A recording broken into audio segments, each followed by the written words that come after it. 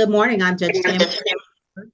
This is the state court calendar for civil cases for April 15, 2022.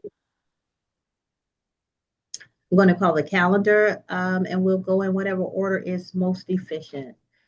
First case on the calendar for the 10 a.m. calendar is Thelma Armstrong versus BAF Assets LLC, Main Street. These parties in this case have filed a joint motion for continuance.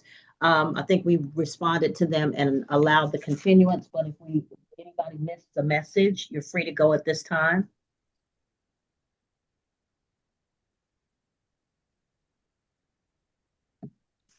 All right, the next case is Herrera individually, and I think as a representative for another person or state versus Prime Healthcare Foundation, Ramona Pupala, ABC Corporation, Southern Regional Physicians. The parties here for that case. Good morning, Your Honor. Alwyn Fredericks here on behalf of the plaintiffs.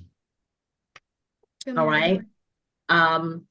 Who's representing the various defendants? Good morning, Your Honor. Rebecca Babe for the defendants. And good morning, Your Honor. I'm Tyler Fisher with Ms. Mabe's firm on behalf of all defendants as well. Ms. Mabe will be handling the hearing today on our behalf.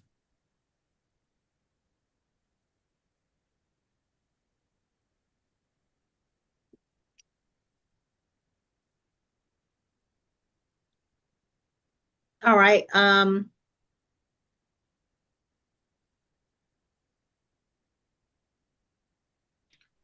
This is a medical malpractice case, and my understanding is that we're here for some discovery issues.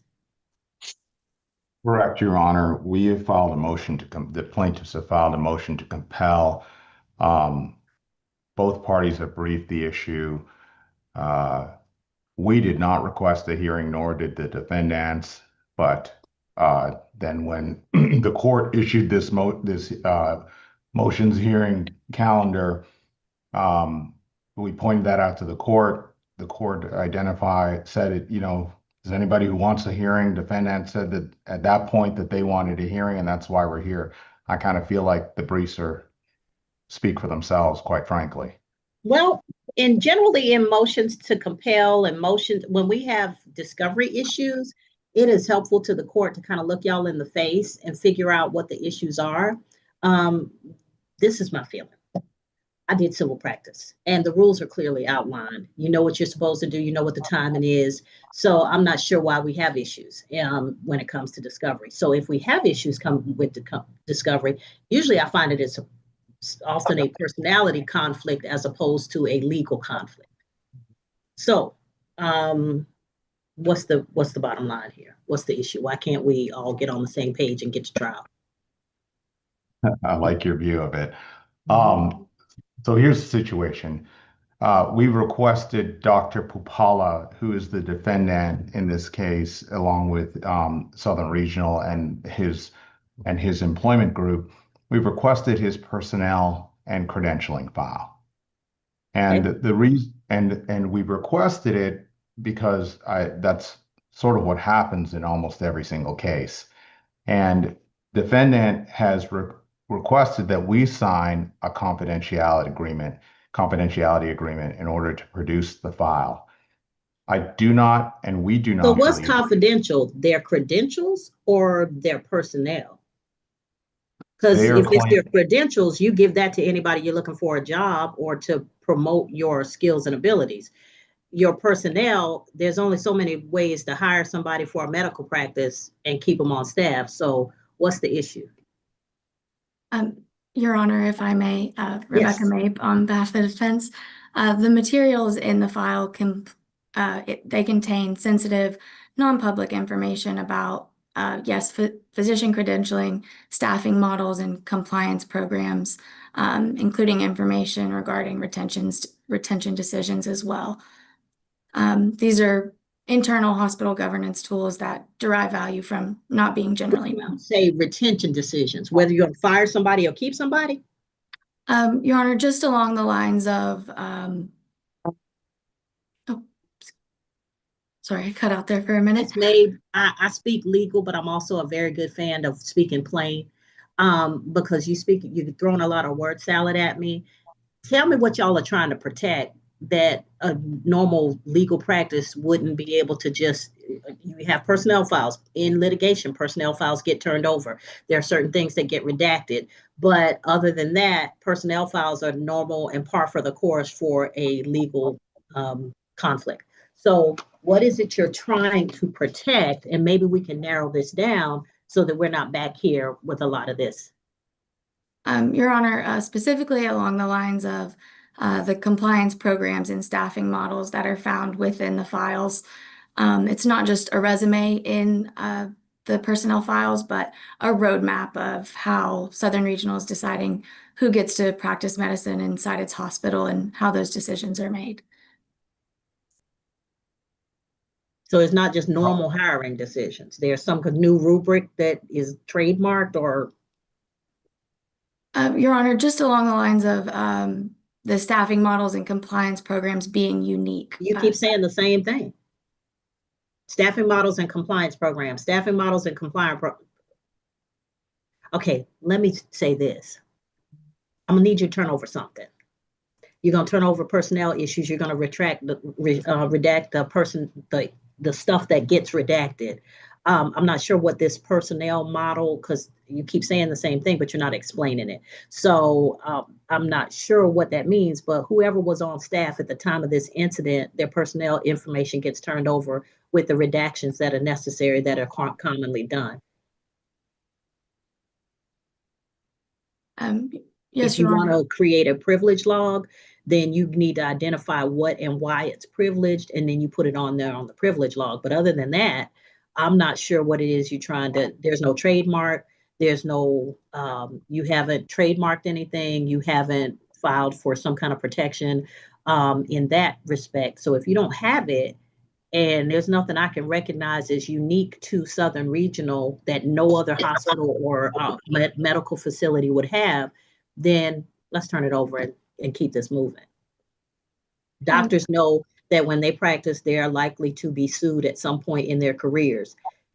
So this is information that y'all have already anticipated at some point will have to be turned over in the career of a medical practice or a doctor. Let's agree as to what we're going to produce and keep it pushing.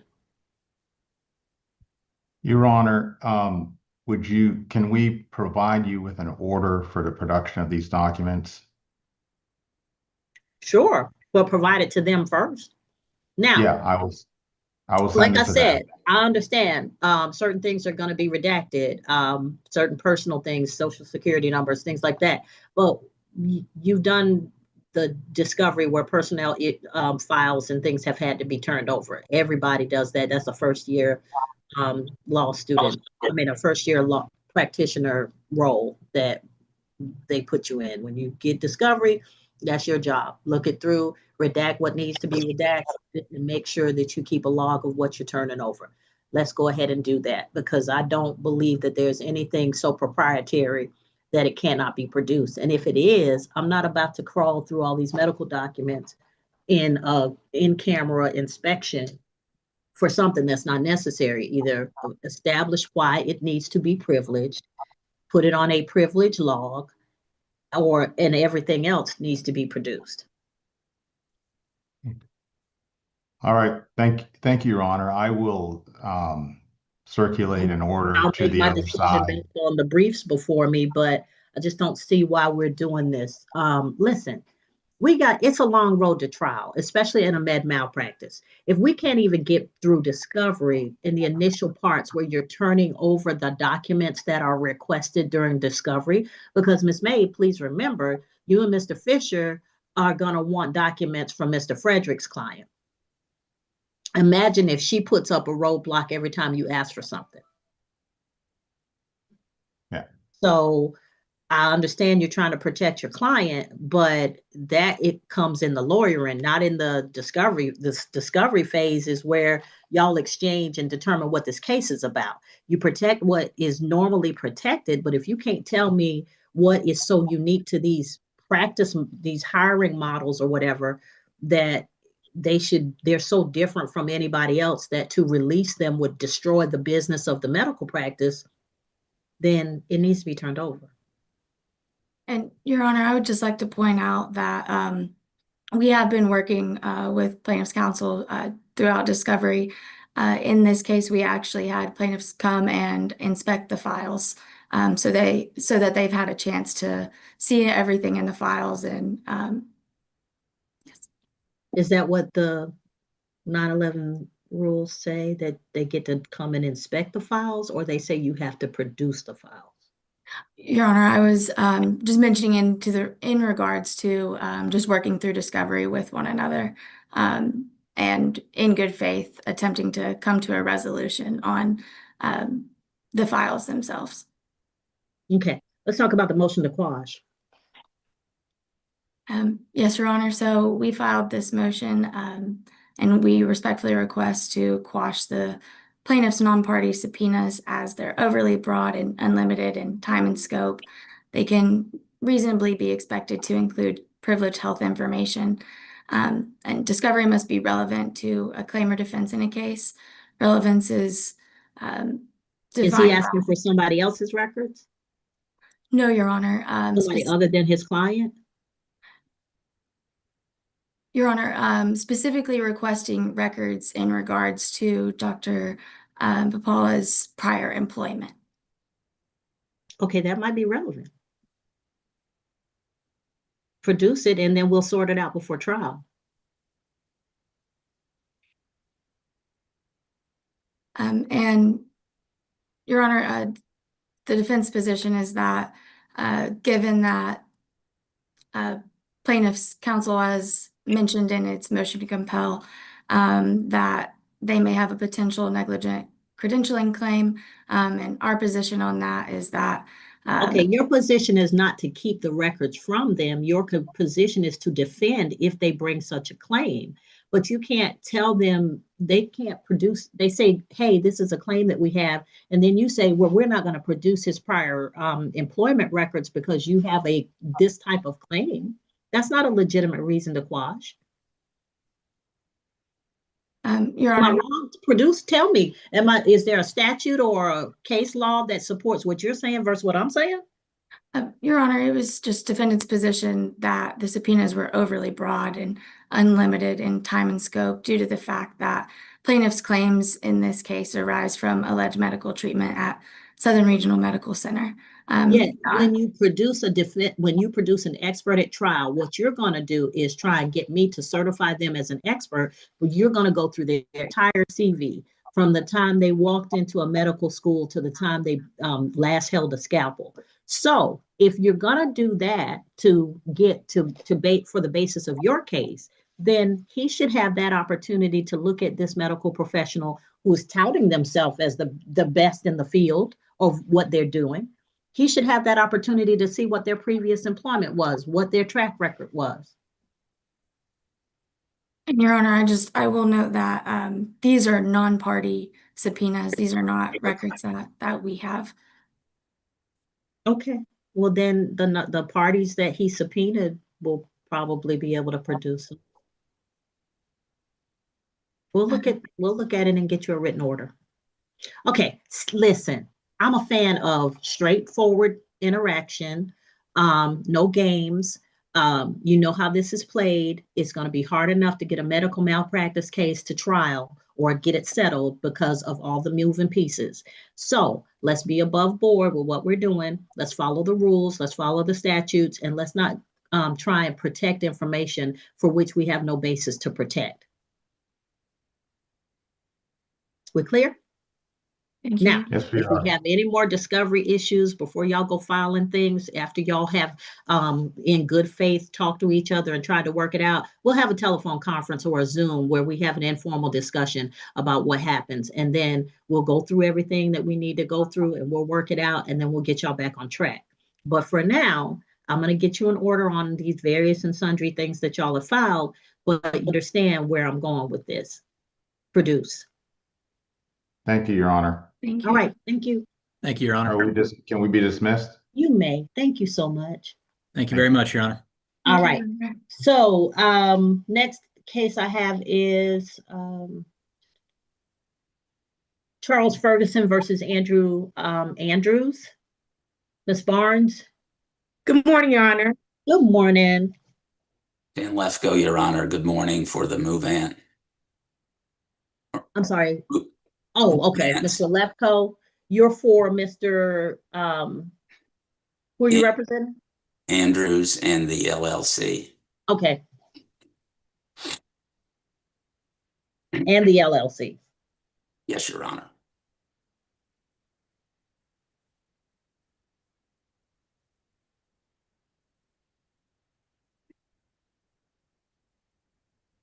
All right. Okay, so this is post-judgment proceeding. My understanding was judgment happened and the defendant is alleging that he wasn't properly served or that the entity, the corporate entity wasn't properly served. So Mr. Lefkoe, let me hear it. Yeah, Your Honor. So we filed a motion to set aside Mr. Andrews. Let me just refer to him, Mr. Andrews, just the one single entity, make it easier for this presentation. That would be great. Yeah. So our claim is he didn't learn about this lawsuit until there was a garnishment filed sometime later. And so, and he filed pro se, his response initially on January 20th of last year. And so on April 1st of 2024, a suit was filed against him and the LLC. And it was a personal injury claim, claiming that in August 10 of 2023, 9 months earlier, the plaintiff entered his place of Mr. Andrews' place of business, and he was bitten by a pit bull. And that service was made, well, in the lawsuit, the place of, it was indicated place of service should have been at 699 Roundtree Road and so forth. And then service was actually on April, or alleged to be on April 19 of 2024 at 7278 Georgia Highway 85 in Riverdale. And what is located at that location? That's Mr. Andrews' business. It's not his home address. He does lawnmower repair and sells lawnmower related equipment. Okay. And it's alleged that he was served with a summons, a complaint, interrogatories, request to produce, and a case filing form.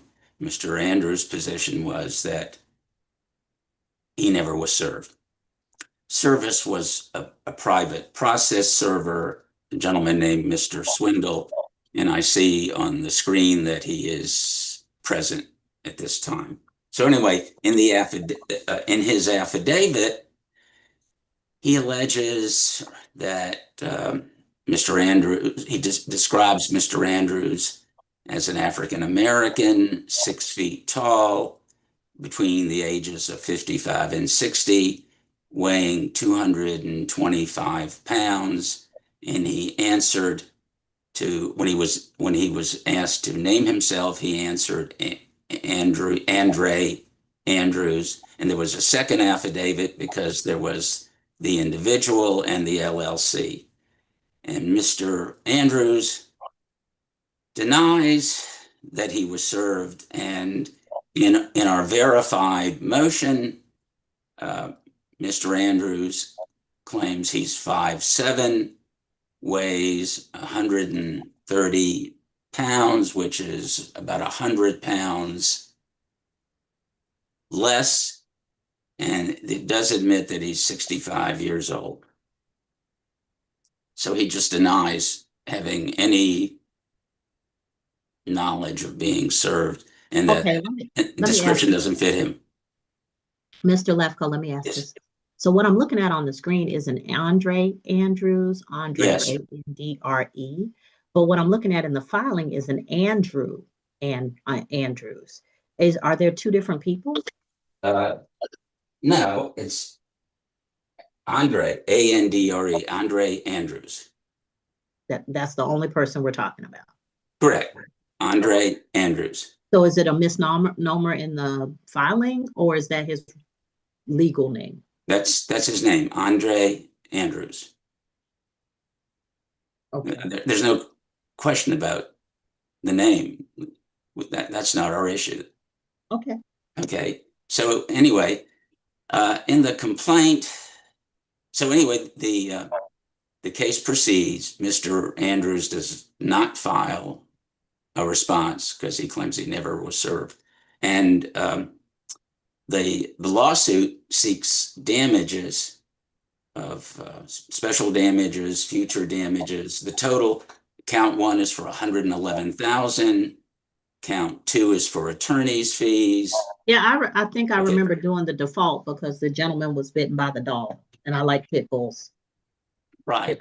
So the claim in the lawsuit, which becomes relevant later based on what you award, the total claim is for about $111,000, $322,000 and change. Mhm. Okay, so and count three is for punitive damages. I don't think there was any punitive damages awarded. So we note the following, Your Honor. There never was any kind of pre-suit notice or demand letter. So Mr. Andrews never knew that there was any demand for or a claim that there was a lawsuit threatened. So a motion for entry of default judgment was filed, but was never served on Mr. Andrews or the LLC. There was a certificate of default, and we notice in the record, Your Honor, that that was also never served on the defendants. There was an entry of default judgment, which was also never served on the defendants. And the court filed a Rule nisi and entry of default, entry of judgment order, and it was sent by the court to the Roundtree address, which was being used by the defendants as a garage, and Mr. Andrews claims he never received it. So we, as a test, Your Honor, we sent a couple of letters from our firm, our office, to that address to see what, if in fact Mr. Andrews was receiving that mail. He did not receive it. The LLC did not receive it, and it never came back to our office. So apparently, whatever was happening with those mail, we don't know, because it never came. He never got it, and it never came back to us. So you how would the court have gotten that address, Mr. Lefkoe? Probably from the Secretary of State, because that's listed as the address for the LLC. I think so. That's the address for the company, right? And is there a separate registered agent address? Right. There's another address, the address where they served him, which was the Georgia Highway 85 address, which is where they served him. So there are two addresses listed for, Okay. And so the court sent it to the Roundtree address. We tested that address, and he claimed he never got it. And So, Mr. Lefkoe, absent the court standing in the shoes of the Postal Service, how would we know if that's the address that's attached to his company on the Secretary of State? And however we became apprised of it, how would we know that he's not receiving mail? well, the court wouldn't know. The court would not know. How would anybody know? You wouldn't. The point is, he never got notice that this lawsuit was going on. That's our point. So he never knew that this whole trial, this whole process was going on, and we did our own test to see, and he never got our mail either. So he never knew that he was being sued. So the court has apparently there was a hearing. And the court awards $200,000 in damages against the LLC and against Mr. Andrews. For pain and suffering, $80,000. The point is, Your Honor, that's not in the complaint. They weren't seeking that. The plaintiff was not seeking that in the complaint. The court awards $56,000 approximately for loss of enjoyment of life, which, by the way, is a part of a pain and suffering complaint. That is not in the complaint. And it awards medicals in an amount different than what is being sought in the complaint. The complaint actually only, as we noted, Your Honor, the complaint was only seeking $111,000.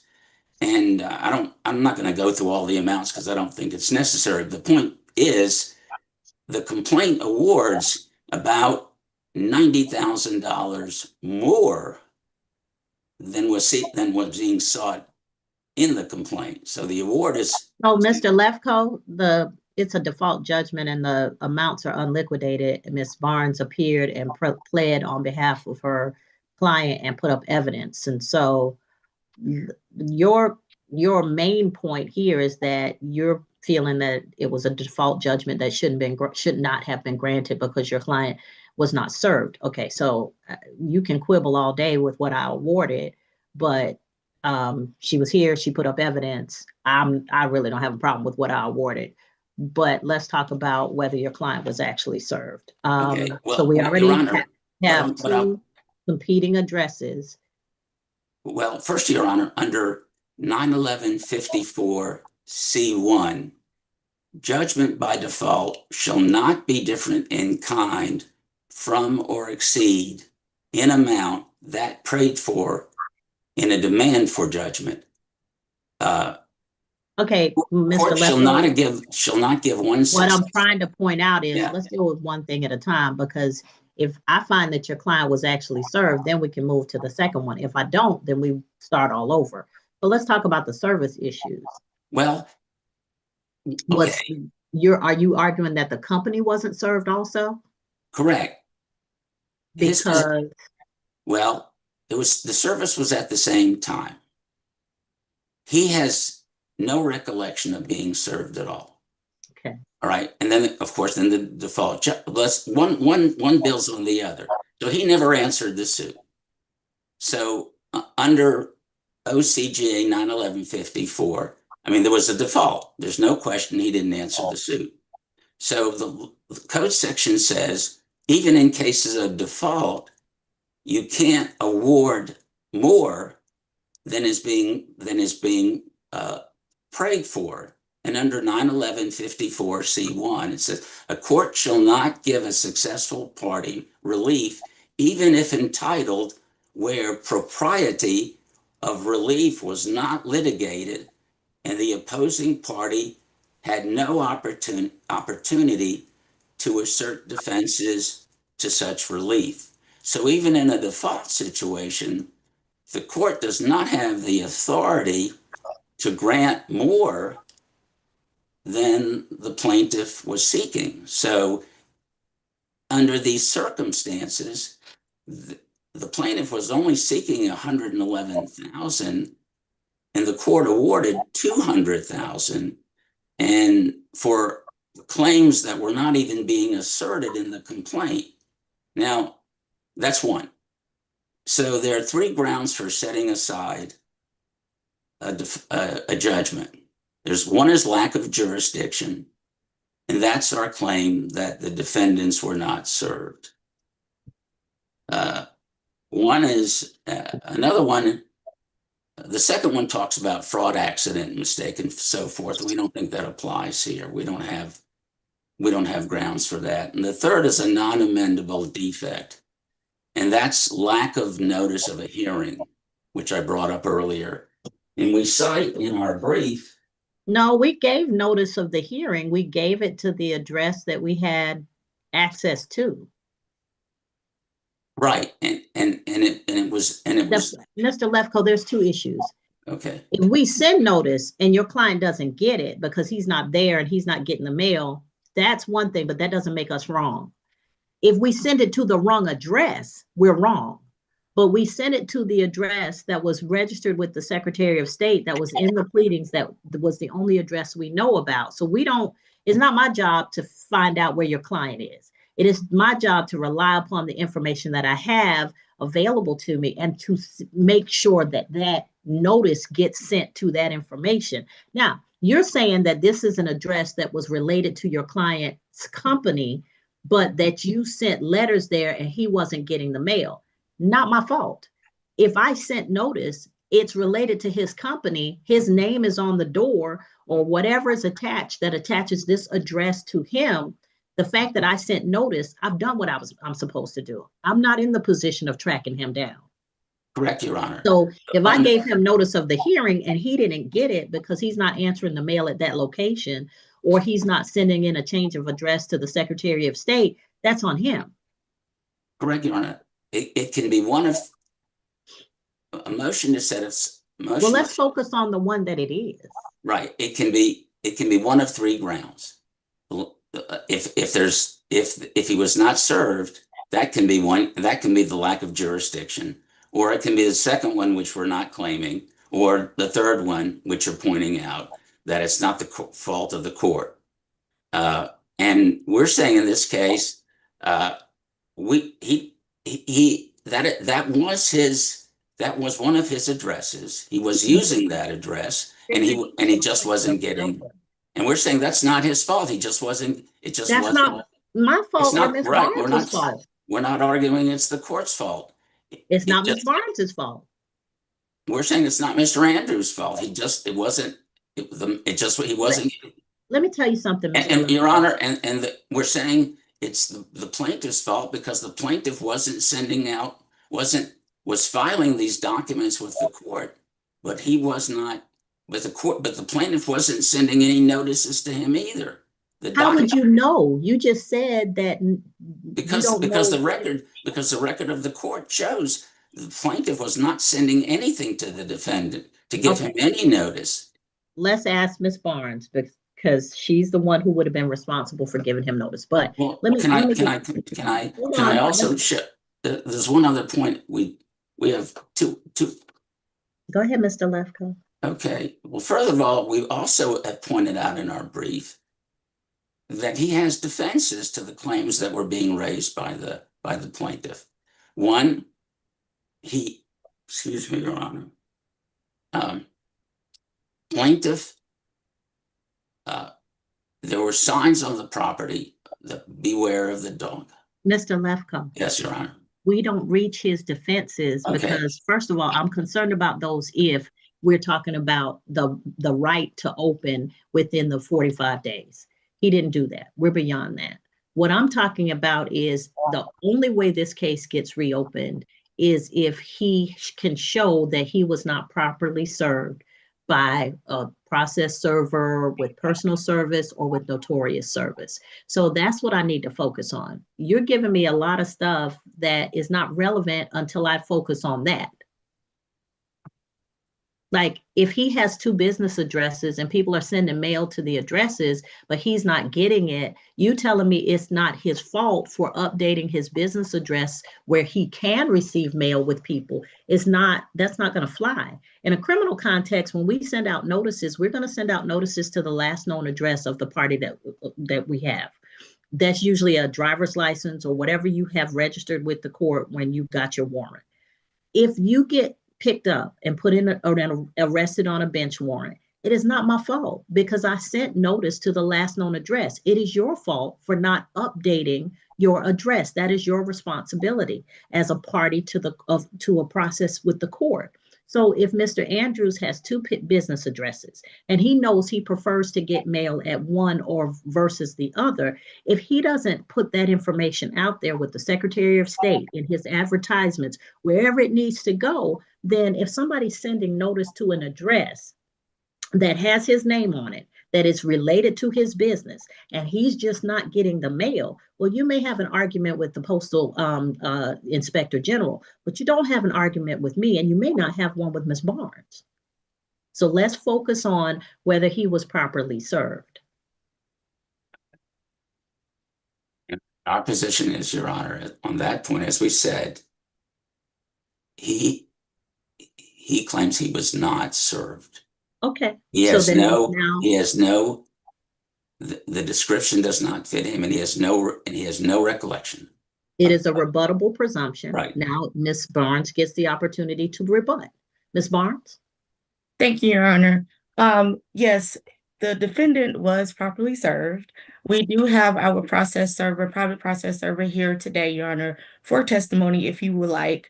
Even though in our brief, we did provide the affidavits of service that our Mr. Swindle, who is on right now, that did properly serve the defendant. We also, Your Honor, filed photos of the defendant where he was being served.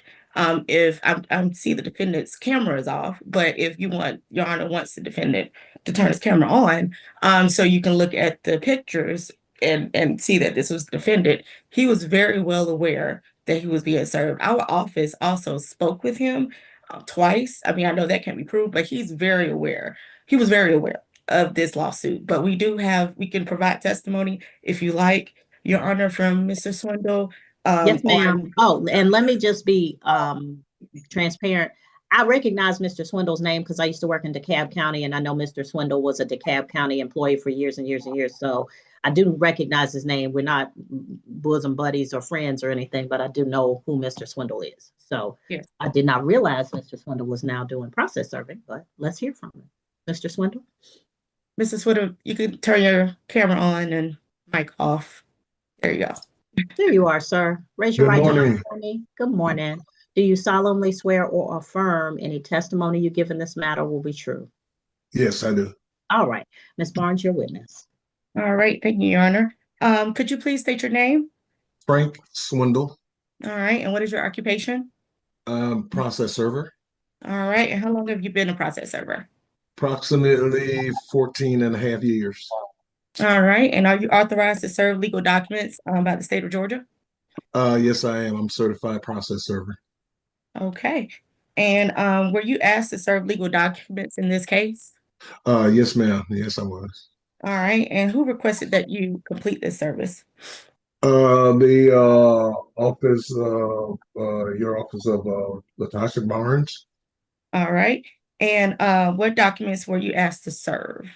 Summons, complaint, and discovery documents, and the general civil case filing documents.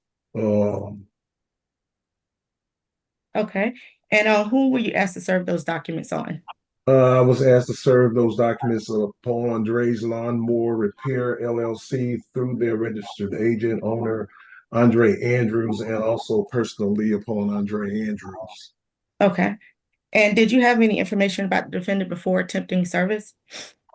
Before attempting service and after I got the documents, I was given an address to serve him at, and that was basically all I had. Okay, and directing your attention to April 19th of 2024, did you attempt service on that day? Yes, I did. All right, what did you go to attempt service? Well, I initially was dispatched to attempt service at 699 Roundtree Road, I believe suite number M, Riverdale 30274. And once upon trying to serve at that address, I was told by some other occupants in other suites that Mr. Andrews was around the corner on Riverdale Road at 7278 Georgia Highway, next to I believe an Office Depot. No, it was a U-Haul company. And but I was told that after knocking on several doors and talking to people who were just in the area. And Okay, so and at that first address that you went to, was there signage of his company? I don't recall. Okay. And let's see. So did you ever come in contact with the defendant? Yes, but not at that location. I came into contact with him at the at 7278. I came into contact with a gentleman who identified himself as Andre Andrews. Okay. and who was also identified initially by someone else as Andre Andrews. Okay. And what did you say to the defendant once you came in contact with him? I asked him, was he Andre Andrews? And he affirmed that yes, he was. And then I told him I have some legal documents I need to give him. And I placed it in his hands. He looked at it. He told me that he already has those documents. And I then asked him, well, did you get them from the sheriff? I think he said the mail. He didn't say the sheriff. I told him if he has any questions, to just contact his insurance company or the attorney who sent it. Okay. Yes, ma'am. All right. So the defendant did accept the documents. He did. He accepted the documents, and I also have a photo. I don't think I provided you with of him showing the documents to another gentleman who had identified him as Andre Andrews. And then they went back and they started talking together and looking at the documents on the outside of the building. All this happened on the outside of the building. Okay. And at this time, Your Honor, may I share my screen where I can for the photos? You may. Okay. Thank you.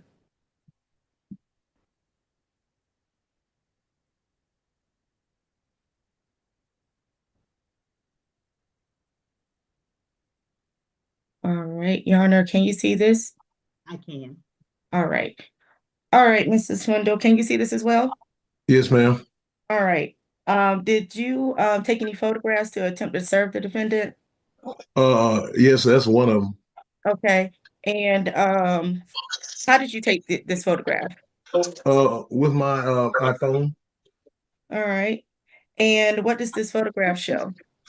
It shows the gentleman who I served, who identified himself as Andre Andrews. Looking at the documents, I served him. I served him both his personal copy and the copy for Dre's lawnmower repair. And he's standing there looking at him. Okay. And is this also another photo as Yes, well? ma'am. That's the same gentleman right there at that Riverdale location. I mean, Georgia Highway, 7278 Georgia Highway 85 Riverdale location. Yes. Okay. And matter of fact, behind the sign, did it say Dre's automotive sales It did. behind it? It did. It said that there at that location behind his hat, and also on another side of the building where there were several lawnmowers parked. Okay. And let's see here. Do the photos fairly and accurately depict what you observed at the time of service? Yes, I may have been a little off on my description, but yeah, that's him, and he did identify himself, and it does depict who I served. Okay. Yeah. And Your Honor, at this time, we would like to, this is exhibit 1 here. Mr. Lefkoe, any objection? Yes, Your Honor. What's your objection, sir? Well, Your Honor, the fact that we're just Mr. Lefkoe, before you make your objection, can I just point out too that this gentleman is wearing a shirt that says Andre Repair? Look at his shirt closely. Yeah, I see that. Okay, go ahead. Your Honor, we're seeing we got this yesterday, and the response to our motion was filed back in March, and it was like I feel like we're getting blindsided that we had that this could have been brought up at least maybe 2 months ago or a month ago. Or if Mr. Andrews is the person in this picture, he could have not led you along the garden path so that you presented a fictitious argument before the court. Well, I'm willing to let us see and turn on Mr. Andrews' calendar. I mean, pictures. Let's see them. I'm sorry, Your Honor, I'm sorry. I said I want to see Mr. Andrews. He needs to turn on his camera. Well, when I brought this to his attention yesterday, he had no knowledge of being served, and he had no knowledge. Mr. Lefkoe, that's yes, not what Your I Honor. asked. I'm sorry. That's not what I asked. First of all, your objection to the picture is denied. It's overruled. So that will be admitted as plaintiff's one. And yeah, this can be easily solved. Let's turn on Mr. Andrews' camera. No, Your Honor, he admits that this is him. Okay, then He has he's admitted that. holding papers. The rebuttable presumption appears to have been rebutted. Mr. Swindle took the pictures. He's identified the pictures he took. He's showing Mr.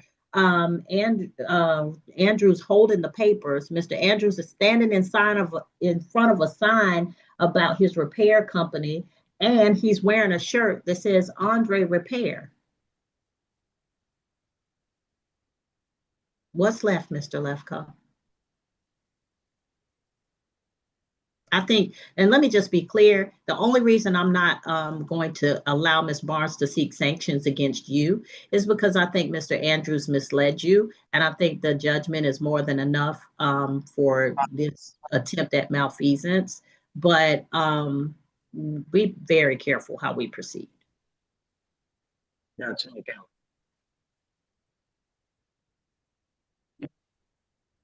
Stand that the client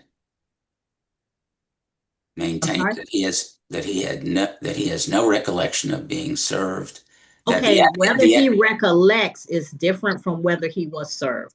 The court does find that he was served, and therefore the motion to open default or set aside the default is denied. Thank you, Your Honor. Your Honor, would you like for us to provide you an order? Yes, please. Thank you, All Ms. right, Barnes. we would do that. Good seeing you again, Judge. Good Thank seeing you, you. Mr. Swindle. Okay, Yes, because I'm All open. right. Your Honor, may we be excused? Thank you so much. May we be excused? You may be excused. Thank you. Have a great day. Thank you. The next case, 2025 CV 04665. That case is Kristen Carter versus Atlanta Airlines Terminal and John Doe. That case has been settled. So the next case on the calendar is Hollingsworth, Denise Hollingsworth, et al. Versus Lotus at Forest Park, Eastern Property Management, and well, so it's several Lotus at Forest Park entities, and join Goyal. Good morning, Judge. I'm Esther Graff Radford. I represent Ms. Hollingsworth and her children, the plaintiffs. All right, Ms. Radford. Good morning, And Your I Honor. believe- Bruce. Oh, excuse me. Oh, I'm sorry. I just wanted to say for the court and the court reporter, we've got a court reporter present here this morning. I believe also on the Zoom, my client, Ms. Denise Hollingsworth, is here, as well as my paralegal, Ms. Tina Coffey Sheridan. All right, that works. All right, for Lotus, the Lotus entities, Eastern Property Management, and Mr. Goyal. Mr. Goyal, it says on my calendar is pro se, but that may have changed. So let me know who's here for whom. Thank you, Your Thank Honor. you, and it's Miss Goyal. There is a Oh, I'm Mr. sorry. Goyal in the discovery, but this is Miss Goyal. Oh, Richard it Goyal. looks like join, Join, and then it looks like Richard, but it cuts off. So I assume by the Richard that it was a Mr. I apologize. Yeah, it's Richa. Oh, that is the whole name. Okay, It is, yes. thank you. Your All Honor, right, this is Bruce Brown. right, Mr. I represent Ms. Goyal. Also, I represent the non-landlord defendants, which are Eastern Property Management LLC, Lotus at Forest Park Investment LLC, and Lotus at Forest Park Management LLC.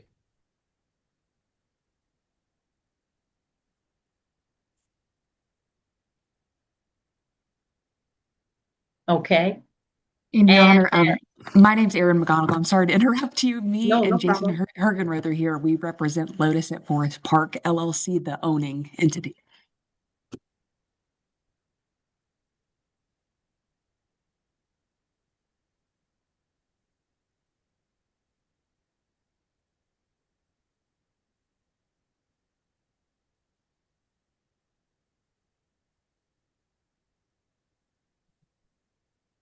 All right.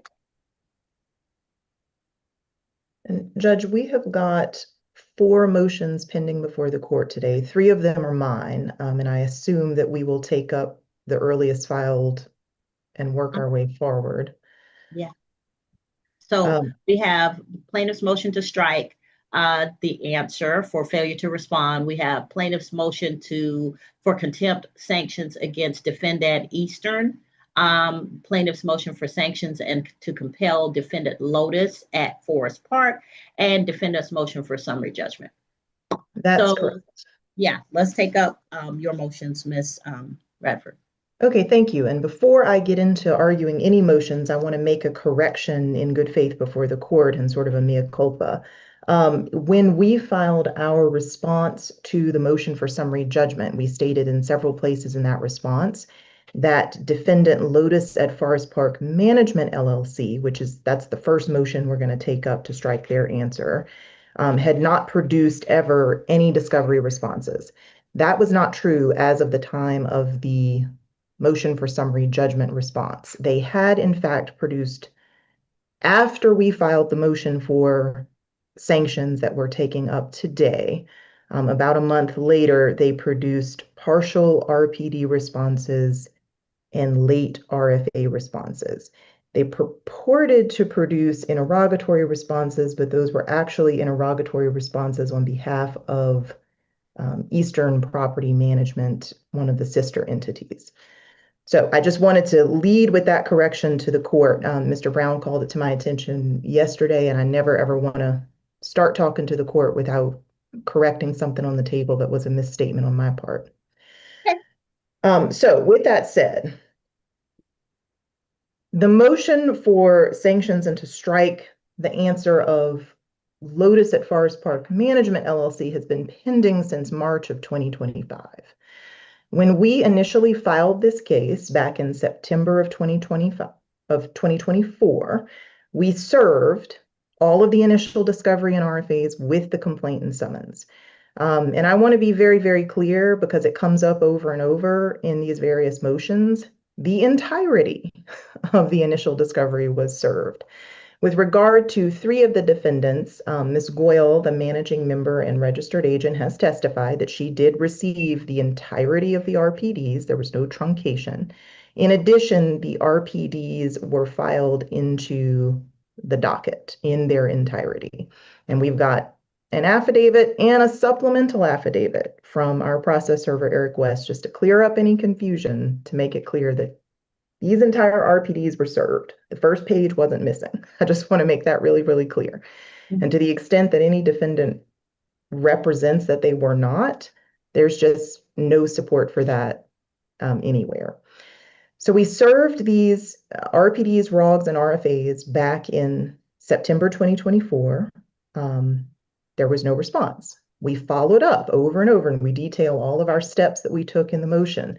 We followed up multiple 6.4B efforts, going so far as to tell, and counsel's response to me, and I want to be clear, it wasn't Mr. Brown, it was previous counsel, Mr. Godwin. But counsel's response to me over and over was, well, these entities are so closely related with management, common management and control, that I thought that a response for the others was a response for all of them. And then in his response to our motion for sanctions to the court, he essentially states that this entity doesn't have anything to do with the property and is defunct, and so they just decided they didn't need to respond to discovery. I told him in 6.4B communications, each of these defendants has an obligation to respond to discovery. And if your client does not respond to discovery, we're going to file a motion to strike the answer. They stuck with it. They just absolutely refused to respond to discovery. So and in this March, was, I'm sorry, there's a lot of Lotuses here. So this was the management company or the entity that is the owner? Let's call this Lotus at Forest Park Management. And that in and of itself is a complicated question, Judge, that's going to come up over and over because they have sort of one of those onion layer LLC structures, but they're all owned and run by the same person. And it becomes very hard to tell what hat she was wearing when she did what. So we contend that there's a big issue as to who was owning and managing and controlling this property at any given point, but that's for later. This defendant just willfully, consciously refused This defendant willfully, consciously, knowingly refused to respond to discovery despite months of us trying, months of me informing previous counsel about the law. And this is willfulness almost as a matter of law, Judge. We've cited the case law in our brief, but when a defendant is just conscious and intentional about their refusal to respond to discovery, it's not a mistake, they are making a choice, then that is the definition of a willful refusal to participate in discovery. So in our motion, we detail all of the 6.4b letters we sent, all the conferences we had, all of the emails I sent, all the times I warned him that this motion was coming. We finally filed in March our motion to strike their answer under 91137D for complete and total refusal to participate in discovery. They filed a sort of cursory response in which they basically make our point for us. They say that it boils down to, we don't think we have any liability, therefore we didn't respond to discovery. That's what the response boils down to. Well, you don't get to just decide and self-exempt yourself from the requirements of the Civil Practice Act. That's not how this works. So after the response time for our motion had already passed, on April 21st, 2025, this entity served partial responses to our request for production of documents, meaning responses through to, it omitted numbers 1 through 10. And it served late RFA responses. It served a set of interrogatory responses that the service email said that they were interrogatory responses for Lotus at Forest Park Management, but the interrogatory responses themselves clearly state that they are on behalf of Eastern Property Management, a completely different entity in this case. Let's say that was a typo and we all decided to ignore what the document says. The ROG responses were unverified. They were demonstrably false. And they weren't served on us until well after the motion for sanctions had already been filed, which was about 6 months after the responses were due. Case law has been clear since the 80s. I'm sure I don't have to tell Your Honor this, but it is well established that once you get somebody to the position where they're having to file a motion for sanctions because you refuse to respond to discovery, you don't get to negate that by then pulling out some discovery and sending it over. The court can and should impose sanctions for a conscious and intentional refusal to respond to discovery. Not to mention that the responses they sent are not valid, not complete, not in good faith. And as an example, I had intended to just pull up a couple of these ROG responses and show the court. For example, let's assume that we think that the ROG responses are on behalf of the right entity, which they're not. We asked, identify everyone other than your attorneys who has factual information about this. They said, defendant has no one with any knowledge of this incident. Well, that's a lie. The managing no one partner, in across any of these entities has any information regarding anything. Well, specifically, they said that this entity, assuming that we read this interrogatory response to be on behalf of the respondent, which it's not, it's still a lie because their managing partner, the managing member of this entity, Richa Goyal, is the primary person with information about this case and the primary person with access to all of the records. The second interrogatory we asked was, describe the custodian of any records or documents pertaining to the premises or the plaintiffs in your possession or control. The response is, defendant has no relevant documents to this event at issue in this case. Also a lie. Ms. Goyal has testified that she provided reports about the condition and performance of this property specifically to this entity. She also testified that it's kind of a legal fiction that she was wearing multiple hats. And when she says she provided reports, it was kind of herself talking to herself. But, there was a portal apparently for the investors in this that had an ownership interest in this property, including this entity, Lotus at Forest Park Management LLC, and reports about the condition and performance of the property were uploaded to that portal. So at the very least, those types of records should have been produced by this entity and were not. What it all boils down to, Judge, is that it took over 6 months, a motion for sanctions, repeated warnings to get a cursory, invalid, partial response to our discovery requests. And this was conscious, intentional, and willful. This defendant made a decision that it simply did not think that it was liable enough to have to produce discovery. Yeah. And as to the, like I said, various and sundry defendants' name, 3 of which have Lotus in their name, we're talking solely on this motion for sanctions about Lotus Forest Park Management.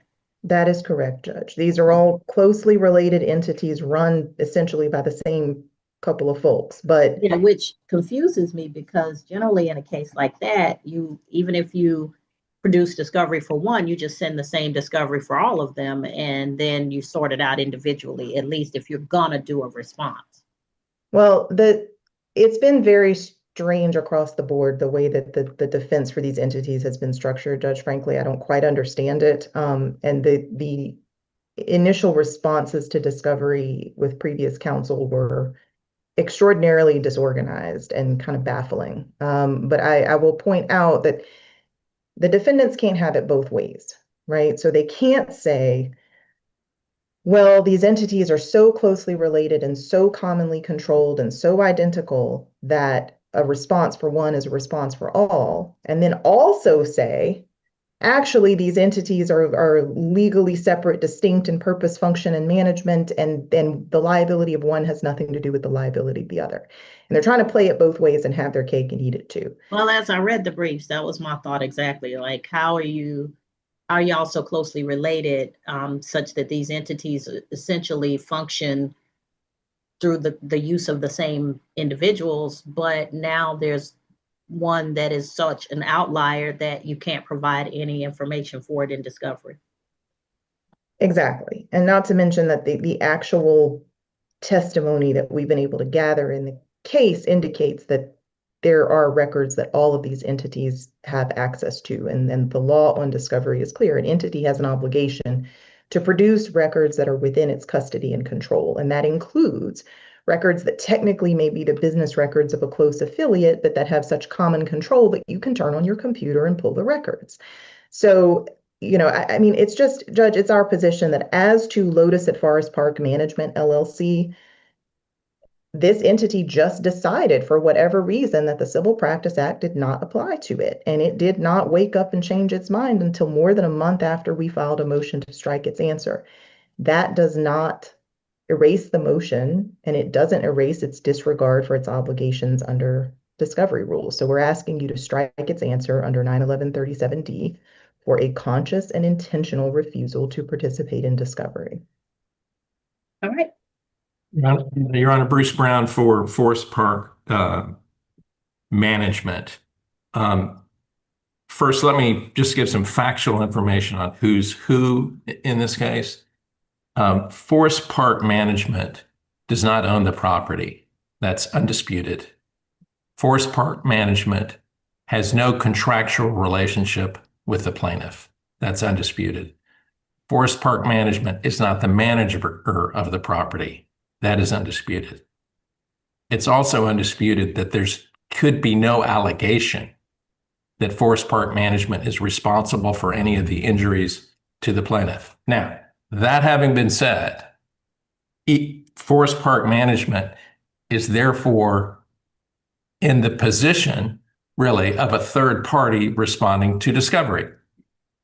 Therefore, as Ms. Graff-Radford points out, Forest Park Management still had to respond to the discovery in good faith and to deal with Ms. Graff-Radford in good faith.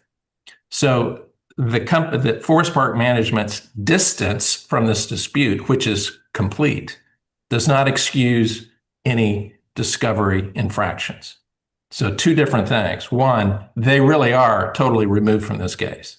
They have Yeah, nothing. but we don't know that until we do discovery. We have done discovery, and those facts have been established in discovery. Okay. Were And they so- established in discovery in response to the discovery request, or have they been established since the motion to sanctions was filed? Both. It's never been disputed that they're not an owner. And it's never Okay. been, yeah. And First of so, all, when you label a company a management company, when it's a property dispute, and you have layers between the owner and the plaintiff, and the company has management in its name, then it's incumbent upon that company to establish so clearly that it didn't have a function that would have had a bearing on the injuries that Ms. Hollingsworth is claiming. So here's the issue that I have is when you say, well, you're almost saying it's axiomatic, Judge, that, even though our name is management, we had nothing to do with any of this, and they really should just accept that.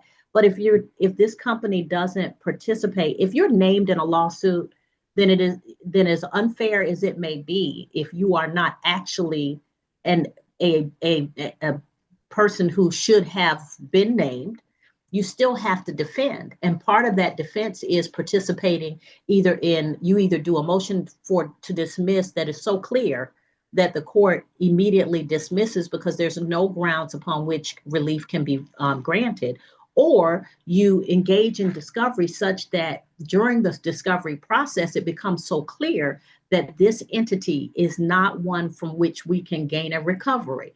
You all didn't do either of those. And so what you want the court to do is skip all of the lack of participation in the discovery process or failure to file a dismissal motion, and now say, well, because it's so clear post the sanctions motion that was filed that we are not an entity that should have been sued in this case.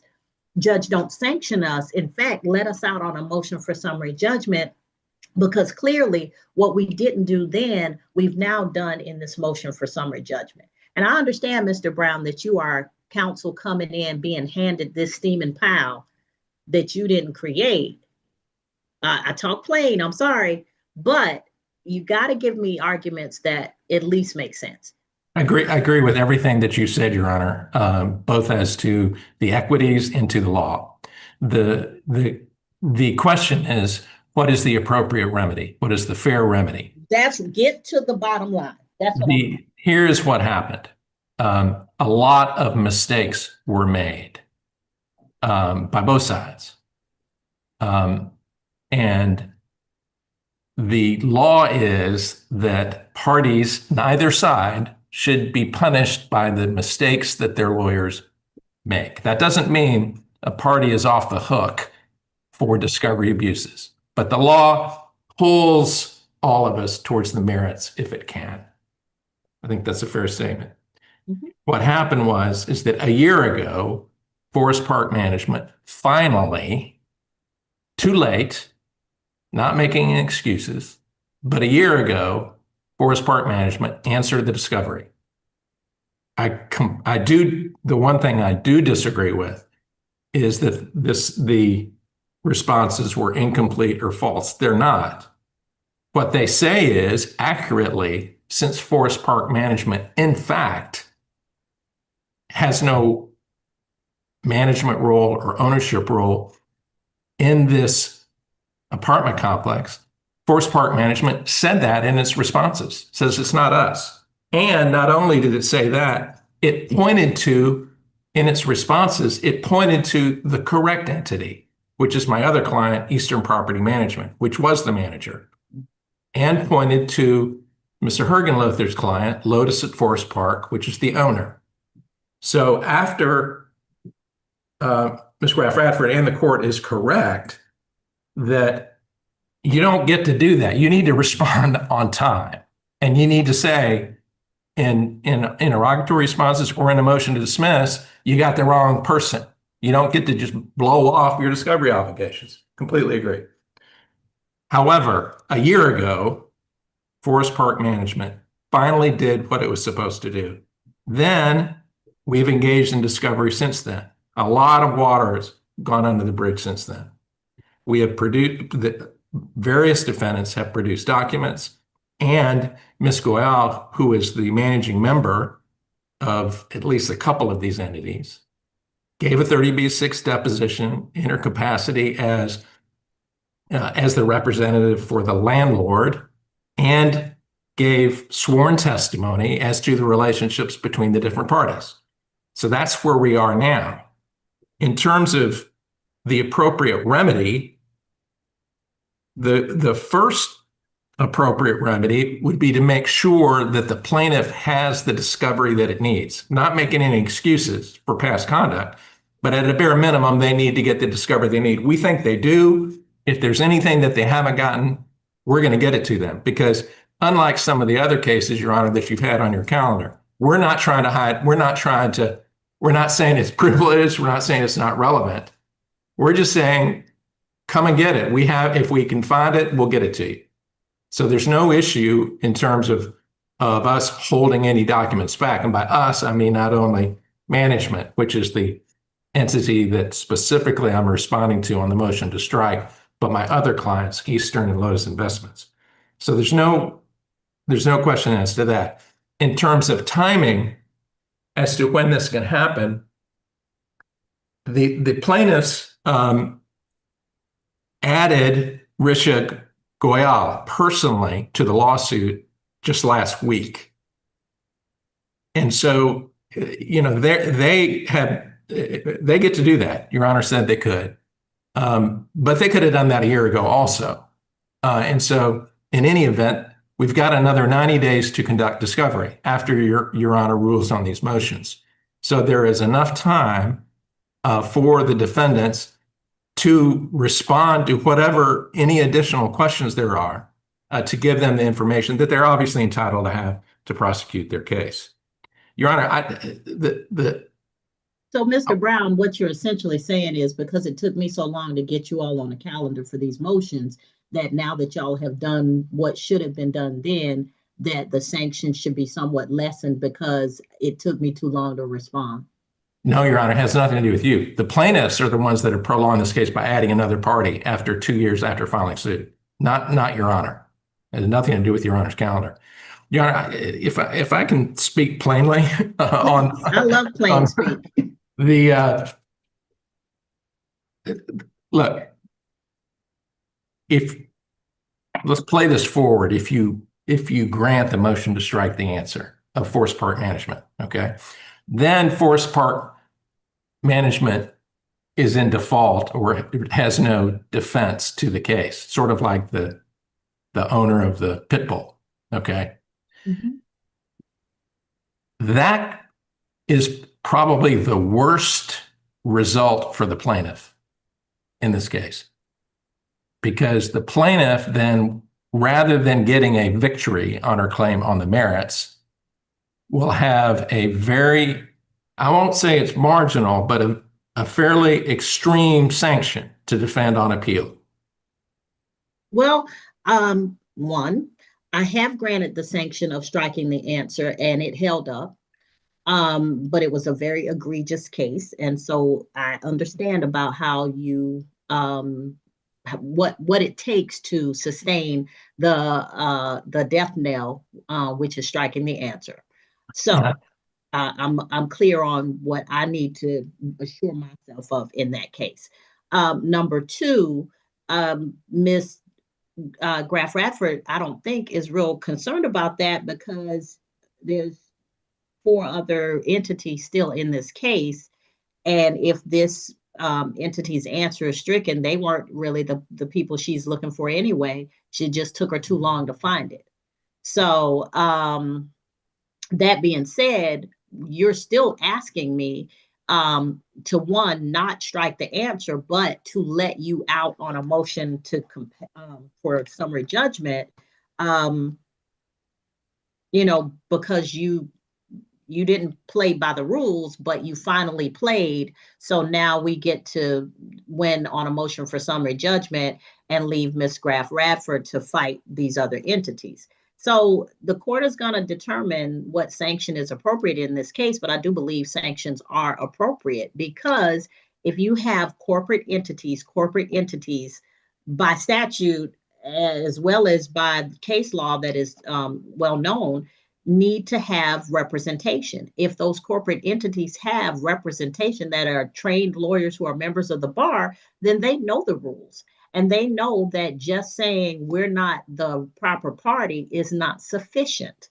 There are mechanisms by which they can be excused from a case legally through participation in discovery and through filing the proper motions, but they didn't do that in this case. And so what ended up happening was Miss Graf Radford has to spend more time pursuing something that may be a dead end instead of continuing to pursue those cases, those entities where there may be a recovery for her client. She has to make sure that she does her due diligence to ensure that of these 5 or 6 entities or 5 entities that you have in this case, that she has gone through with a fine-tooth comb every one of them to ensure that she's not leaving anything on the table for her clients.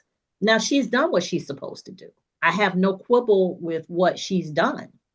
What I'm saying to you is, while the court will consider seriously if the striking the answer is the sanction that is appropriate in this case, a sanction is appropriate and it's going to be a stern sanction. Your Honor, as a civil litigant with experience like you have,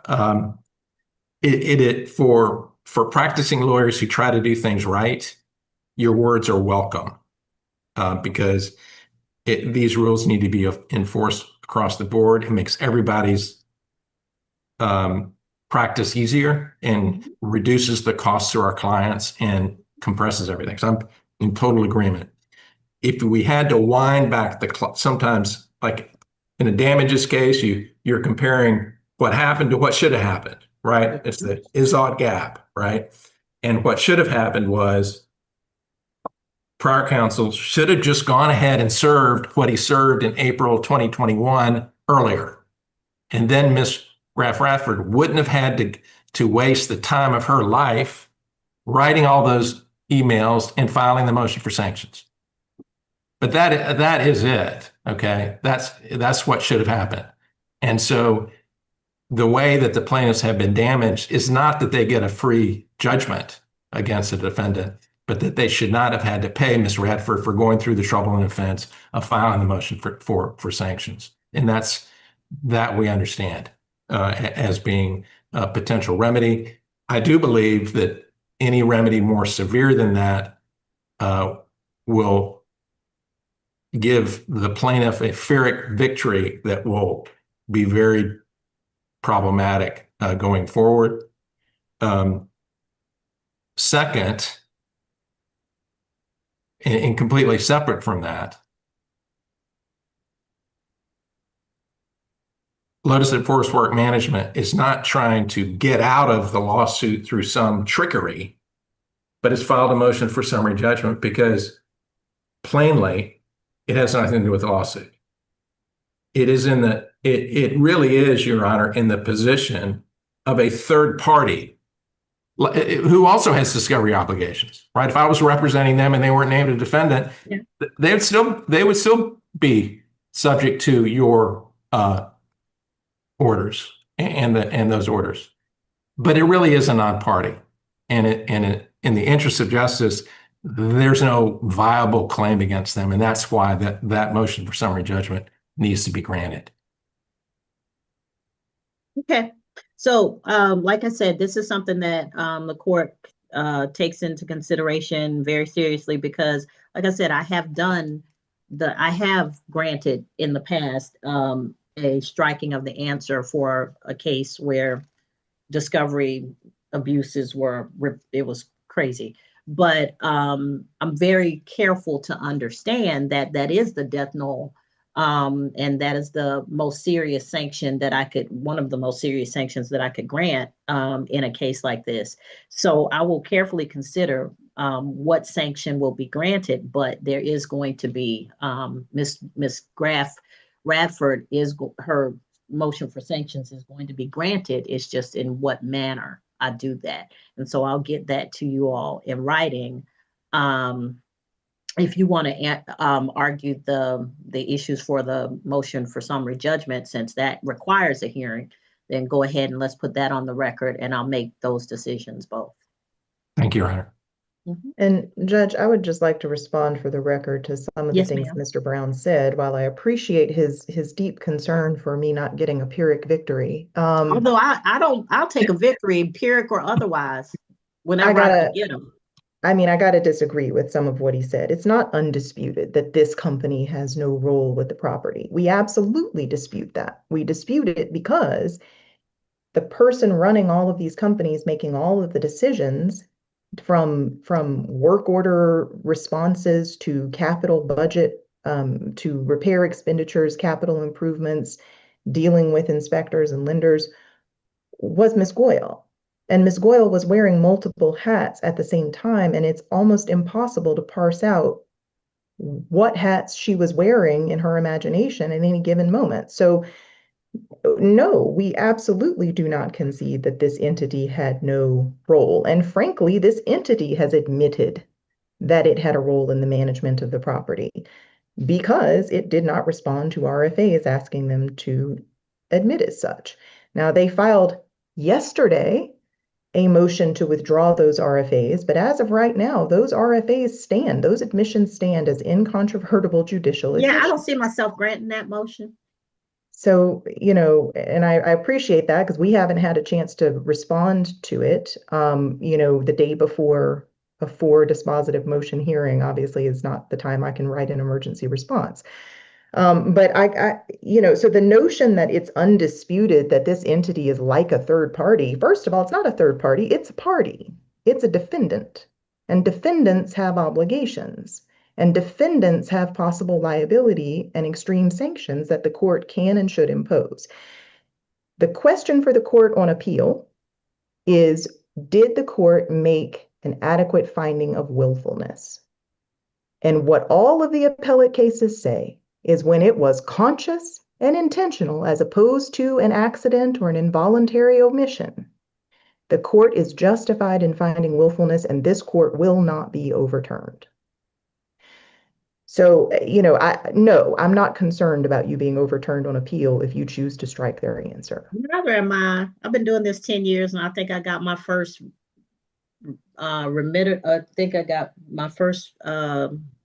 case where I was overturned on something on an interlocutory decision. It wasn't as scary as I thought it would be. There you go.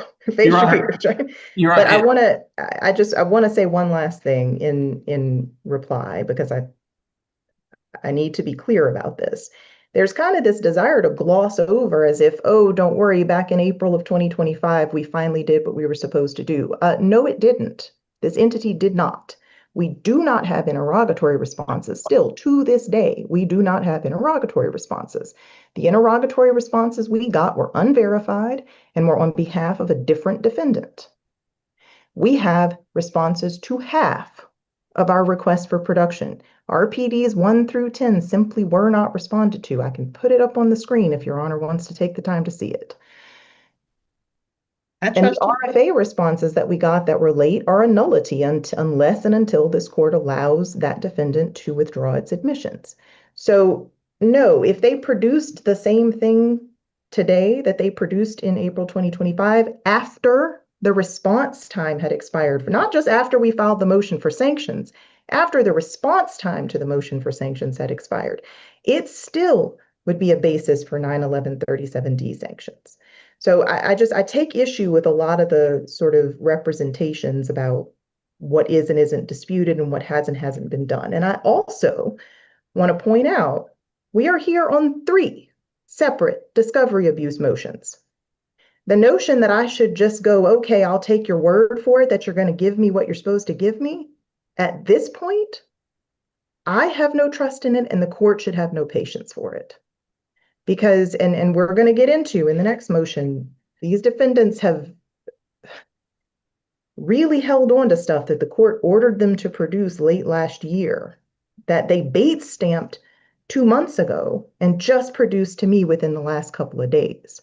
So, no, I don't think that the court should simply take their word for it that if you give them another chance, they're going to suddenly do what they're supposed to do. Because to this day, they're not doing what they're supposed to do. And that's why we're here on 3 separate discovery motions. And that's all I've got to say, unless Your Honor has any questions for me on this one. No questions. Anything else, Mr. Brown, before we move to the next motion? No, Your Honor, just a point of procedure. Looking at your rule nisi, I wasn't positive that the motion for summary judgment was not going to be heard. I didn't think it was going to be, but given the history of this case, I didn't want to take any chances, and that is why I filed the 36B motion on the admissions and a reply brief on our motion for summary judgment, just to make sure that we had been fully pled as of this hearing and fully understand that's appropriate for a follow-up hearing on the motion for summary judgment. Good. All right, what's the next one? Judge, the next motion temporarily that we filed was our November 2025 motion for contempt sanctions against defendant Eastern Property Management, LLC. And that's, is that you also, Mr. Brown? It is. Y'all give me 1 second. I will be right back.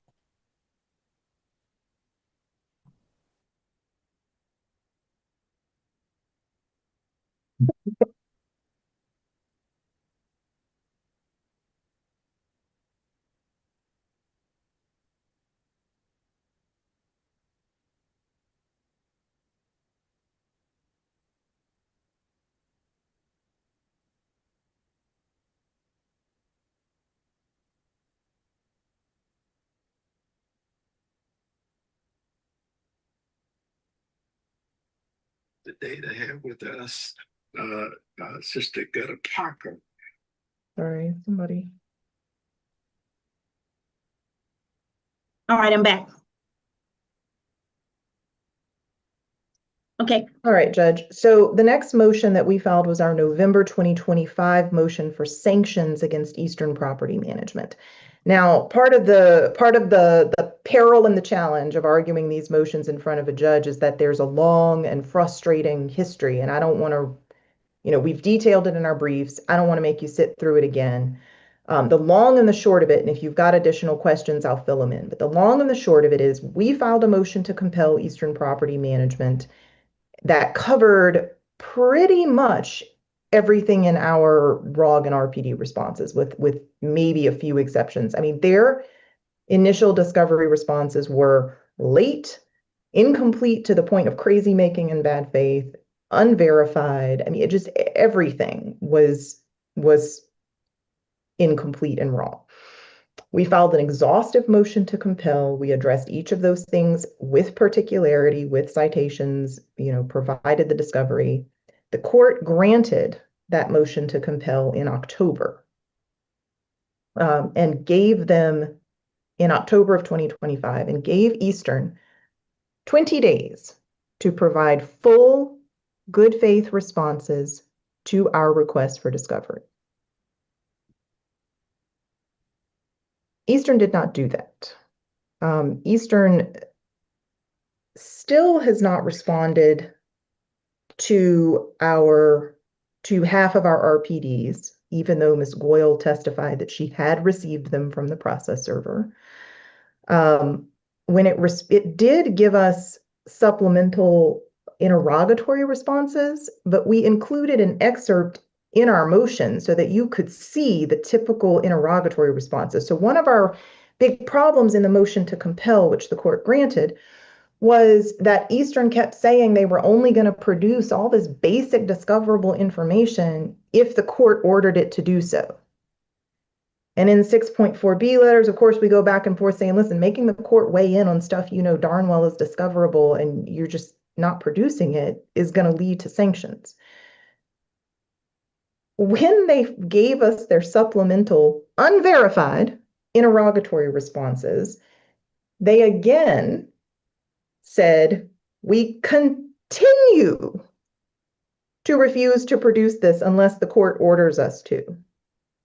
To which, of course, my thought was, well, the court ordered you to within 20 days. Where is it? So they made a willful, intentional, and brazen statement that they considered the court's order in October of no effect. Now, let me just be specific. There were too many things, frankly, that were deficient to go through in this hearing. But one of the examples that we asked them to produce, that you ordered them to produce back in October of 2025, and that they did not produce until a couple days ago, was the management contract between Lotus at Forest Park LLC and Eastern Property Management. Now, they're both signed by the same person for both companies because these are sister entities, but they didn't produce it until 2 days ago.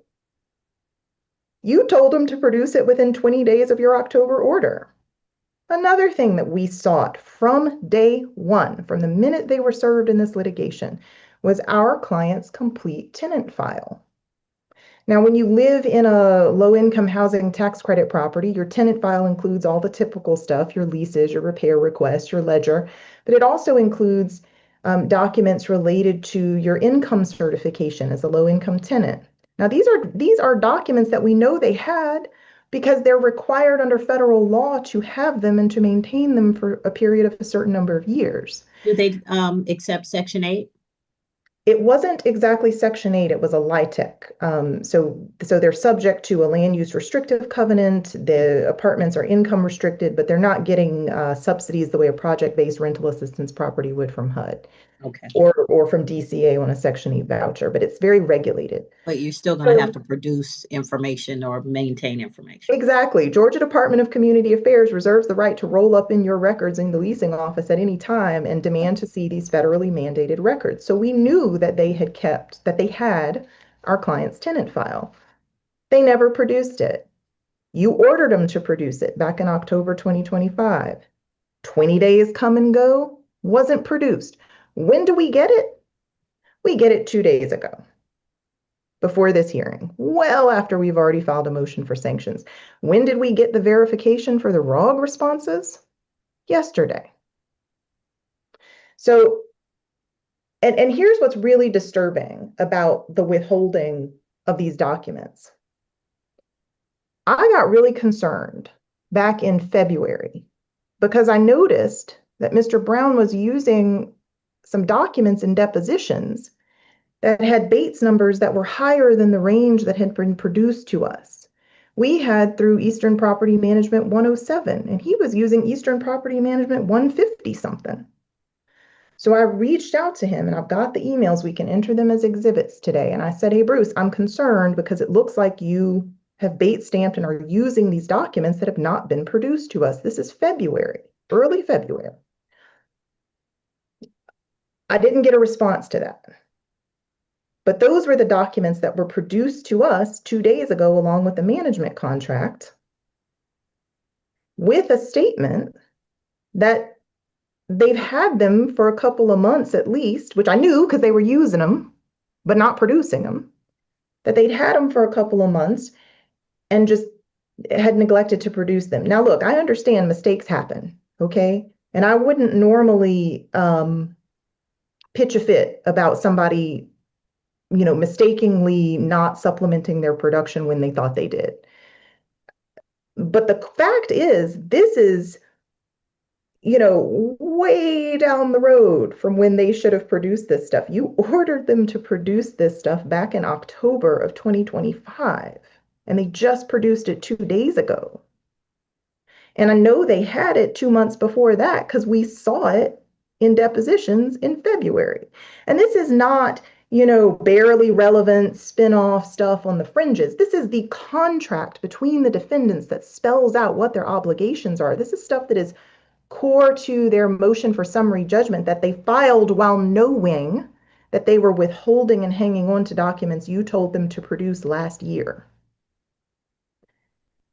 So this is incredibly frustrating. It is willful and intentional misconduct. It is willful and intentional contempt. When I deposed Ms. Goyle as the representative for Eastern, what Ms. Goyle said was that they had made no effort to find and produce documents in response to the court's October order. It just didn't even register for them. You know, they didn't do it. She didn't know what they'd done to comply with the court's order. So, you know, these defendants, all run by the same person, have a history and an MO of just treating this court's orders and treating their discovery obligations like they kind of just get to do whatever they want. Like the court's orders have no teeth. You order them to do it, they send us raw responses saying, we'll do it when the court tells us to, again. You tell them to produce documents, they make no effort to find them, hold on to them for months after they've been bait stamped and handed over to counsel and bait stamped, and then produce them 2 days before a hearing on the motion for sanctions. I mean, that is willful misconduct, Judge. It doesn't get much crazier than that. I hear you. You know, I've got discovery excerpts I can show you. I've got emails I can show you. Been put up on the screen if you need to see it, deposition excerpts.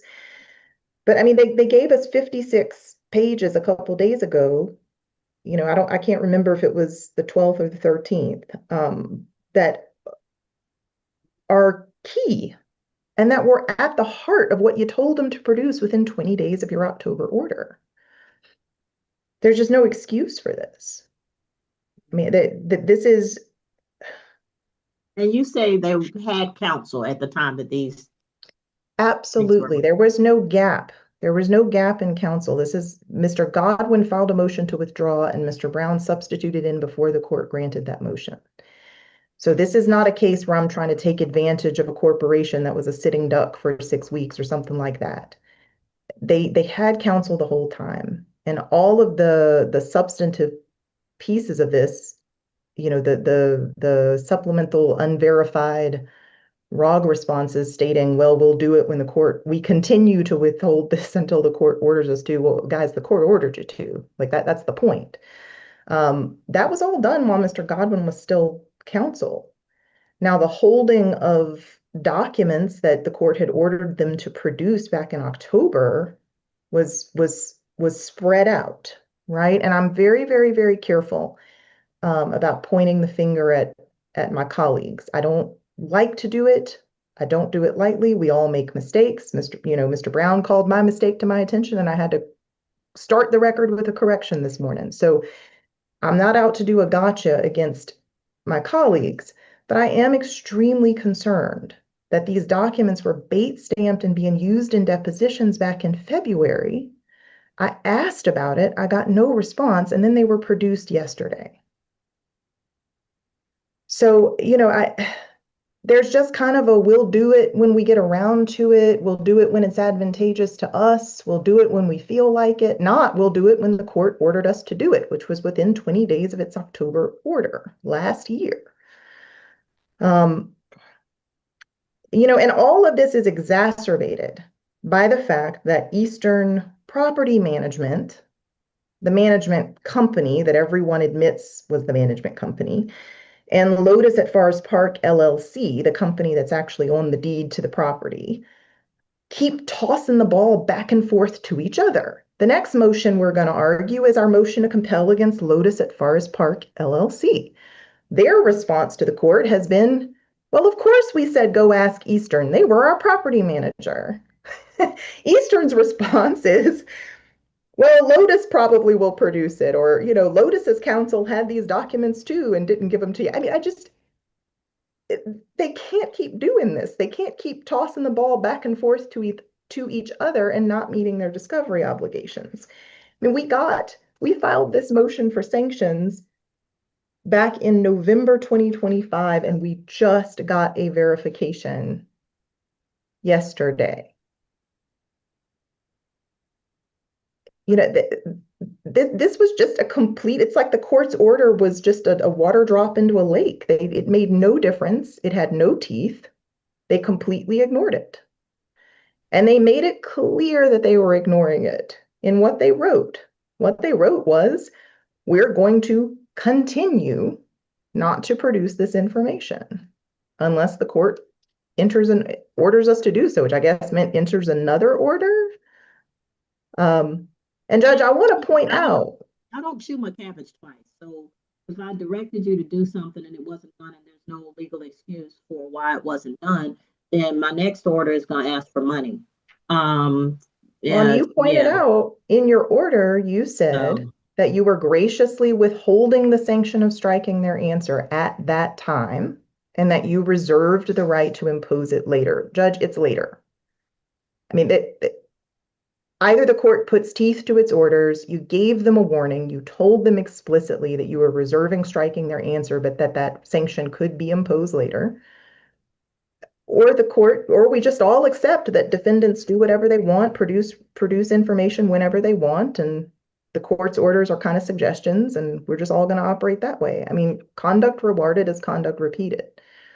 And so I have no other recourse at this point except to come to you and ask you to impose the sanctions you told them you were going to impose if they were in contempt of your order the first time.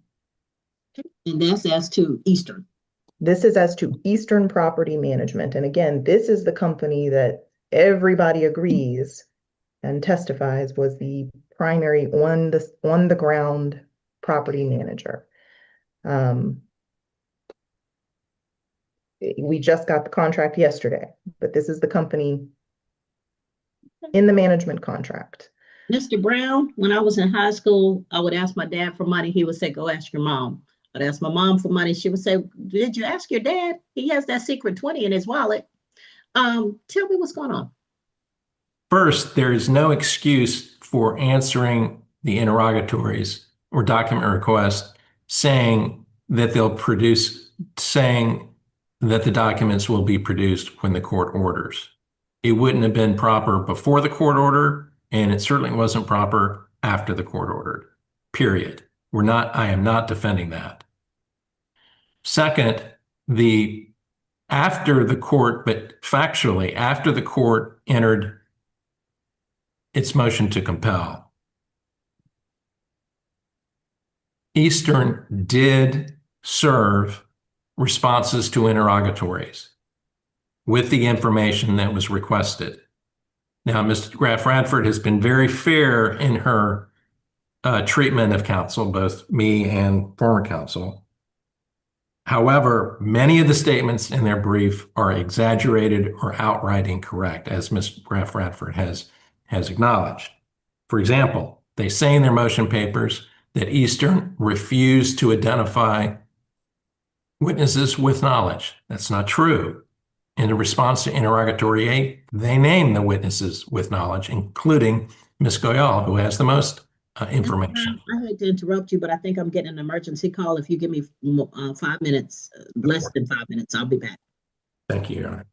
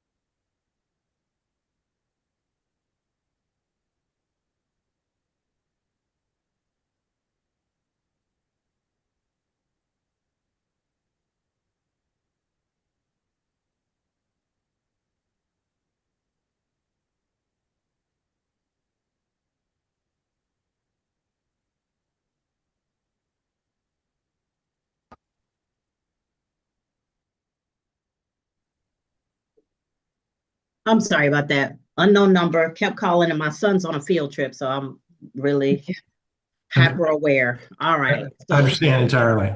All right, You know, Mr. Brown, go ahead. So the adequacy of the responses, we believe, is in legitimate dispute. Now, on the documents, the representation is repeatedly made, both respective Forest Park Management and Eastern, that the defendants did nothing. No. Prior to any of the filing of the motions, defendants produced documents base labeled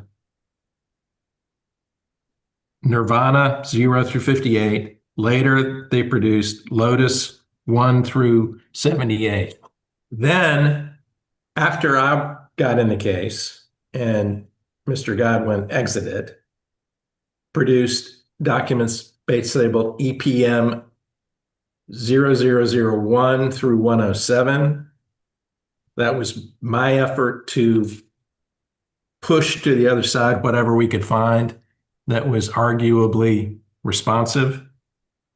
And that was from Eastern? That was from Eastern. And then I dropped the ball. I had base labeled, as Ms. Radford acknowledged, the next set, which was 104 to 154. And I did not produce them on the same day because I wasn't sure what had already been produced and what was duplicative. But I believed ED. I thought I had produced them and I had not. When I was preparing for this hearing, I realized that those had not been physically produced and did so. Now, these documents are important. They're also very good for the defendants. In particular, they're good to the defendants because they disclose that the plaintiff made sworn misrepresentations of fact on her rental application over and over and over again. Specifically, for this low-income property, your marital status is crucial as to whether you qualify or how you qualify or what you qualify for. The plaintiff swore that she was single, never married. Over and over and over again, she made that sworn representation. That's false. Okay, I get that there might have been some things that were positive for the defendants in this, but I'm really not, I don't care about the content at this point because I'm not the one reviewing the discovery. It's not my case from that standpoint. I'm the arbiter of what is supposed to be done in the process. So if the process wasn't followed correctly, that's what I care about. So whether y'all withheld stuff that was good for you or not, that doesn't help Miss Graf Radford pursue her case or respond to the things that she should respond to from you. So here's the issue. Now, I know I practiced a long time ago, and I was never the managing partner at a firm or anything. But the one thing I know I did every time I produced discovery is if I sent discovery, especially, I know we're in the age of digital discovery, but when I sent discovery, it was physical. I always made 2 copies. I made a copy that I sent. The second copy went into my file as what I sent with a date and an acknowledgement of everything sent. And I sent that with the discovery. So if you have discovery that was produced but not sent, but you didn't know it wasn't sent because you thought it was duplicative, then somewhere along the way, one of the most basic practices that attorneys have when producing discovery, responding to discovery, the log that you keep, the copies of what you sent prior, you didn't do that. And I don't understand how a lawyer of your stature would not have done something that is so basic to the practice of litigation. It was a clerical mistake that I make. I'm not going to blame it on anybody else. I had it as being produced in my produced file in a folder that says documents produced. And I had it in that folder. exactly like I'm supposed to, and they were numbered exactly like I was supposed to. But that set did not go out. And that was a clerical mistake. Everything you said was true, however, in terms of this, of what should have happened and everything else. That having been said, I'll have to say, and I think that Mr. Hergenrother can confirm this, we've had significant difficulties determining what was actually produced in this case by prior counsel. We've overcome that now, and I think we're on a clear slot, but Ms. Graff-Rafford is absolutely right that those documents should have been produced earlier. The And only Mr. thing Brown, here's the issue though. Had this been the only thing that we were talking about, I'd go, oh yeah, well, we're all human, we make mistakes. But we're talking about from one related entity, a clear absence of response prior to a motion for sanctions. And now we're talking about another related entity where the responses weren't done in a manner that they should have been done. I'm starting to see a pattern, and that's what concerns me. Because in the case where I did strike the answer, it was a pattern. It was repeated. It was every time we talk about something, there's another failure to respond to discovery and to participate per the statutes. And so when we start getting into whether I issue the strike the answer, it is when I start to see these things being cumulative. And so, we already discussed what happened with Lotus Management. I try not to be sensitive. This is my job. It's not who I am. But when somebody says, I will produce it when a judge tells me to produce it, and then I have said, produce it, and it doesn't get produced, then I have to wonder, am my words not clear, or am I speaking in a language that's not clear, or like Ms. Graff-Rafford says, maybe I'm not putting teeth into my orders.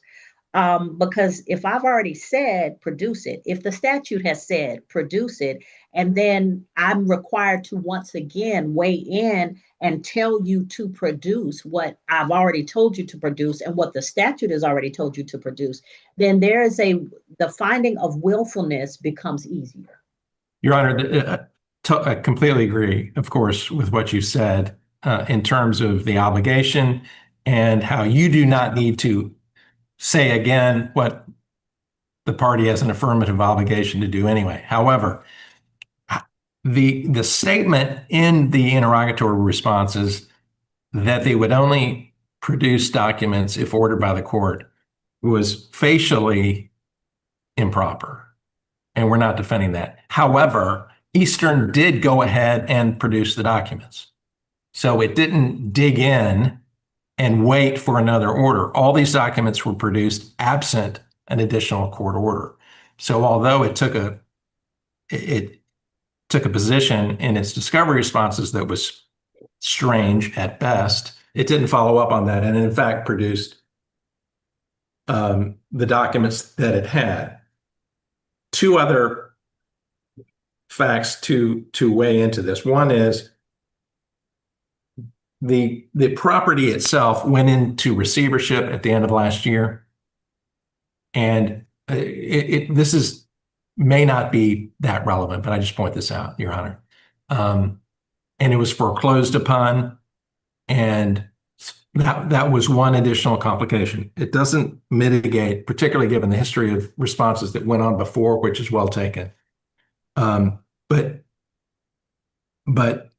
Eastern has produced every document that it believes is responsive. We're not aware of any document that has been asked for that it has not produced.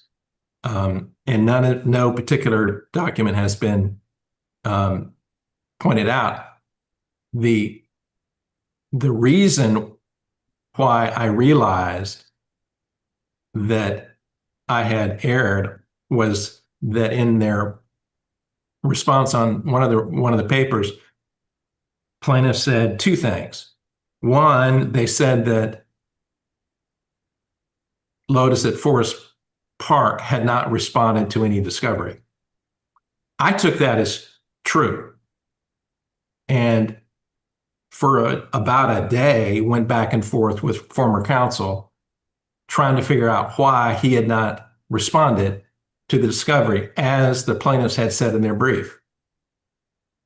And then after many, many emails, finally determined that what the plaintiffs saying was just not true. In fact, Forrest had responded to all of them.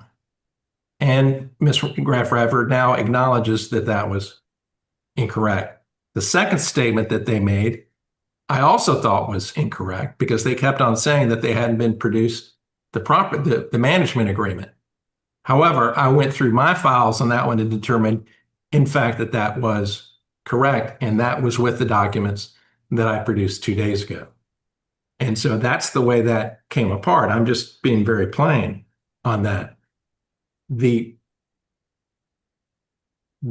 plaintiffs have a case on the merits that we need to get to, and we need to get to the merits. They need the discovery that they've asked for. If they haven't gotten it, we believe they have all that. They have all the documents, and don't know of any that have not been produced. Don't have any that have not been produced.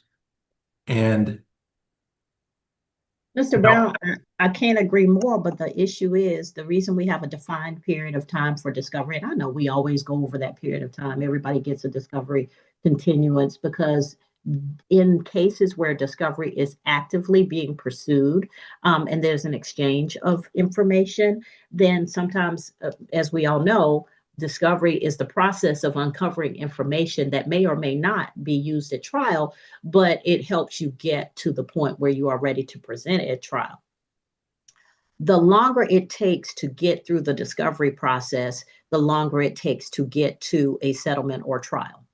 The issue that I have with that is that people, especially in an entity like an apartment complex where you're talking about employees, you're talking about documents, you've now disclosed to me that there was a bankruptcy. So all of these things are moving parts. And the further we get, the longer we take to get through the discovery process, the further we get from a conclusion in this case. The longer it takes us to get to a conclusion, witnesses disappear, they take other jobs, documents disappear, people who know what happened on that time, their memories become fuzzy. And so the longer it takes us to get through discovery and to understand clearly what position we are in, because a lot of times people will get through discovery and that either sets them in a position to settle or to dismiss entities that should not go forward, or to in some way form the basis of what is going to be the actual case that gets to trial or gets to settlement.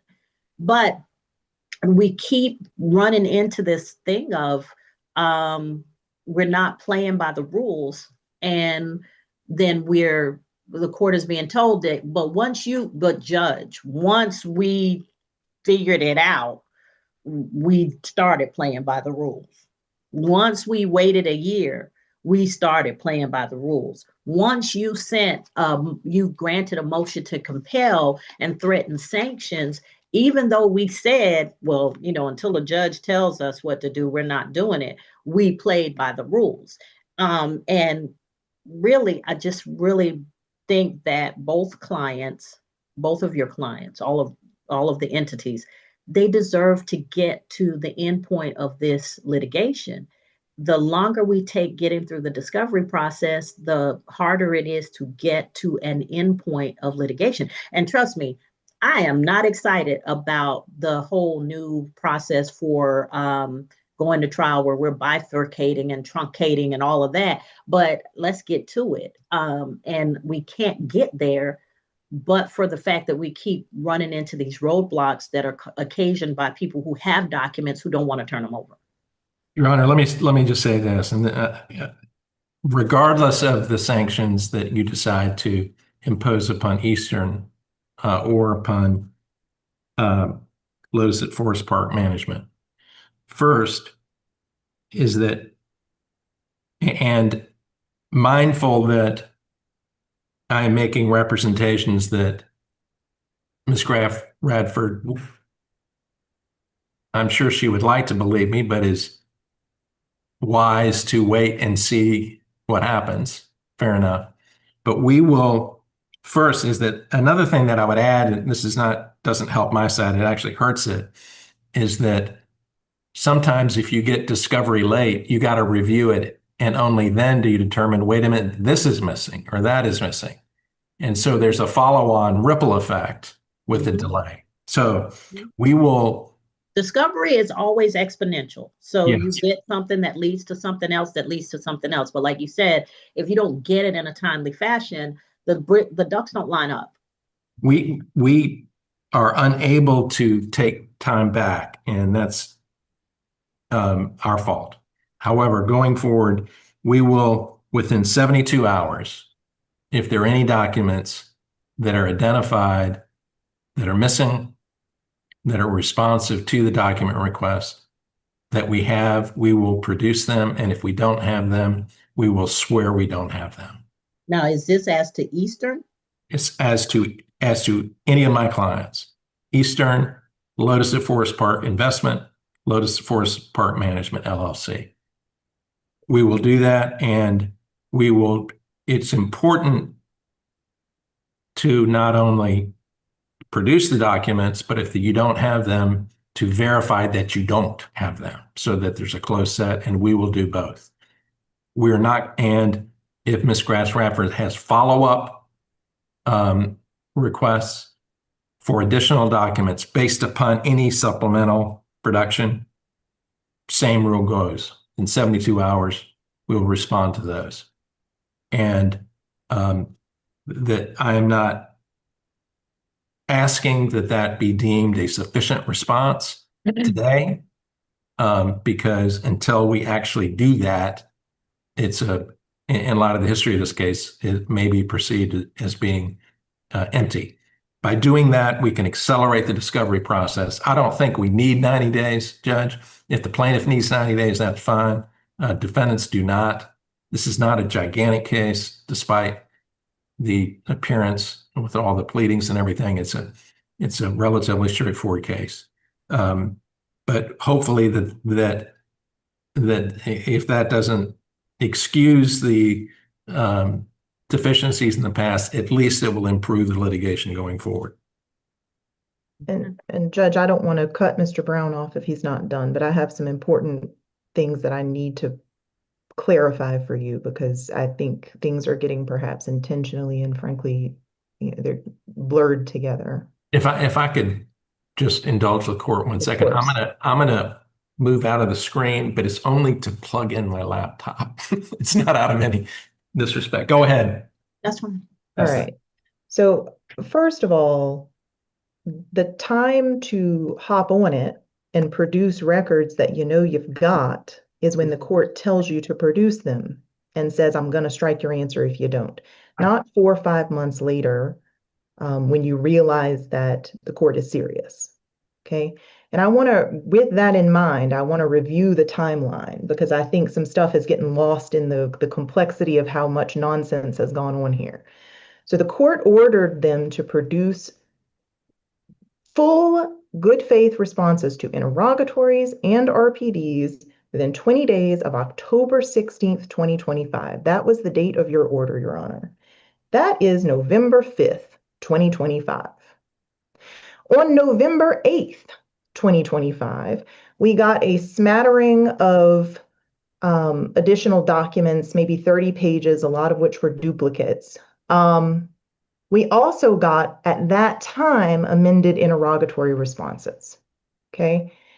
That is when they said, we're not responding to this unless the court tells us to. After Your Honor issued your order, in the supposed supplemental responses that you ordered them to give, that is when we got repeated, we're not doing this unless the court tells us to. So it wasn't before and then after they did what they were supposed to do, okay? This was after. First of all, it was late. Secondly, it was essentially disregarding the validity and authority of the order you had just entered. The supplemental document productions that Mr. Brown is listing, EPM 103 through 107, that was produced on February 6, 2026. 3.5 months after Your Honor's order expired. Eastern Property Management Bates 109 through 154 produced yesterday, or the 13th, I'm sorry, day before yesterday. And these are the documents that Mr. Brown is telling the court are so material, so important. Well, guess what? We've been asking for them since day one. You told them to produce them by November 5th, 2025. They had them the whole time. And I am frankly frustrated with the sort of, no, judge, trust us, we'll do it. Because Ms. Goyle has testified that they didn't do it. When you issued your order the first time, she has testified, and this is at the consolidated 30B6 deposition transcript of Eastern and its sister entity at page 16 and 17, that she doesn't know that they did anything to comply with the court's order back in October 2025.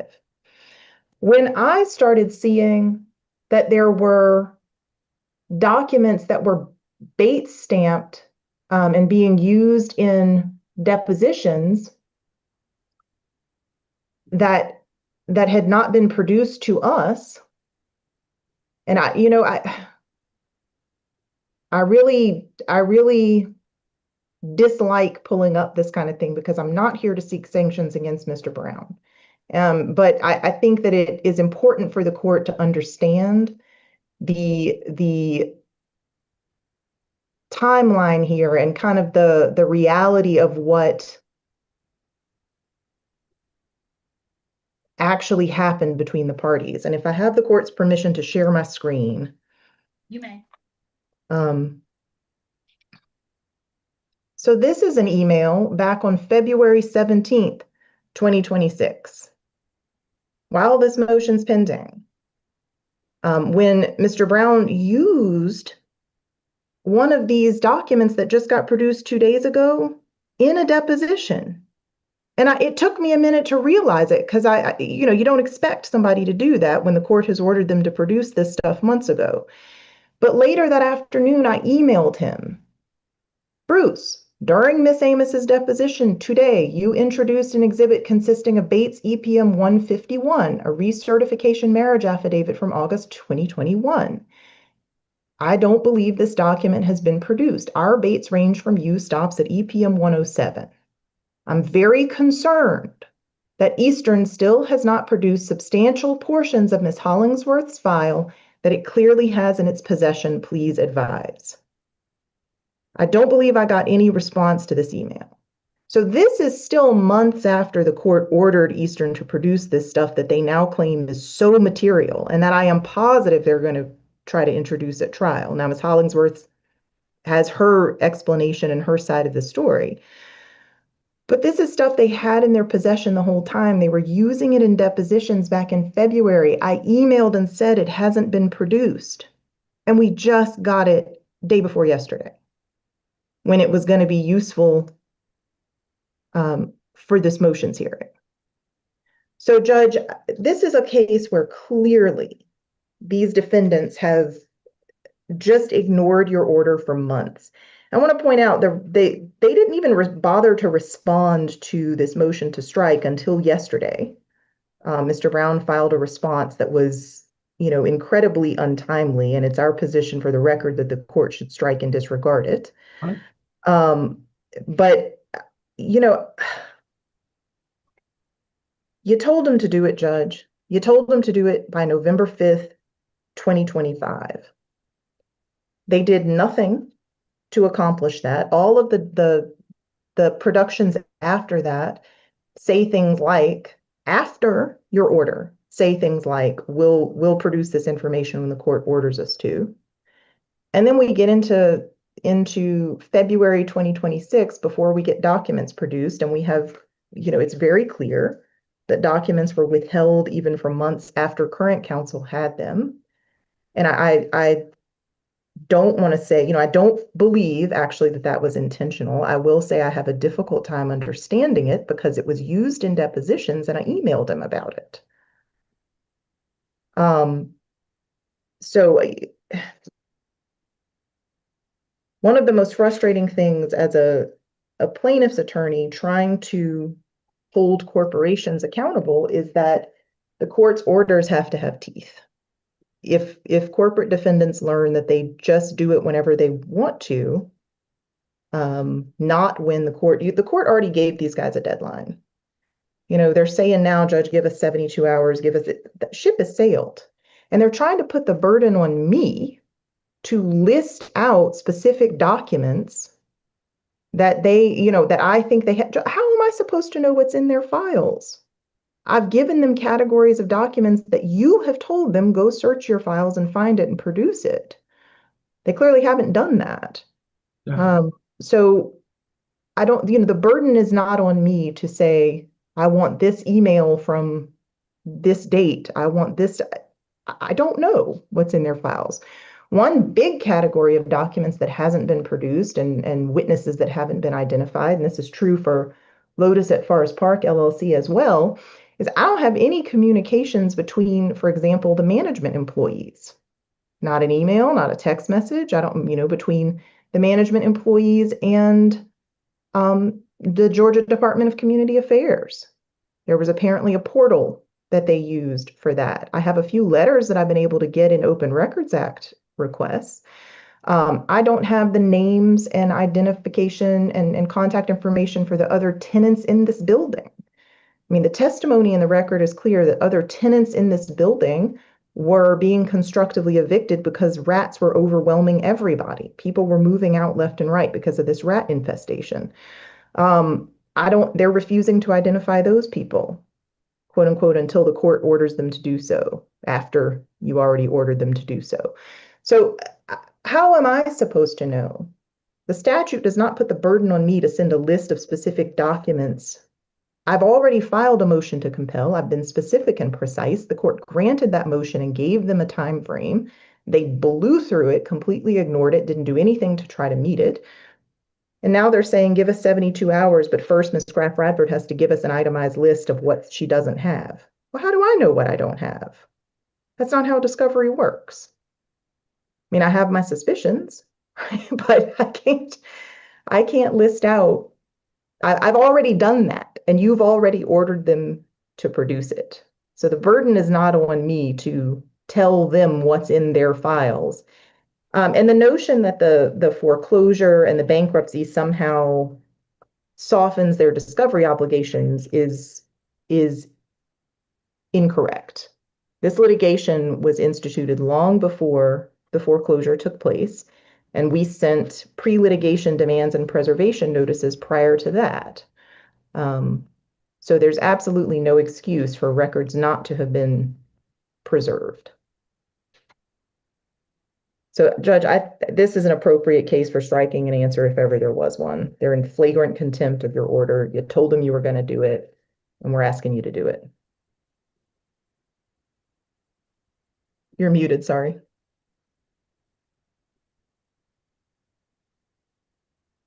I said, okay. Anything else, Mr. Brown, before we move to the next motion? No, Your Honor. All right. Next motion.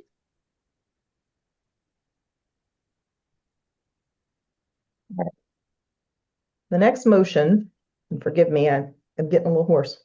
That's okay. All right, the next motion is our motion to compel discovery against defendant Lotus at Forest Park LLC. Now, this is the company that's actually on the deed that everyone agrees owns the apartment complex. This entity is represented by Ms. McGonigal and Mr. Hergenrother.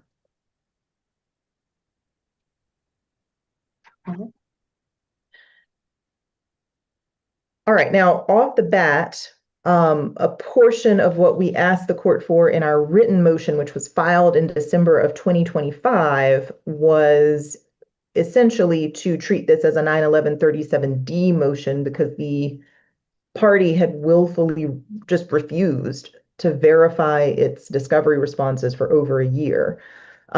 We are, they have since, after we filed this motion, after they responded to the motion, sometime in January 2026, January 20th, 2026, they did finally send a verification.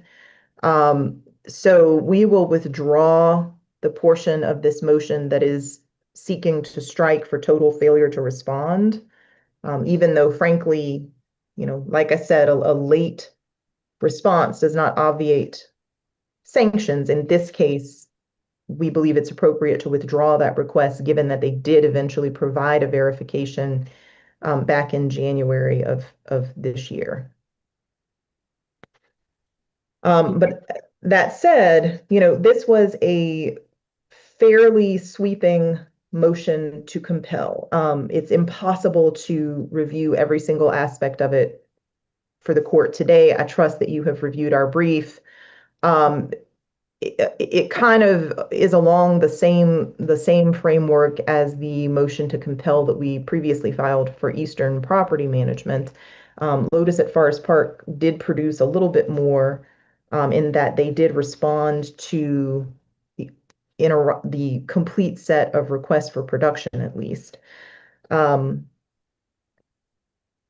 I want to make it clear, the things that we are still looking for are things like the identities of key fact witnesses, the identities, the existence and subject matter of other litigation involving this property. This matters because what we have been able to, they refuse to answer this question and to disclose other litigation that this property's been involved in.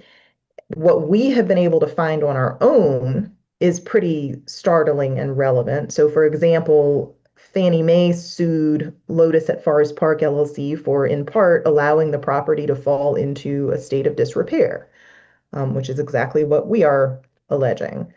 And Lotus has been in litigation with several other key fact witnesses, including at least 2 of its own former management employees. So we're entitled to a straight answer about the identity of fact witnesses, especially, lots of different categories of fact witnesses that we address in our motion, but especially and particularly the identity and contact information for other tenants who may have relevant information because they were also run out of the building by rats.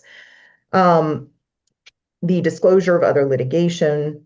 One of the items that we address in our motion that is still outstanding is discovery as to the factual bases for denials and affirmative defenses. I mean, that is basic. We address this in our brief. We are entitled to the corporation's positions on why factually it asserts certain affirmative defenses. We are entitled to financial discovery. I mean, this is a case where there is clearly a prima facie basis that property maintenance regulations and physical condition standards established for the safety of tenants were being willfully violated. We have asked for things like budgets. We have asked for things like annual revenue numbers. Ms. Goyle has testified that a written budget did exist and she has a copy of it. That has never been produced. We are asking for things like external and internal communications, and we detail several categories of those that we're seeking in our motion. The discovery production has been incredibly sparse with regard to communications with government agencies, communications with other tenants about similar repair and maintenance issues on the property, communications between the defendant's employees. We point out in our motion, and I'll reiterate that the discovery responses that Lotus at Forest Park LLC served us, they were due in October. They served them in February of 2025. So they were 4 months late. So any objections that they may have had, except as to privilege, are waived. The court doesn't even have to wade through objections, but they're not really raising any. I mean, they don't argue in their response that anything we're seeking is not discoverable. The argument kind of focuses on, you know, that they did the best they could, that they have a right to refer us to Eastern Property Management. So a lot of the supplemental responses that they did provide after we asked were, after we filed our motion to compel, basically said, we don't know, you have to ask Eastern. Well, you've seen how that went for us. We just covered that motion. But these companies have access to the same records and the same knowledge. So Lotus has an independent obligation to respond. It can't just refer us to Eastern when it has the knowledge and has access to the documents. They make an assertion in their response brief that they didn't receive the discovery responses. I'm a little baffled by that and surprised by that, and it's just frankly not true. We've filed the process server's affidavit. Ms. Goyle, the principal, has testified. I went through every item of discovery served with the complaint, and she said, yes, I was handed this by the process server. So that's just completely not true.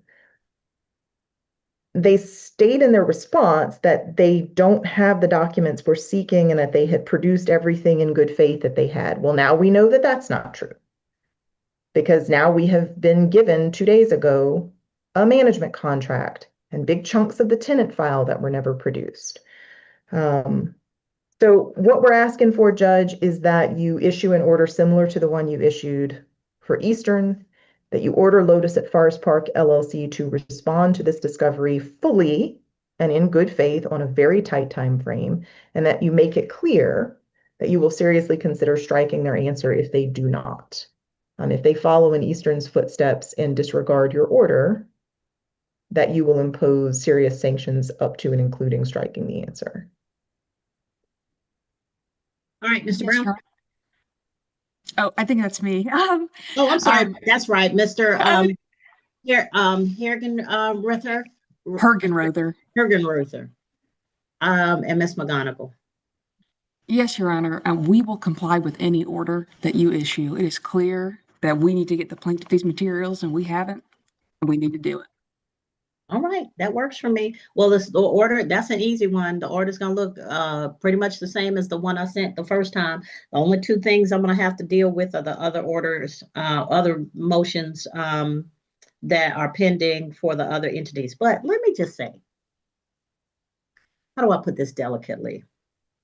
Sometimes there are clients that are easy to manage and who will listen to legal advice. But usually on these Wednesdays, the biggest problem I have is business people who assume they know legal things.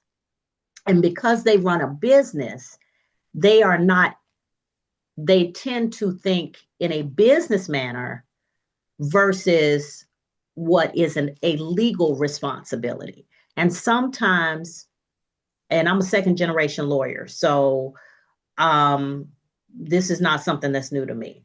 Client control in these types of situations tends to be the issue.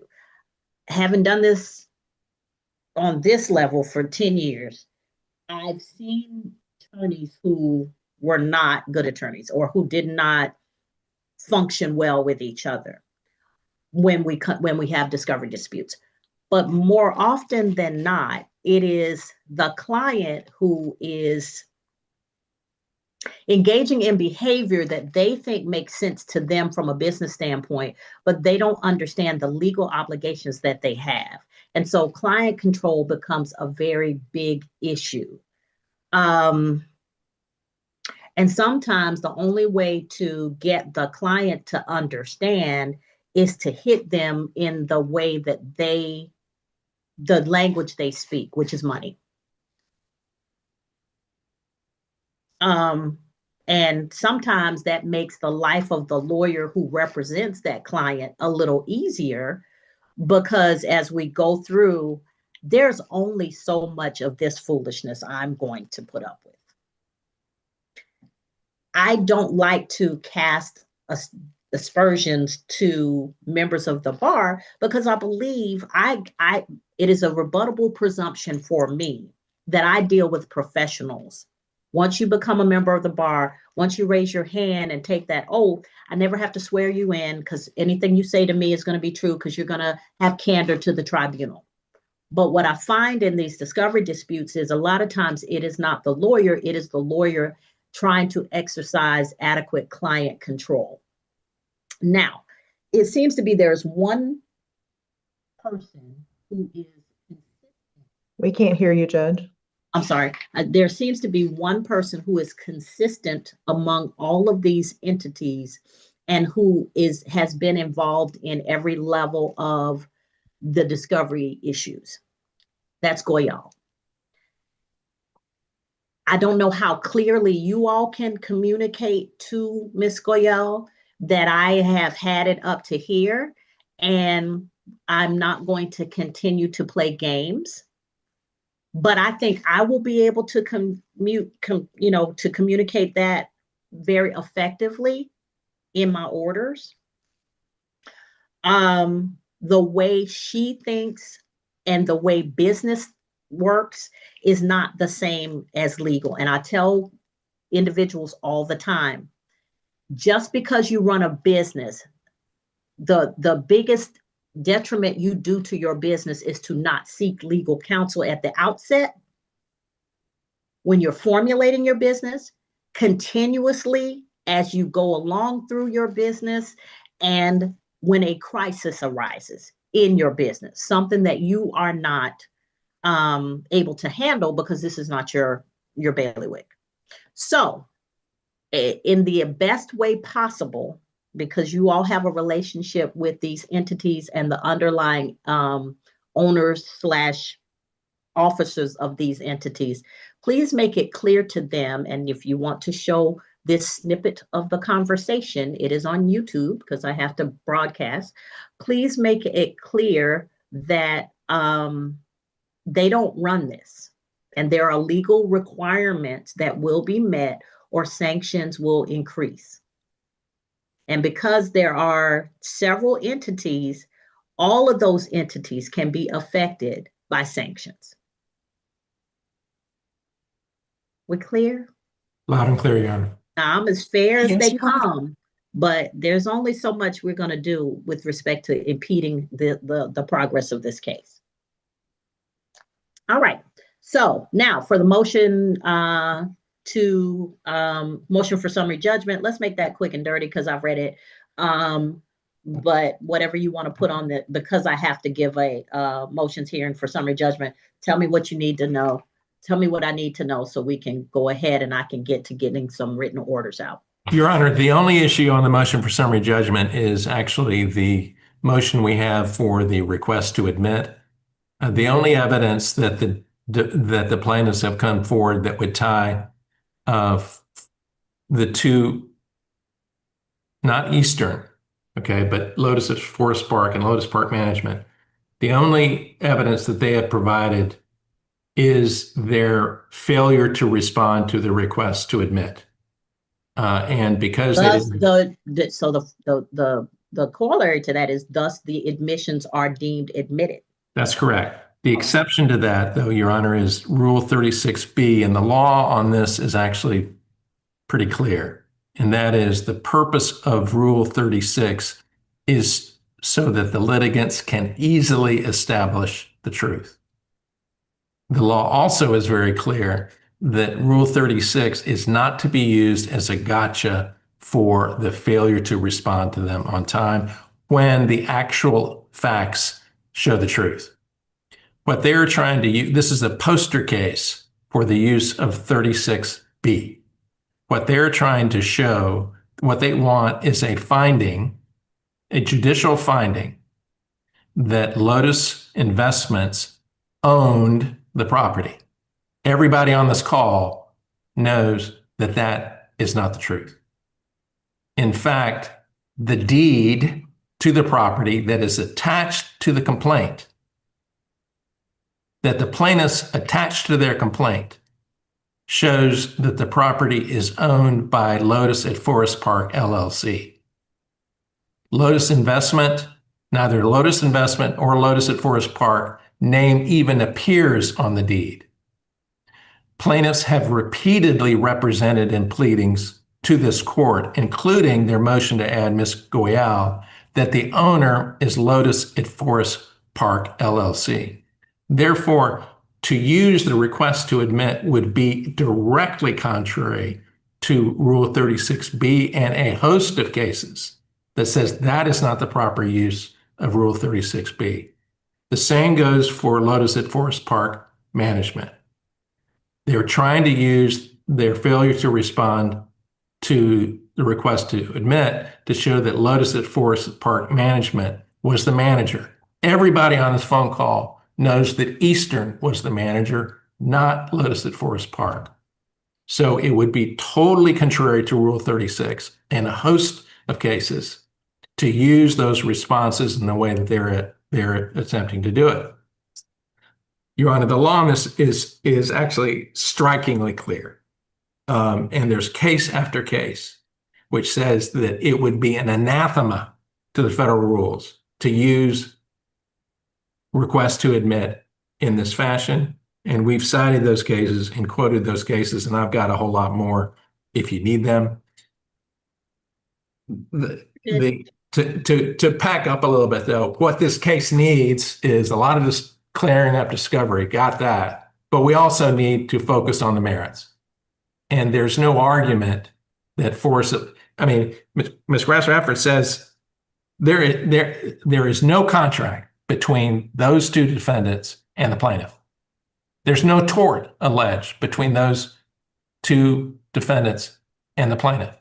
There's no statutory obligation that these two entities have to the plaintiff. That is established by a case by Judge Story in the federal court interpreting that same Georgia law that I've attached to our response. I attached a photocopy of that case.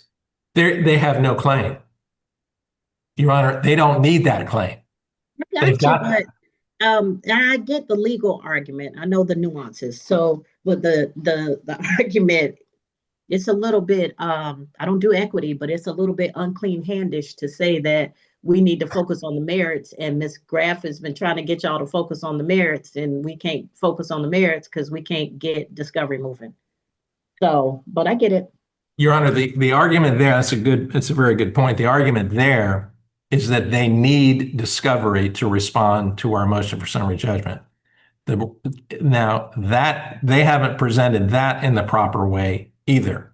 If you're responding to a motion for summary judgment and you need additional discovery, you file a motion for continuance under Rule 56F, and you state in an affidavit, here is the discovery that I have not been able to get. Judge, I can't respond to the motion for summary judgment because I need to do this, this, and this. And there are sanctions under Rule 36B for a incorrect affidavit in that respect, and it spells it out because you don't want to let defendants or plaintiffs off the hook on a motion for summary judgment saying, whoa, I need more time to create an issue of material fact, unless there's really something out there. Here, there is no discovery that they could ever do, that they would ever want, that would make Lotus Investments the owner of this property.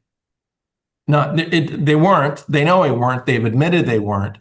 And they're not saying we need more discovery to determine who the owner was. They say over and over again, it was Mr. Hergenloth's client, Lotus at Forest Park LLC. Same goes on the management contract. They don't need any discovery, and they don't ask for any discovery to be able to determine whether or not it was Lotus at Forest Park Management or Eastern that was the manager. Everybody knows it was Eastern. Eastern's on the hook. Lotus at Forest Park isn't. We ought to focus on the real parties, not these parties who have nothing to do with this. Yes, they're in the ownership chain, but they're not alleging some sort of piercing the corporate veil. They can do that after they get a judgment if they get one. But they're not liable to the plaintiffs for anything. And it will mess up this litigation if we have defendants in there. I respectfully submit that it will mess up this litigation if we have defendants in there as to which the plaintiffs have no cause of action. There's no theory, and they have articulated no theory that would hold these two entities liable. The motion should be granted as to them, irrespective of any sanction for discovery problems. I don't want to interrupt. Do I have the floor? Thank you for your courtesy. I'm done. All right. Okay. Let me respond to the motion for summary judgment that was actually filed and to which we had to file a response back in March of 2026. The court should be asking the defendants, and I'm going to address the summary judgment standard because it's been reversed in Mr. Brown's argument, but the court should be asking the defendants, if your motion for summary judgment is dependent upon the withdrawal of your incontrovertible judicial admissions, if you can't get summary judgment with these admissions sitting out there on the record, why'd you file a motion for summary judgment that was frivolous on its face and then ask to withdraw the admissions the day before the hearing on the motion for summary judgment? I mean, is there a response to the motion? No, hold on. I can excuse me. Only hear one person at a time. I have no ability to respond to a motion except on the procedural record and the facts on the record at the time my response is due. I can't address a motion to withdraw admissions that was filed the day before the hearing on a motion for summary judgment that I had to respond to back in March. So of course, here's the standard for summary judgment, because it seems to have, as basic as it is, it seems to be getting lost in the wash. The movant has the burden of establishing that there is no genuine issue of material fact as to some essential element. I'm sorry, Judge, were you speaking? No, I was just quoting what you were saying. I mean, we all know the Laos Court quote, right? The movant has the burden of establishing that there is no genuine issue of material fact. How did they try to establish that? Only if the movant establishes that, as a matter of law, does the burden shift to me as the respondent to show facts on the record that establish a genuine issue of material fact. The movant, in this case, these defendants, cannot meet their initial burden. Why? Because at the time that they filed their motion for summary judgment and sitting here today, although they would prefer it was not so, they have admitted to facts that are absolutely contrary to the sole affidavit that they presented in support of their claim that there's no genuine issue of material fact.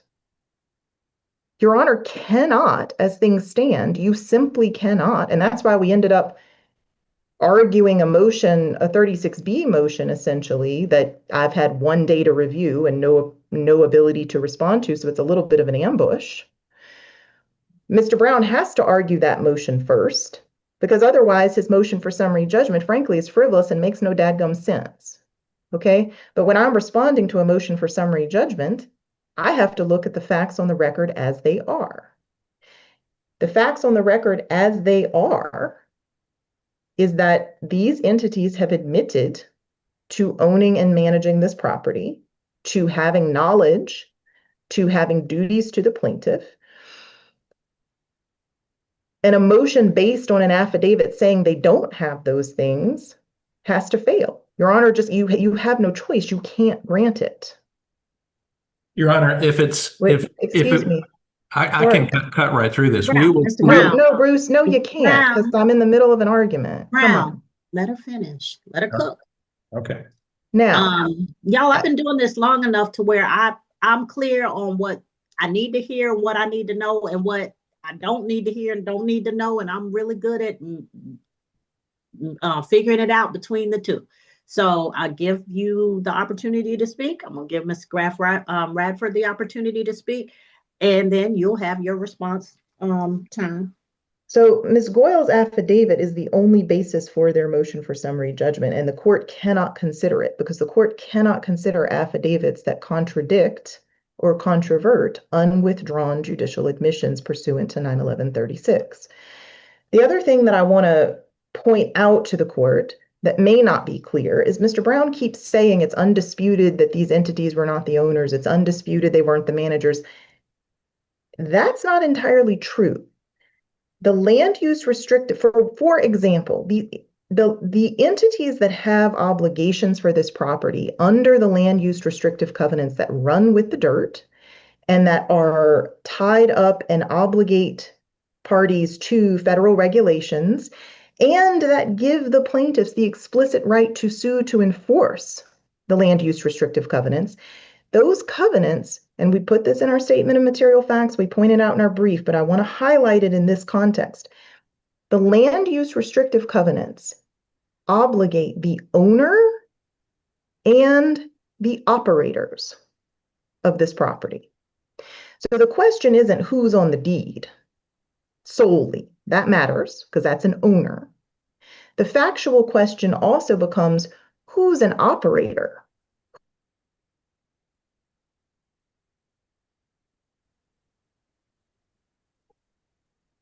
Lost you. She's frozen. Oh, and she was making a point too. That was a good one. She'll be back.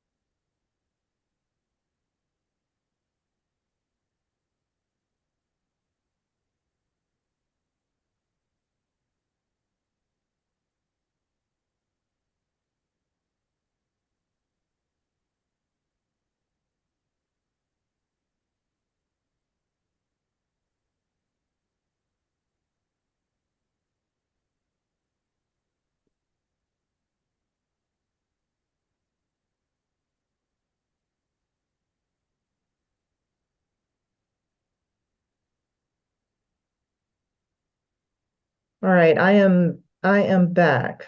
Hopefully.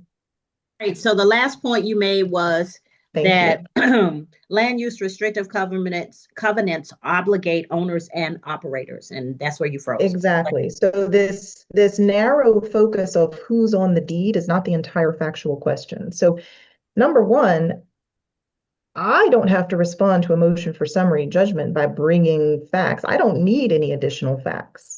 As things stand, all the facts I need are the facts that the defendant has already admitted to and can't contradict by a sole self-serving affidavit, okay? Secondly, outside of admissions in the admitted RFAs, there's evidence on the record that these entities were interchangeably making decisions that had to do with the operation and control of these properties. And that is a factual question about what imaginary hat was Miss Goyle wearing when she was acting in multiple capacities and doing these, knowing things and making decisions while running all of these companies at once.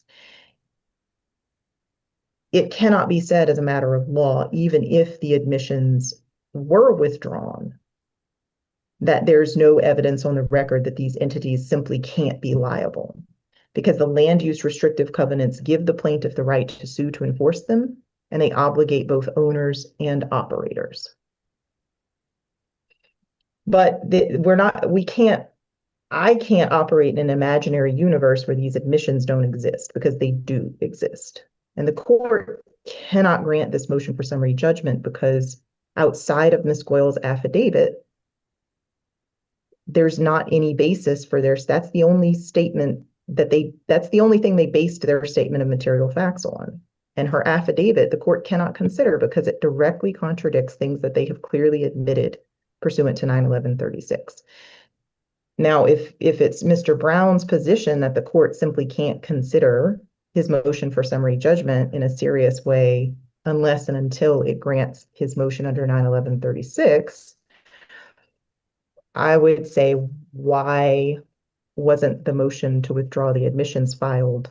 I mean, they've known since October of 2024 that they blew the admissions deadline. I mean, they've known that they admitted this stuff.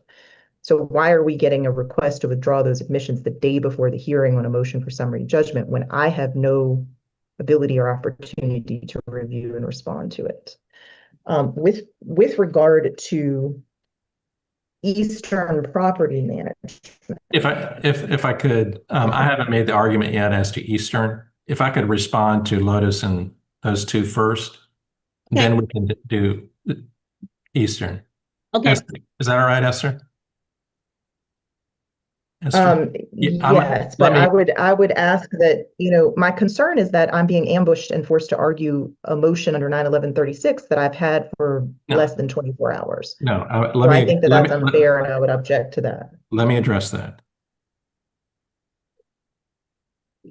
Although I believe it's an unnecessary procedural hoop, I will withdraw the motion for summary judgment as to Lotus at Forest Park and Lotus Investment. I will refile it tomorrow and just indicate in there that it comes after the court's consideration of the Rule 36 motion. That's the first thing. Second, so that takes care of that issue. I don't think that's No.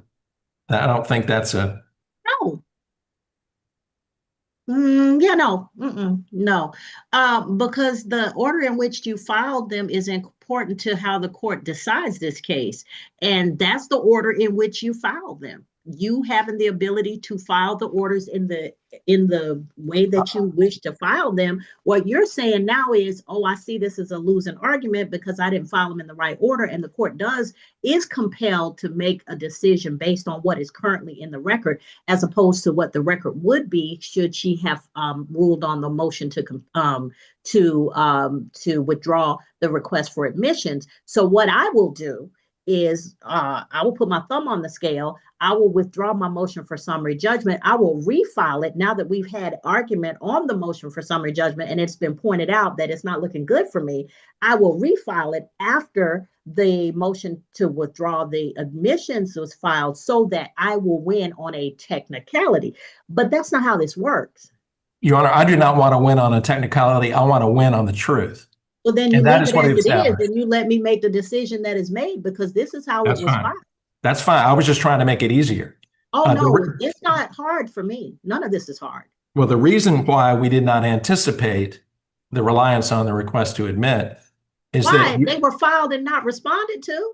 Your Honor, anytime you use a request to admit, you don't use them to establish a fact that you know is false. First of all, Mr. Brown, you don't know it's false until discovery has happened. So when somebody does a request for they propound request for admission and the other person does not respond, you absolutely can rely on them. Now, if it is later found to be untrue because you decide to show up later in the discovery process and participate and say, oh, wow, but I am not entirely convinced because you yourself said that this entity is in the chain of ownership. Those were your words. I just heard them. So if this is in the chain of ownership, I don't know that we have clarity on what all is happening with these entities. Your Honor, hold on, I'm not finished. You have one person who is behind the door with all of these entities. Lotus, Eastern, Goyal. But what you're saying is because we made the mistake of filing the motion to withdraw the request for admissions, which would absolutely have been deemed true and accepted by the court as a part of reviewing the motion for summary judgment. Since we made the mistake of filing them after, the court can't technically, because Ms. Graf Radford, I've had a motion like this recently in an insurance case. She is technically correct that it is what is on the record when the motion is filed that I have to determine. And so if the requests for admissions are filed, I don't know that they're wrong until such time as I get that information. If it is filed after the motion for summary judgment, I don't have to consider that as part of the motion for summary judgment. I consider what's on the record when the motion for summary judgment is filed. And Mr. Brown, I hate it for you, but it is what it is. You can withdraw it, but that's not going to be what you think it is. Your Honor, I have no quarrel with that. We'll get to the bottom of it. We'll, of course, live with Your Honor's ruling on the motion for summary judgment and the motion with respect to Rule 36B. In terms of what's arguable and what's not arguable, however, the property was owned by one entity, period. It wasn't owned by a lot of different people. It was owned by one entity. It wasn't owned by Ms. Goyal. It wasn't owned by any other company. There was one landlord. And there is no theory recognized in Georgia law where you can, in a complaint, go through the ownership entity and snatch other people just because they happen to be involved in that company. That is against everything involved in corporate law and contract law. There's no privity between any other defendants and this plaintiff as a matter of law. And that claim is not going to, that's not going to, she's got a good case against she may have a good case against the landlord. Okay, but if it's contorted to get other people in there, she's doing herself and everyone else a lot of harm. Seriously.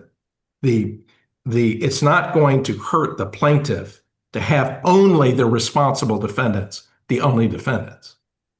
Trying to streamline this case to get entities that are not involved in the lawsuit out of the case. Yes, I own a piece of Google. That doesn't make me liable for anything that Google is doing. That's basic corporate law. And it's the same thing with this lawsuit. Now, in terms of what we rely upon in our complaint, the complaint in this case says that Lotus at Forest Park is the owner. It isn't Ms. Goyal saying that. It is the complaint in this case. They say it. So we're not relying merely on the affidavit of the owner as if that is somehow insufficient. We're relying on the allegations of their complaint. Now, with respect to it, but Mr. Brown, if it was this simple, we wouldn't have three entities named Lotus and a couple other entities thrown into this. Your Honor, I had to push back on that as well. In these real estate transactions, there are frequently multiple different entities. A lot of that is a requirement of the lender. A lot of that is required by government regulations. There is nothing illegitimate by having a lot of different entities. In most of my lawsuits involving corporations, there are multiple different entities. And yes, it does require some discipline saying, this is who you contracted with, and you did not contract with that person.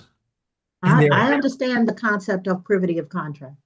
So that deals with Lotus Investment, not the owner, not the manager, and Lotus Management, not the owner, not the manager, no privity, no duty to the plaintiff, either under the common law or under the statutes, under the case law. Now, with respect to Eastern, we also filed a motion for summary judgment as to Eastern.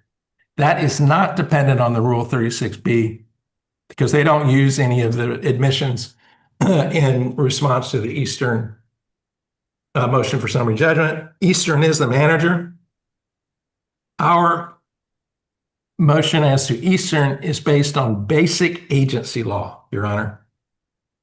Lotus at Forest Park LLC, who is represented by the other counsel, is the principal. They have the relationship, both contractual, statutory, and otherwise, with the plaintiff. Eastern has a contractual relationship with the owner. That does not make them liable to everybody that Lotus at Forest Park has duties to. That's basic agency law. We've cited cases to that. If I undertake obligations as a lawyer, for example, to a client, I may hire agents, but they are not liable to my client. I am for everything. Let me ask you this, though. If the agent is the on-the-ground manager and the owner is set apart and says, hey, between me and the plaintiff, there's a management company that is going to handle the day-to-day, that's going to handle anything with respect to property issues, that's going to handle all of these things and then report back to me, or handle them. And at some point I'll get information about it or I won't. That to me seems like they're an agent that is representing the owner and has a responsibility, a duty of care to the plaintiff, as opposed to that being a direct duty of care from the owner, because they're the ones who are in between these parties and they're managing things. So when it says Eastern Management Company, what are they actually managing? They're managing the property for Lotus. It's just like if I'm representing a client, I will tell them I have a contract lawyer and I have a paralegal. They're going to meet with you. They're going to help you. They're going to help me represent you in this case. That does not, as a matter of law, ever make them liable to the client. I am liable for everything that they do. No. Okay, so remind me again, which company went bankrupt? They didn't go bankrupt. The property was put in foreclosure. Which company was that? Lotus at Forest Park, LLC, Mr. Hergenlother's client. The property The itself. one you want to make responsible for everything. Yes, because that is it. And Your Honor, your point is that there may be post-judgment actions necessary if they can pierce the corporate veil. That's not a basis for individual liability. It just isn't. And they have to, if you look at the cases, Your Honor, if this was a personal injury action, there was a gas explosion, then the manager would be liable in Eastern's property. That's a case that they cited. This is not a personal injury case. It's a contract case. A contract case, you got to sue, you got to have privity of contract. Privity of contract. And if you don't have privity of contract, Your Honor, you don't get around privity of contract by saying that, well, you worked on the contract, you knew about the contract.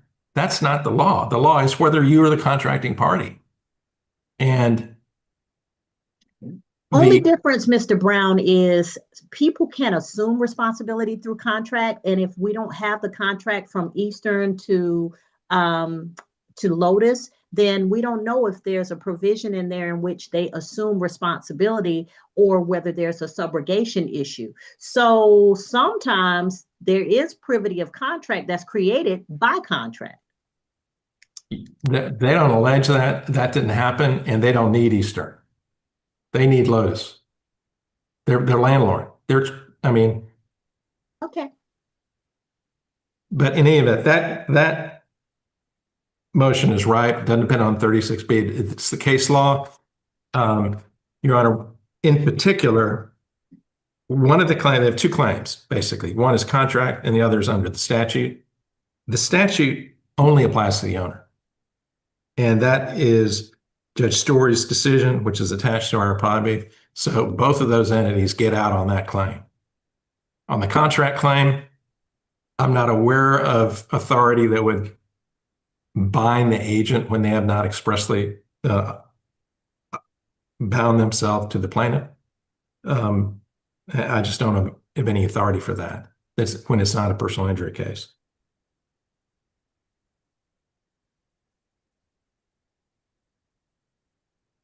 Okay.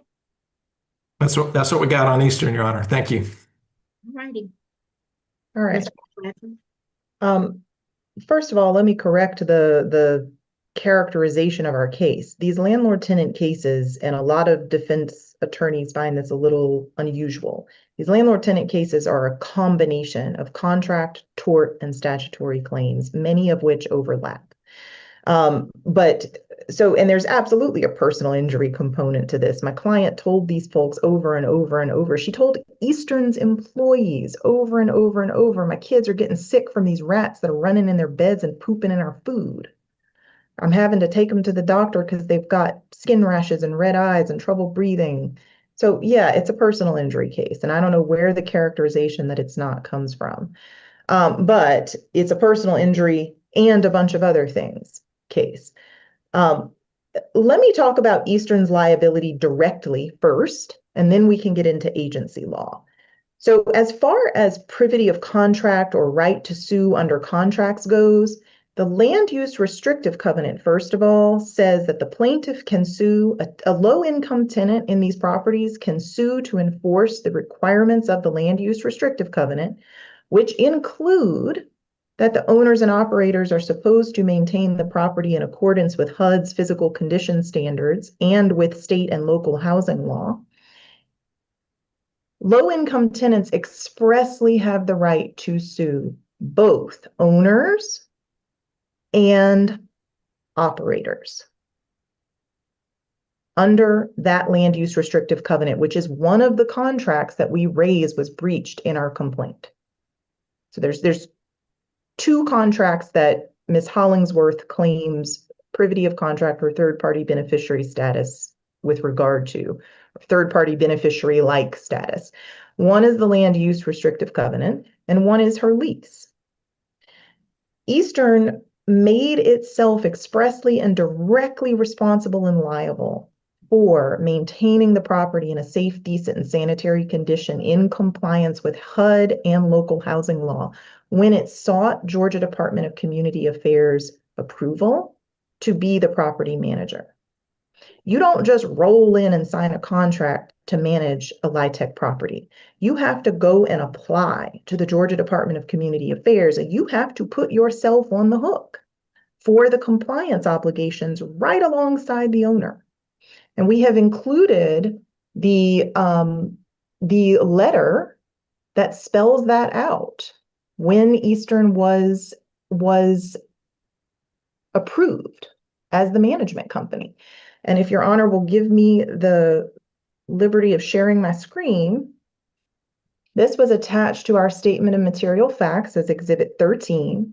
And this is a letter from October of 2022, and you'll notice it's to Anil Goyal, Ms. Richa Goyal's husband, and it is to Eastern Property Management. This is upon approval by DCA of their application to manage this property, where they said, we're going to be willing to be directly on the hook for compliance at this property. And you'll notice that one of the things that Georgia Department of Community Affairs points out to them in this letter is, upon changeover, the owner and management company inherit all compliance responsibilities and accordingly are responsible. And then it goes on to list various regulations that they're responsible for compliance with. So Eastern has direct liability. In addition, the lease that Ms. Hollingsworth signed, that these defendants inherited from their predecessor in interest, TWG, explicitly spells out that the management company is a party to the lease, that whoever is the representative of the owner is also a party to and obligated under the lease. So when Eastern's principal took over this property and Eastern took on the management responsibility, it took on the role of the management representative under Ms. Hollingsworth's lease. Additionally, under 10685, Eastern has responsibility for any obligations that it undertakes that it performs tortiously. So Eastern, before we even get into sort of the weeds of agency law, Eastern has plenty of direct responsibility. Just because it's an agent doesn't mean it can show up and act negligently. Now, for example, if Eastern was a management agent and it signed off on a business contract on behalf of its principal and its principal breached that contract, there might be an argument that Eastern's not liable. But when Eastern shows up every day, boots on the ground to manage a property and does that negligently, it cannot avoid responsibility for its torts by saying, oh, I was just an agent. Absolutely not. And the statute makes that clear. 10685 is absolutely clear about that. Now let's talk about agency law. What 10685 also says is that an agent is liable for the duties of its principal that it expressly undertakes to perform. And Eastern expressly undertook to perform things like the maintenance and repair of the property.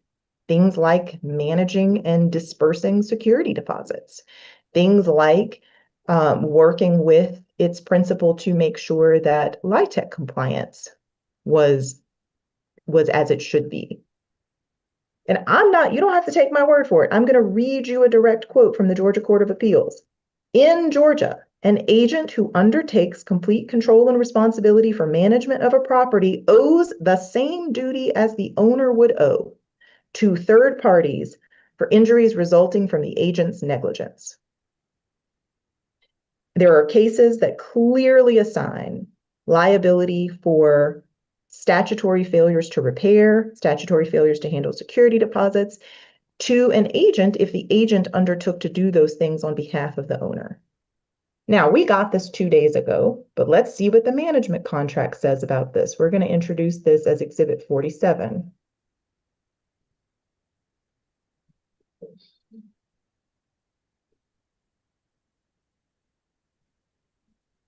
And I'm going to share my screen. All right, this is the management contract that they've had since September 2022, apparently, that they just produced to us 2 days ago. Let's see what it says about what Eastern expressly undertook to do. Manager, meaning Eastern, shall maintain or cause the property to be maintained, including all buildings and other improvements on the property, in good, clean, and safe order, repair, and condition. And then it goes on to list specifically what that is. Managers responsible for rent collection. Managers responsible for repair supervision. Now this gets real murky because it turns out that the principal of the other defendant entities was also frequently on site and personally micromanaging these repair and maintenance obligations. But under the contract, this management company undertook specifically to do this. Eastern undertook to comply with applicable laws and assure proper maintenance of the property. Eastern undertook to handle tenant deposits in accordance with the terms of the lease and applicable law. So there's simply no argument that Eastern did not expressly undertake to perform a lot of the functions that would be assigned to a landlord owner. And once they expressly undertake to perform those things, if they do them tortiously, they're on the hook. So and this is agency law with regard to property managers that goes back to the 1930s in Georgia. In 1932, the Georgia Court of Appeals said, when an agent fails to use reasonable care or diligence in the performance of his duty, he will be personally responsible to a third person injured by such misfeasance. This is not new. It's well established. So Eastern is directly liable under contract and under sort of just run-of-the-mill tort law. And it is liable as an agent who undertook to perform specific obligations. And we have given you, a very lengthy and substantiated statement of material facts with exhibits that shows that there's plenty of evidence in the record that Eastern did not do its job well. That it let these people in Building J and Nirvana Breckenridge get overrun with rats, and that there was all sorts of improper retaliation and other action taken until my client and her kids were finally run out of there and forced to move because they couldn't sleep in their beds or eat their food because of all the rat feces. Judge, I will, unless you have specific questions for me, then I will stop there. Your Honor, just a couple of things on Eastern.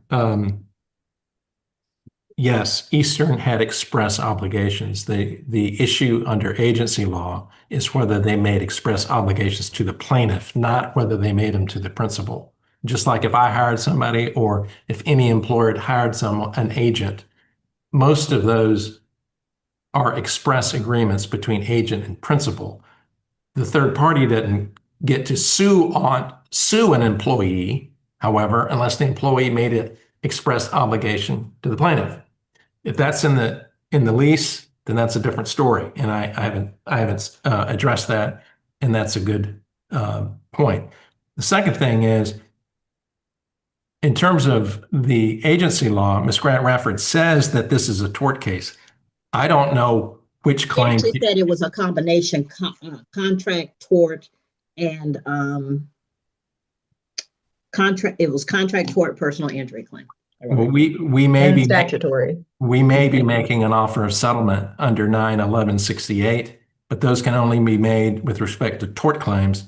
If there is a tort claim, I'd like to know which one it is, and we will make an offer to settle it. Well, that's for y'all to talk about when y'all are on your own time. But I don't Now want that we're on my time. We're doing motions. So Okay. unless you have something that addresses her response to your motion with respect to Eastern. No, Your Honor, but I'm doing my best. I'm doing my best to represent my client here. I don't want to get whipsawed tomorrow to say, "Oh no, we don't have a tort claim that 9/11/68 Okay, applies to." listen, this is what I'm going to suggest. This is a case where y'all might need to sit down at the table and start talking about what needs to happen with respect to, is this a case that needs to move further, or can we start talking about and parsing out some of these issues? I don't care whether you settle or not, because if you want a trial, I'm gonna give you a trial. I have trial calendars that go unused because people dismiss or they dive off my calendars like there's gold in the water. But if you want a trial, I'm gonna give you one. What I'm saying to you is there are a lot of moving parts. There are a lot of equities that need to be balanced. There are a lot of issues. There are claims for contract, tort, personal injury, statutory claims under agency law.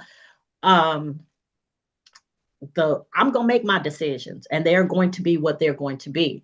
But if you're already saying, well, we might have to fall on the sword, then it is probably better to do it sooner rather than later, because it just gets more expensive, as is the case in all litigation.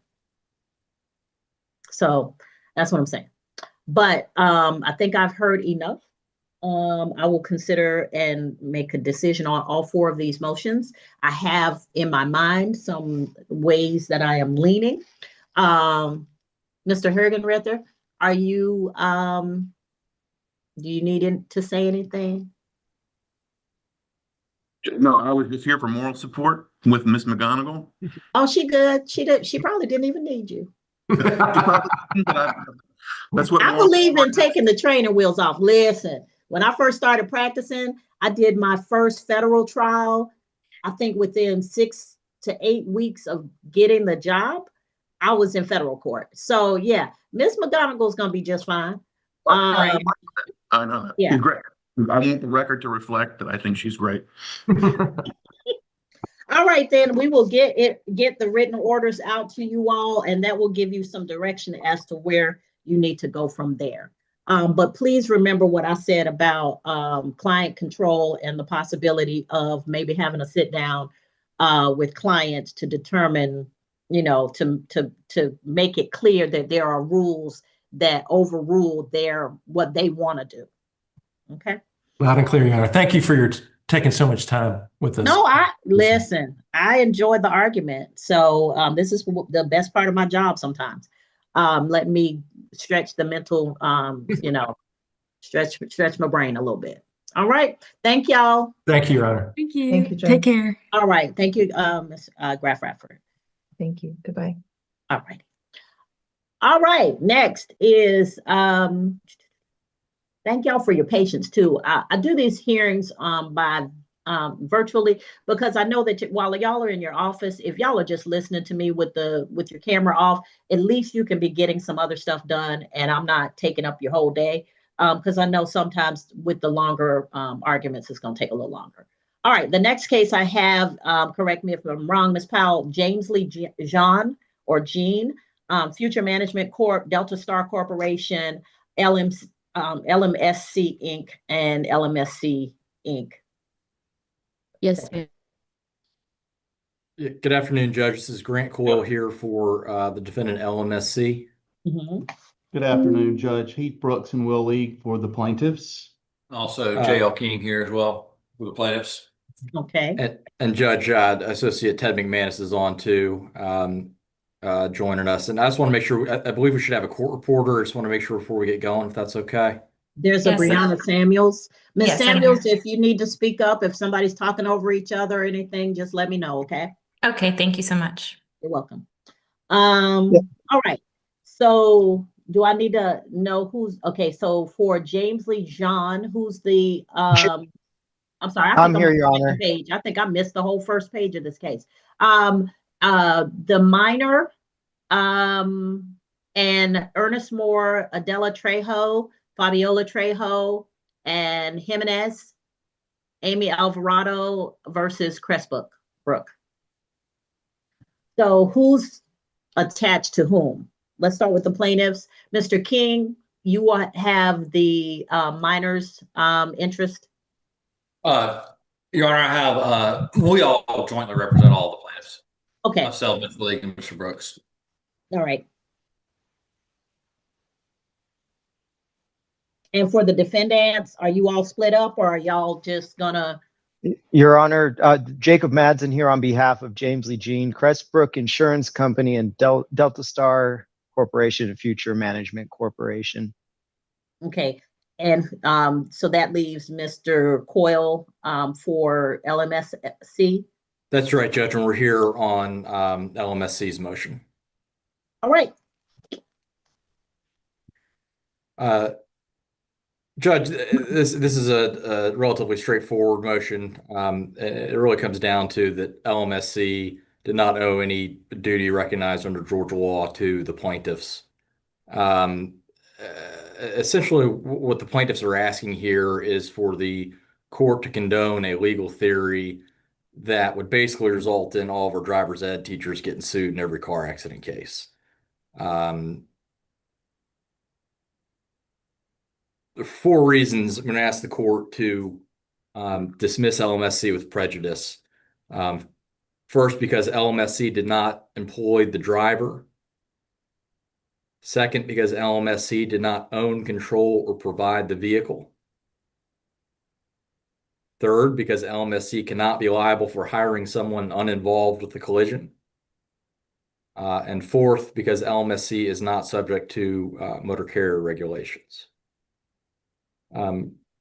Just briefly, some context, Judge. I can tell from hearing you today that you're well prepared for these, but just go ahead and just a little refresher. I know it's been a long day already.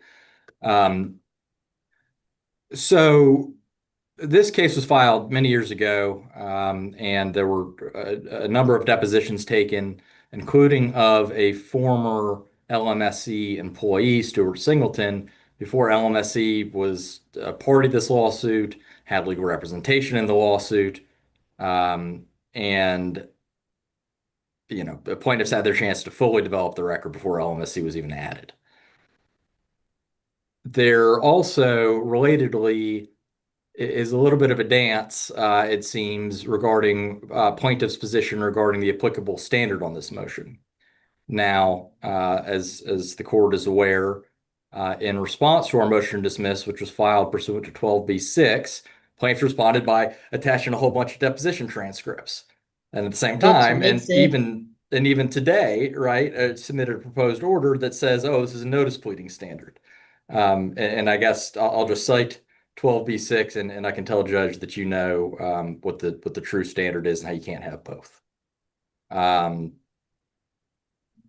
Another sort of important point in the context and the timeline here, right, is that the plaintiffs filed their second amended complaint adding allegations against LMSC after all these depositions. They had all their depositions and they filed the second amended complaint with these allegations they made in there. And the plaintiffs are bound by the admissions of their complaint by OCGA 24-8-821. So that's important there when you're reading the second amended complaint to remember that is that those allegations were made with these depositions already in hand and plenty of years of other discovery. You guys to it. Go ahead. So essentially, these defendants and other non-parties, there was a group of independent businesses run by a family at the farmers market selling produce around the state. A Future Management Company, which did business as Phoenix employee who was driving a Future Management truck with Future Management product, fell asleep and struck and killed the decedent. Just today, I saw come through the announcement that the plaintiffs have settled with all those other defendants for $8.6 million.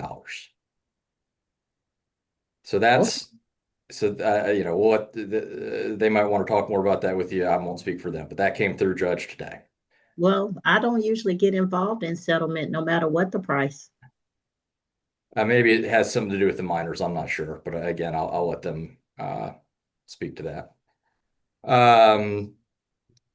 So LMSC, though, was an independent consulting business that assisted with various things like paperwork and showing training videos, is what's on the record, right? Is it repeatedly referred to and admitted by the plaintiffs ad nauseum as an independent contractor consultant. Now, the record shows that a Future Management or somebody testifying, not necessarily as a 30B6 witness, I think, or maybe it's a fact witness that was associated with Future Management at some point, identified Stuart Singleton, again, an ex-LMSC employee, as the safety guy. But, you know, I think the context is clear, is that basically Future Management didn't have a real safety director, driver safety director, coordinator, or anything like that. They just said, hey, Singleton's the guy that knew the most around the farmer's market. And so that's sort of where this has come from. But the record is clear and it's undisputed. The facts in the record are undisputed, and even the allegations of the complaint, that LMSC did not make hiring decisions, monitor drivers, train drivers, didn't have any duty. And Future Management agrees with that in its brief that it filed back in April 16th, 2025 at pages 3 and 4. You can see that the plaintiffs make those admissions to the court in their own briefing a year ago, tomorrow, believe it or not. And so that was before LMSC was a party, but they've made those admissions to the court, and they can't now come back and change, say, oh, well, really, you know, notice pleading, oh, really, we didn't really mean that, or really, maybe it could mean this. And that's essentially what the plaintiffs are trying to argue to the court they should be allowed to do. So as to the first point, Judge, why LMSC should be dismissed with prejudice is that it never employed the driver, James Lee Jean. The second amended complaint, paragraph 17, says, at all times relevant to this action, defendant James Lee Jean was an employee and agent acting within the course and scope of his employment for defendant Future Management Corp. Okay. There are some cases cited in the briefing that I know you're familiar with, but talking about the franchisor, franchisee exception, you know, in situations where Jimmy John's, for example, makes sure that all of its franchisees, their stores look the same, they've got the same product, they totally, you know, they control everything inside there, and they make a profit off that, right? Off the franchisor makes a profit. That's not what this is. LMSC is in no way, shape, or form like that, where it has any control whatsoever off of these other co-defendants and what they're doing. And in fact, Stuart Singleton's testimony is undisputed that he may have provided Future Management information, but it was up to Future Management to make decisions. It was, you know, I mean, he didn't take on. Sure. So I was the person who reviewed this and decided that Mr. Doug, what's his name again? I'm sorry. Stuart Singleton. Mr. Singleton, that I wasn't going to immediately dismiss him, let a little discovery come through so we could figure out what was going on. And essentially with these cases, what I wanted to have elucidated is whether he had any role in hiring, had any role in training, but most importantly, had any role in, okay, so after I've evaluated this person, I make the decision about putting them on the road. I make the decision about what kind of schedule they're going to be working. I make the decision about managing their hours. So they have to keep logs and they have to, you know, It is important that they, follow the Department of Transportation rules about rest time versus driving time and those kinds of things. Did this entity, LMSC, have any duty over or responsibility over any of those things? No, Judge. I mean, it may be in terms of helping collect paperwork sometimes, and in terms of overseeing, saying, hey, you can't drive today, the actual responsibility for hiring or, saying, oh, you can keep driving or things like that. No, that was not LMSC. The record is clear. It was the folks at Future Management Corp. It was, they had a driver manager, I think they called it. And I don't remember his name off the top of my head. I believe the record shows that Mr. Cowart and some of the Collins brothers have been pointed to for having that authority, but that was certainly not LMSC's duty or authority to do that. They could certainly say, but the record shows, right, is that LMSC would say, or like they would give them materials, right? The record shows that LMSC would basically show J.J. Keller and vendor materials. Hey, this is what you're supposed to do to be a safe company. But it was not up to LMSC to implement any of that. And there's no dispute as that the Stuart Singleton testified to that exact point, and there's nothing, no dispute to that whatsoever. Moving on to point 2, Judge, LMSC did not own, control, or provide the vehicle. It's a quick one. Plaintiffs admit in paragraph 1, 20, and 36 of the second amended complaint that Delta Star and Future Management owned, operated, and provided the truck. There's absolutely no evidence to the contrary or argument to the contrary, and I would hope that would not be argued otherwise today. Point 3. So in their response brief, plaintiffs suggested that maybe Georgia law recognizes this idea that LMSC could be liable for negligently hiring, training, so on and so forth, Stuart Singleton. There's no case law cited for that argument. I'm not aware of any. Suffice to say that I think it would be clear that would completely break the chain of causation rule in tort law in Georgia. I mean, that would be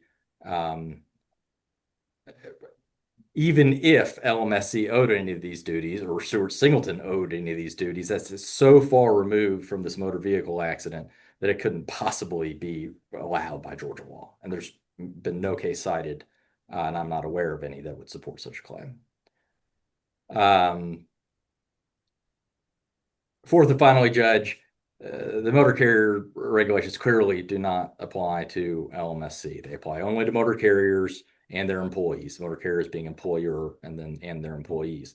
Otherwise, right, J.J. Keller and the vendors that put out industry materials would be sued in every single trucking lawsuit in the country. And I will say is that we tried to find one and did not. We just spent some time on Westlaw trying to find such a lawsuit, and as far as we know, it does not exist. And I think it's safe to say that if it were a recognized legal theory, the good plaintiffs' lawyers would certainly be including J.J. Keller in all of their trucking lawsuits. LMSC is not an employee. It's undisputed that LMSC is an independent contractor that's alleged throughout the pleadings by the plaintiffs, admitted through the pleadings by the plaintiff. The Singleton deposition makes that clear on pages 115 and 116. Finally, Judge, LMSC also is not an employer. Again, the allegations we talked about in point 1 there, there's no dispute whatsoever that the driver, James Lee Jean, was the co-defendant's employee. And Georgia law is very clear that to be an employer, or actually, Georgia and federal law and from circuits all around the country regarding motor carrier regulations are clear that to be an employer, you have to control the parts. You got to control the vehicle. You got to try to control the driver's schedule. You got to control, all the things. And it's also clear that owning or leasing the vehicle is critical. You got to own or lease the vehicle to be an employer for the motor carrier regs. And it's clear from the record and from plaintiff's own admissions that LMSC was not the employer, and for that reason cannot be liable under the motor carrier regulations. Okay. Morning, Mr. Judge. Good morning. I'll start off just by saying that these are roads that we've really already plowed. A lot of the evidence that you're hearing today from opposing counsel was already determined by Your Honor in the actual motion to amend when you found that LMSC, because it was hired to provide training for all drivers at Phoenix, including Gene, that LMSC performed performance reviews of the drivers for Phoenix, led routine safety meetings with Phoenix drivers, and received copies of each driver manifest at the warehouse to deliver products for Phoenix, that we could amend them. That was your finding at that point in time on August 25th of 2025. So these are a lot of roads that have already been plowed, but to address some specific points that defense counsel makes, I think. Okay, but before you go on, I remember clearly why I made the decision in this case, because it was just the possibility that they had more control over the drivers than what I was seeing at that point in the discovery of this case. So it was the mere scintilla of possibility that there was more there than I was seeing. And because of that, I did not want to let, and I had this discussion with Ms. Powell, did not want to let them out of the case at that point because there was a possibility that maybe I wasn't seeing. Trucking cases, we get them once every while. And so maybe there was something that I had not appreciated that was in the filings there, or had not been, I guess, developed through discovery that would show itself at some point.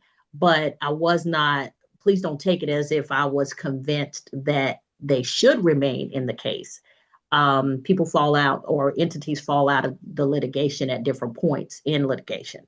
So my leaving them in for the purposes of further information to be developed is essentially just that. Yes, Your Honor, I understand. And he did, Singleton through LMSC did have significant control over the drivers at this company, as well as all of the safety compliance with regulations at this company as well. He was directly involved in the manner in which these drivers would operate their vehicles. Or we believe the testimony is developed that way. But I want to address specifically one of the things that defense counsel said is that, and he brought this up again, he brought this up in one of his briefs, and he brought it up again today, is that if we follow the theory that LMSC was negligent in hiring and training Stuart Singleton, that driver's ed teachers would be named in every lawsuit. And I think that's a really good analogy to use in our case, because if we take the driver's ed teachers to actually be Stuart Singleton, if the company who hired Stuart Singleton to give education to the drivers on the road was not qualified, did not have a driver's license, had numerous situations where there had been violations of safety regulations and rules, then the folks that hired the driver's education teacher would be responsible, and that would be LMSC. And this is and the further that when we talk about duty is that company would have a responsibility to all the drivers and the public on the road to ensure that they hired safe instructors to teach our kids. And that's what LMSC failed to do. They failed to hire somebody who was qualified, and then Stuart Singleton had a whole bunch of responsibility for ensuring regulations and safety. And this is all through the record. The record is replete with evidence from the owners of the company, Mr. Collins, who testified that Stuart was our safety guy, through the 30B representative, and all of this evidence is provided in our previous brief with the corporate representative who said Stuart is our safety guy, from Mr. Singleton himself, who said he was consulting not only in safety transportation, but food safety as well. And he says on page 67 of his deposition, yeah, safety is an umbrella. All safety fell under one umbrella. So food safety, building safety, OSHA, it all fell under the same thing. Mr. Singleton was responsible for ensuring safety at that company of drivers and of ensuring regulatory compliance. That's undenied throughout the record. And that's a very important distinction. And I disagree with defense counsel when he says that Stuart Singleton did not have to comply with the federal regulations, because the federal regulations are very clear. An employee is defined, and I put this in our brief, when I'm certain Your Honor has reviewed this, but as an individual other than an employee who is employed by an employer who in the course of his or her employment directly affects commercial vehicle safety. That's what the regulations say. And there is absolutely no denying that the role that Mr. Singleton played, and therefore LMSC played, directly affected commercial vehicle safety. So you're saying that LMSC being a contractor, that does not insulate them from being considered an employee for the purposes of that rule. It doesn't insulate LMSC from being an employee, and it certainly doesn't insulate Stuart Singleton from being an employee. Those two things, you can't have a corporate shell game and abrogate your responsibility to the general public to ensure that the folks driving on the road don't run into people and kill them. That's not what the purpose of moving those shells around does. And I think that's what defense counsel is trying to say here, is that, hey, look, this guy who was responsible for ensuring safety and regulation, he couldn't be included underneath the federal safety regulations for ensuring the safe operation of vehicles on a roadway. That's his duty. LMSC knew what they were hired to do, which is to provide safety consulting and ensure regulatory compliance. They failed to do that. And they failed to appropriately hire the person that could do that. Both of those things, they failed in their responsibility. And because of that, a lady was killed. And we were representing her family now. Also, there is nothing in Georgia law. Let me ask this, Mr. Brooks, Sure. before you move on. Yes, So I know that when we're talking about regulatory affairs, things have to be filed to show compliance with certain things. And in this case, when you're talking about Mr. Singleton's role as the compliance officer or the overseer of safety compliance, whose signature was on the documents that came from the company, the owner and operators of the vehicles, whose signature was on those compliance documents that they had to file with the federal government or with the state? I don't know off the top of my head, Judge.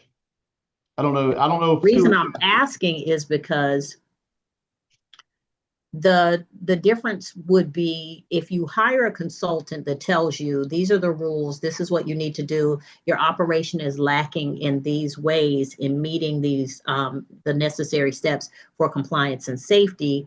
That's a consultant who has advisory of an advisory role, but is not necessarily in the role of an employee. But if there is somebody who comes from this company who's the third party and they're put in the role for the hiring company to sit at a desk, review information, and then sign the documents that are necessary to ensure compliance with the oversight entities, then that puts me more in the space of saying, hey, this person acted as an agent of the employer as opposed to a third-party contractor whose only privity of contract was with the employer. I understand, and again, I think the entire record shows that that he was hired as the only safety individual in the entire company, ensuring safe compliance with safety regulations. Your Honor, may I jump in on that? Will Lee for the plaintiff. The LMSC is owned. Mr. Collins, I've heard your other hearings, and I'll try and talk straight. Yeah, because that when you talk about a corporate shell game, Yes, ma'am. Yes, Your Honor.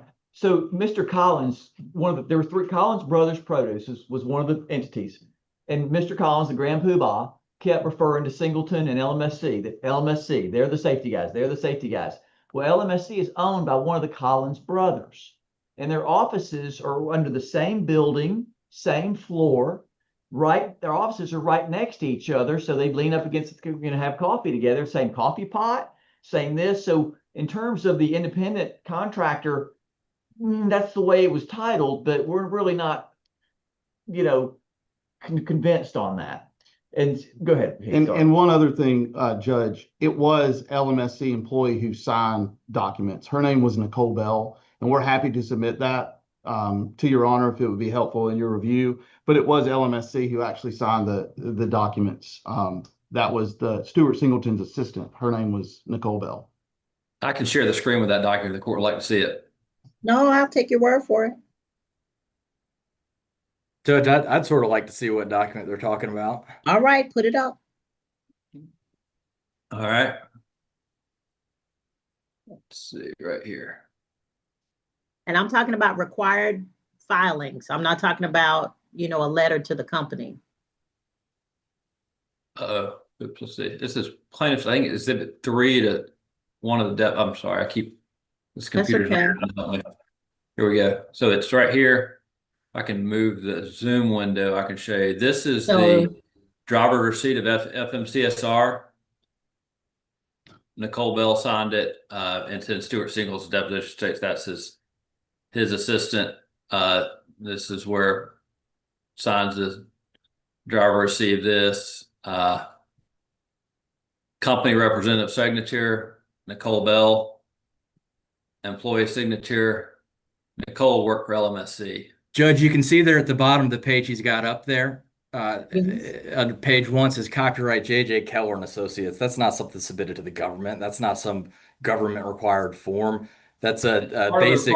That's part of the required driver qualifications file that the FMCSR is required for the company to have on the driver. That's a J.J. Keller form, Judge. That's not some government. That's not some assertion to the government. Let me just be clear on what I'm talking about. When I'm talking about internal intake, so the person who goes over the handbook with me, who goes over the safety issues with me as I'm in onboarding, that's my new corporate word that my friends have taught me. When I'm onboarding, the person who goes over all those things with me, that's not what I'm talking about.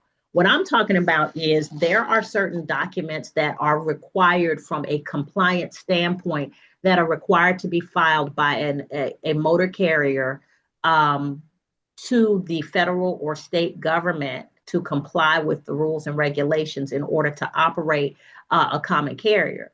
And so if there are documents that show that on behalf of the company, so here's the thing. What we're talking about is what this appears to the people who are not internal to these organizations.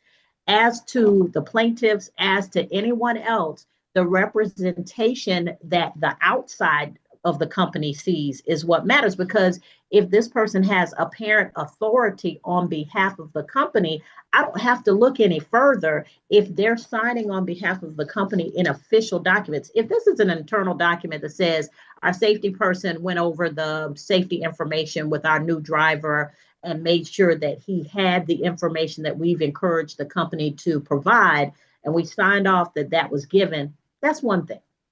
But if somebody from LMSC is responsible for filing compliance documents that are required by law to be filed, then that's a representation of agency as towards the federal government, as to all other parties who could look at the relationship between these entities.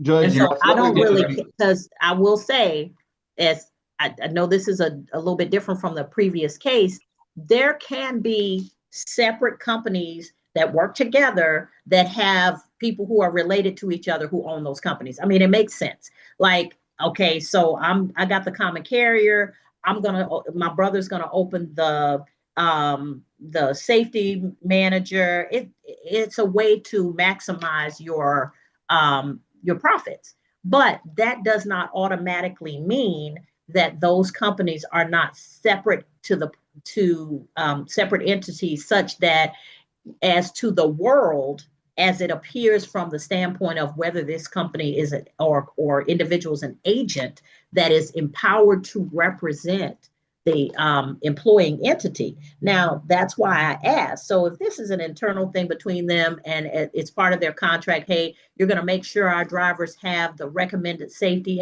information, fine, that's one thing.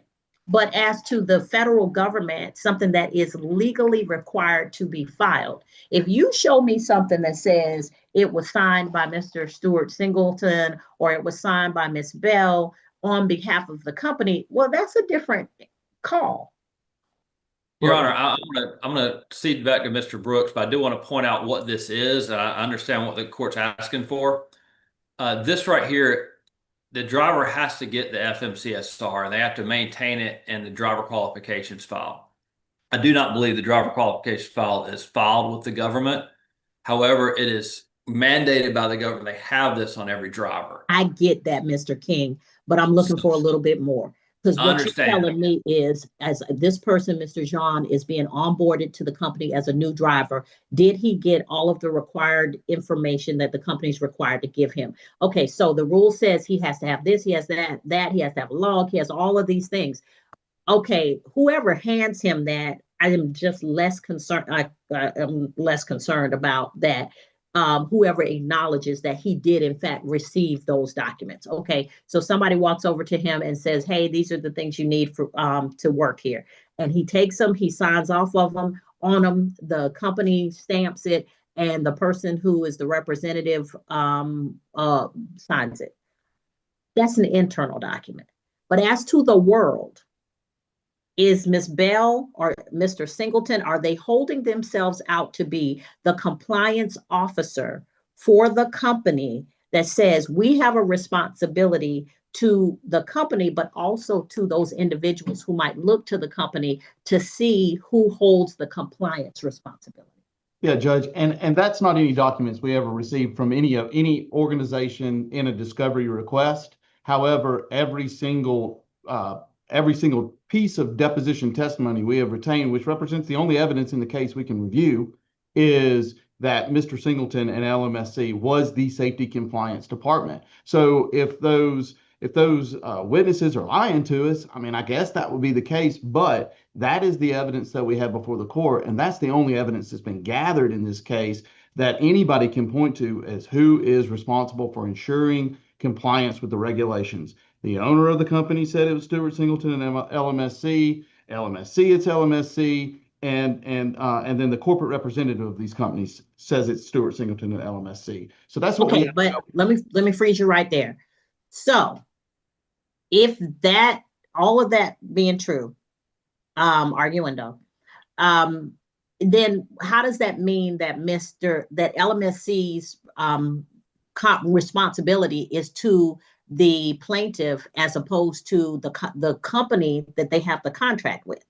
Yeah, so LMSC as part of the being considered as an employee, and I believe as an employer under the federal regulations, because they are directly affecting the safety of everyone on the road. They're directly affecting commercial vehicle safety, would be inclusive within the regulations. Those regulations are established to ensure safety of drivers on the road. Their duty is not to the company. They have a duty to ensure that that folks are hired safely, that they're appropriately trained, and then also Mr. Singleton received copies of the driver's manifest sheets. And while we have not developed expert testimony yet, because that's not the area of discovery we moved into, we believe that James Lee Jean was significantly over his hours. He fell asleep at the wheel. That would have been a direct impact of Stuart Singleton not reviewing and not alerting the folks that this guy was over his hours, remarkably so.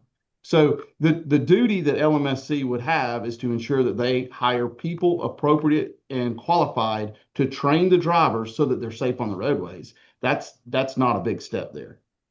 But so the question I'm still asking is, how is that not an issue between LMSC and the owner, where if the owner has to pay damages, then if there's something in their contract that says, okay, if this happens and you all failed to do what we contracted you to do, then you're going to subrogate, or we'll seek subrogation from you, or we'll seek payment from you because we've had to pay out for something that we contracted with you to do.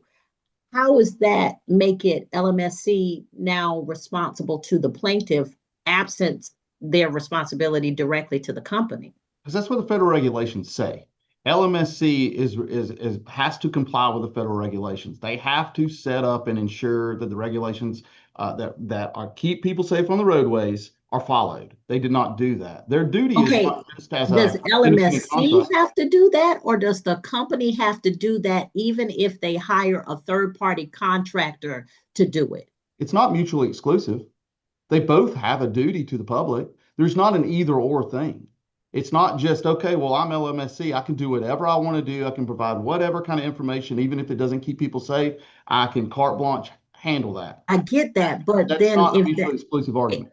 if that's the case, the motor carrier has the overall responsibility to say, hey, we've been doing this business for a while and LMSC is not doing what they're supposed to do. We're going to cancel this contract and stop paying them because we're not getting value for what we contract. It still doesn't abrogate LMSC's responsibility to the public. I mean, even if they don't want to continue to hire them, Mr. Brooks, I'm sorry. I guess the problem I have, and in as much as in the last case, a lot of times I ask questions and people think I don't understand or that maybe I'm not on the right track. But sometimes I ask questions just because I want to hear what the view is from the parties who are litigating. And also because Ms. Powell and I, we go back and forth a lot on some things. And so, I like to hear the other perspectives. Sure. Here's the question. Now, in the context of construction issues where I got to decide whether whether a third party contractor that's building a part of this building has a duty of care to anybody who would live in the building, or they only have a duty of care to the person who hired them to hang sheetrock or do the roof. In cases where where it is seriously a contracting issue, somebody is contracted to perform a duty, a part of the overall. Generally, and this was the argument that was made in the earlier case, generally, unless they take on that responsibility as a part of the contract between them and the people who are paying them, their sole responsibility is to the people who are paying them. That obligation is by contract.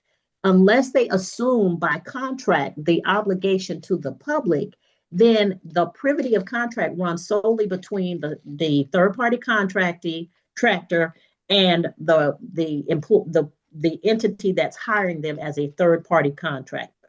Where is the statute, rule, or case that says this company has assumed a duty of care to the public?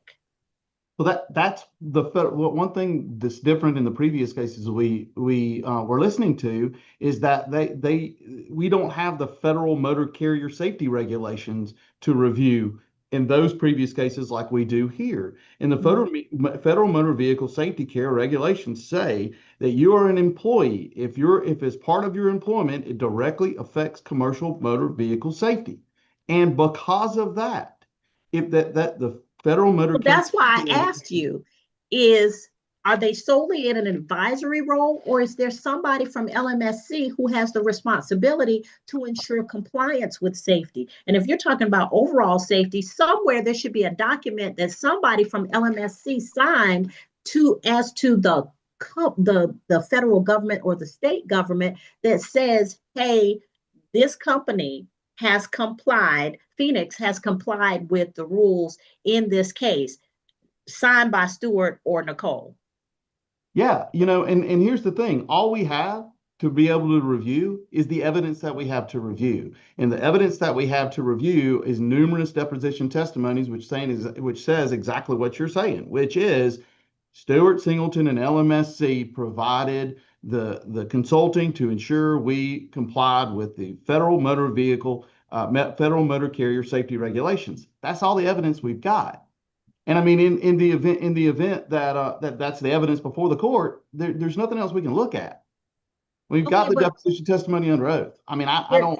Here's the thing: if that is all there is before the court, but it is not sufficiently, as the jury instructions say, if the evidence is sufficiently convincing to convince you, well, what you have may not be sufficiently convincing as to the responsibility of LMSC to the public. Something that would carry a lot of weight is if you had a document that is a required document to be filed to the federal government between somebody at LMSC and the federal government.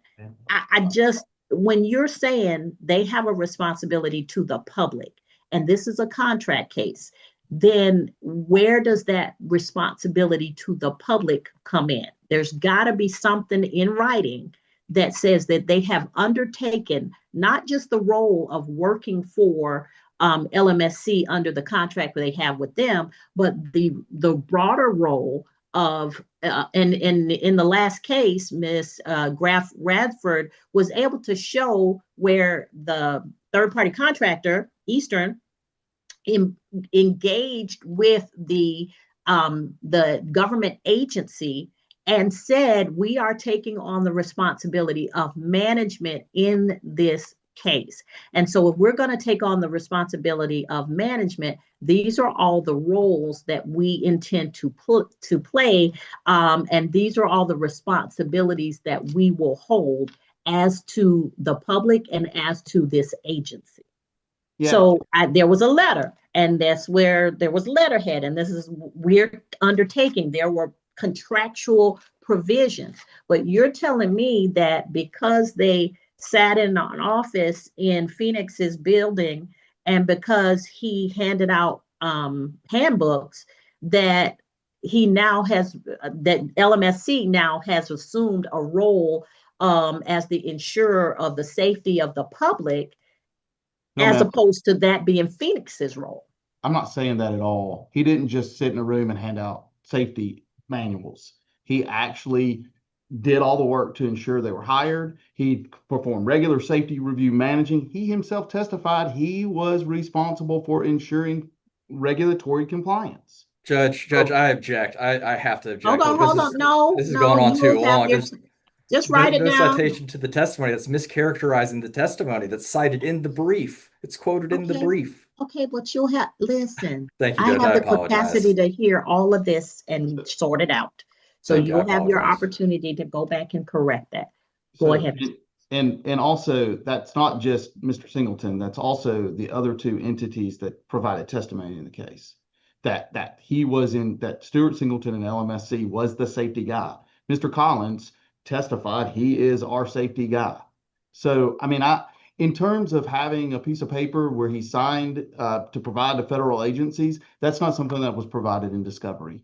And that would be a great jury question to see if the jury would be persuaded by that. That's why there are material questions of fact. That's a jury issue. Your Honor, if I may, you know, any set of facts that would move this case forward, and I see what you're saying.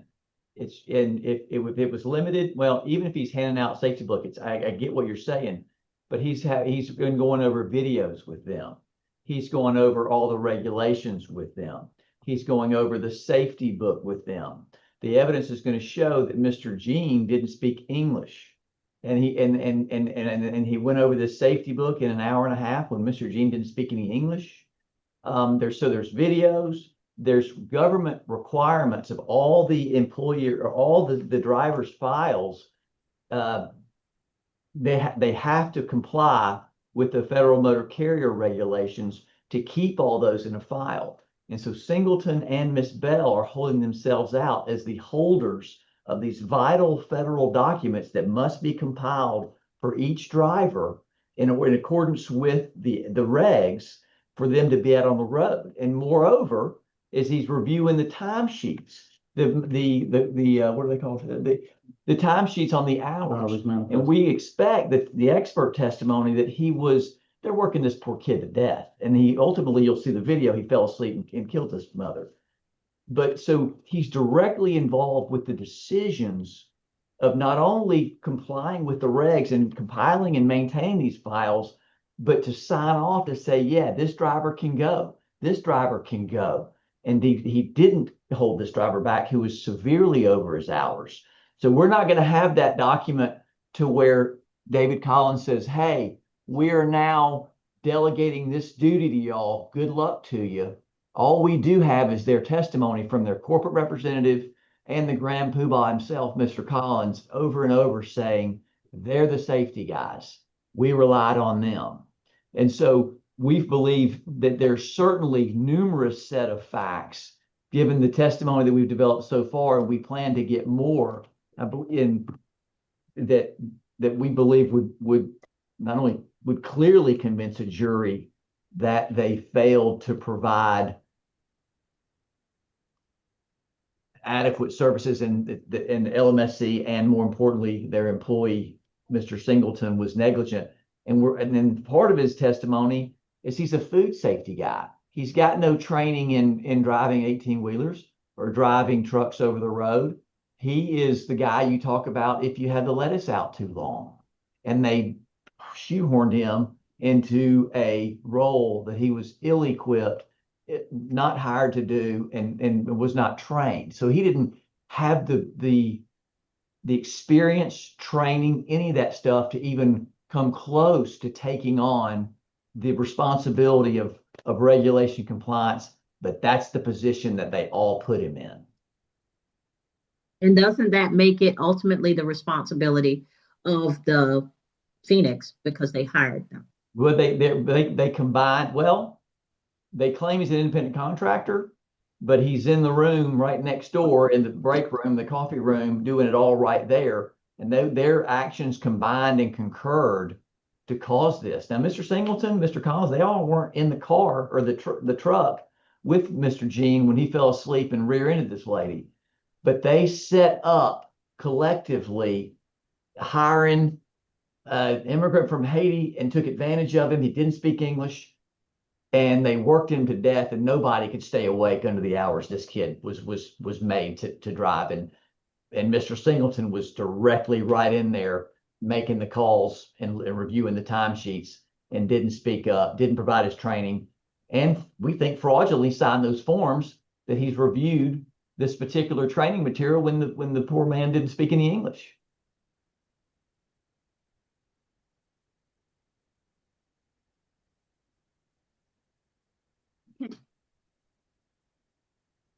Anything else? Not at this time, Your Honor. So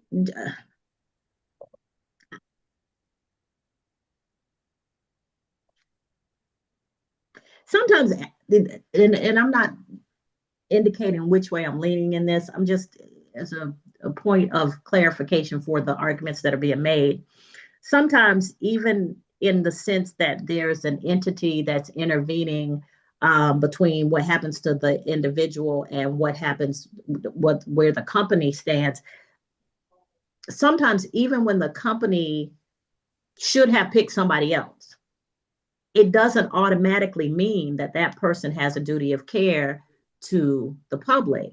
It just means that they failed in their contract to the employer that hired them. And so, you know, that's kind of what you are facing in this case. You gotta establish the duty of care, which is why I asked the questions that I did, because sometimes even when you think as the plaintiff, when you take the focus that they have a responsibility to your client, sometimes they just have a contractual obligation to the people who are hiring them, and the people who hired them are the ones who made the bad decision and didn't get what they paid for, or were compliant in not enforcing what they should have been paying for. So just these are things that, you know, you really have to weigh, and it helps to have as much information as you can with respect to the intervening party, the third party contractor, and their role with respect to the public. So that's kind of my stance. And, you know, that's a great point. And back to the point that defense counsel and Heath made with regard to the driver's ed teacher. If ABC Company hired driver's ed teacher Smith, and Mr. Smith didn't have a license, never drove a vehicle, never did this. And then the kid comes in, he just wants to take driver's ed, who's 13 years old, and he turns him loose in the car. Then that, those actions combined and concurred to cause whatever damage, injury, or whatever happened. And so, yes, I agree that the teacher owes a duty to ABC driver training company, but by taking on that duty to train drivers, and you got a 14-year-old kid who's been up for 3 days, hey, good luck to you, because we think the facts are going to show it was pretty extreme letting Mr. Gene on the road with not only his not able to speak any English, but the hours. We think the evidence will be cumulative in that, to get over, I believe, and I'm not a Georgia lawyer, all you guys are, but I believe it would be any set of facts that could prove that case. And I think we really go way over that bar. But for this hearing, I think we do get over it. We inch over it. I think way, by feet. But again, I'm arguing our side. Your Honor, ma'am, I speak briefly on just sort of, the way I see this under Georgia law is with the repeal of joint and several liability. Actually, it's a couple decades ago now, but back when I thought I was a young lawyer, at least. Before then, all these merged, and your damages are there. But now, when you have this situation, and sometimes in a trucking case, they don't sue the driver. You just sue the company. I'm sure you've seen that in your practice. But everybody's got their level of responsibility under Georgia law as to what happened. And here, we could have sued the driver. We could have sued Stuart Singleton individually. We sued his company instead.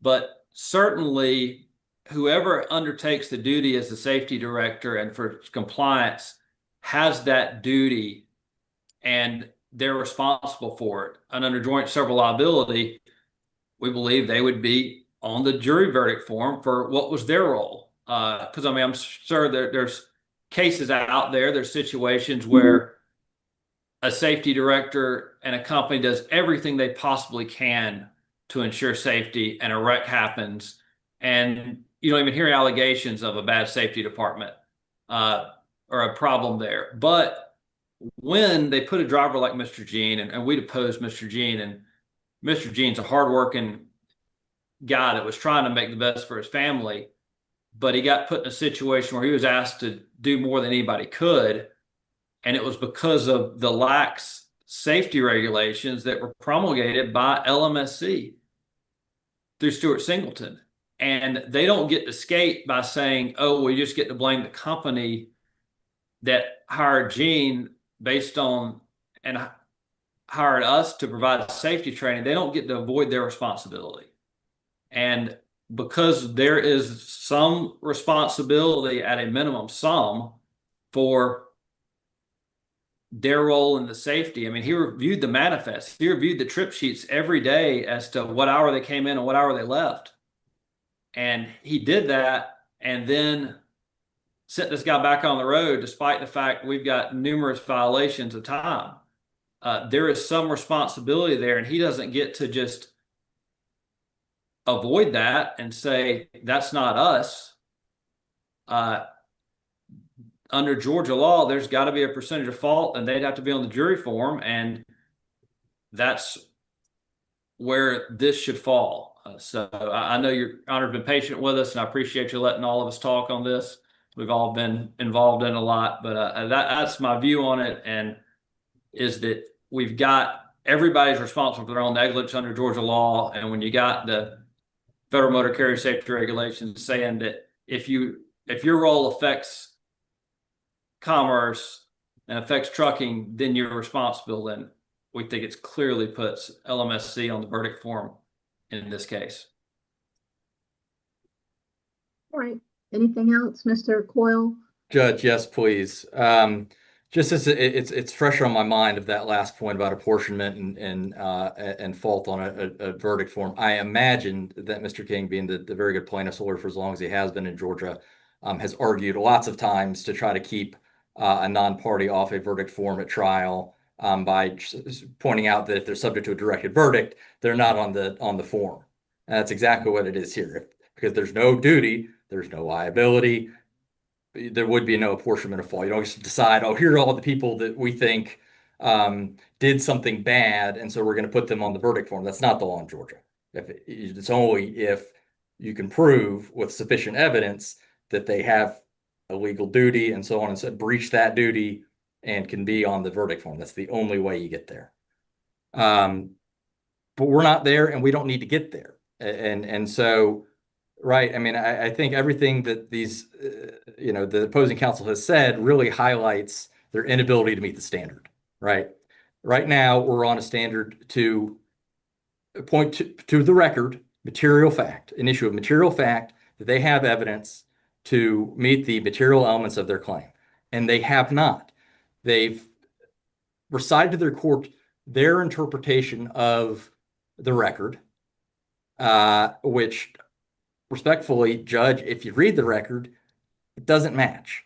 Let me, if I may here, just a good example here. So page 167 to 168 of Stuart Singleton's deposition.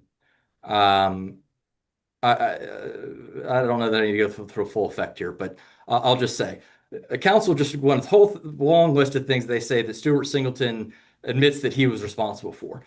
If you look at 167, starting at line 22 and then go through 168, Mr. League, sitting here in front of you, asks Mr. Singleton a series of questions to basically affirm his responsibility for all of the things that they claim that Stewart admitted to doing. And Stewart says he was not responsible for each of those things. So that's the point we are, Judge. There's a full record developed. There was a full record developed before LMSC had representation in this case. And the record does not contain sufficient evidence to survive the standard here. It just does not. There's no forms, there's no contract in the record, none of that. They don't have any of that. It's not, and it's now or never, right? It was up until this hearing started, was there a chance to present it to the court? And it's not there. It doesn't exist. And that's the standard for the judgment that LMSC is entitled to here. And of all the terrible things that happened here, I mean, bad things happened in this case, in the situation amongst the parties here. Bad things happened. But that's why they got $8.6 million from the other defendants. Because those are not persuasive to me, Mr. Quo. Because well, that's fair. I mean, settlements don't get into what is legally required. And just telling me that the plaintiffs in this case have received some measure of recovery, well, that's fine, but that's not my role. And that's not part of what I have to consider. What I have to consider is whether there's a legal duty that is owed by LMSC to the plaintiffs in this case, absent if they got $1 billion, absent whatever has been determined between the parties, and people settle for different reasons. And so whether they're assuming liability for certain things or not, or whether settlement was the most economically efficient way to course forward, that's one thing. But to throw those numbers out at me as if that should in some way sway the court to make a determination in the favor of LMSC because the argument is that they've been compensated is not an argument that is worthy of you as a professional,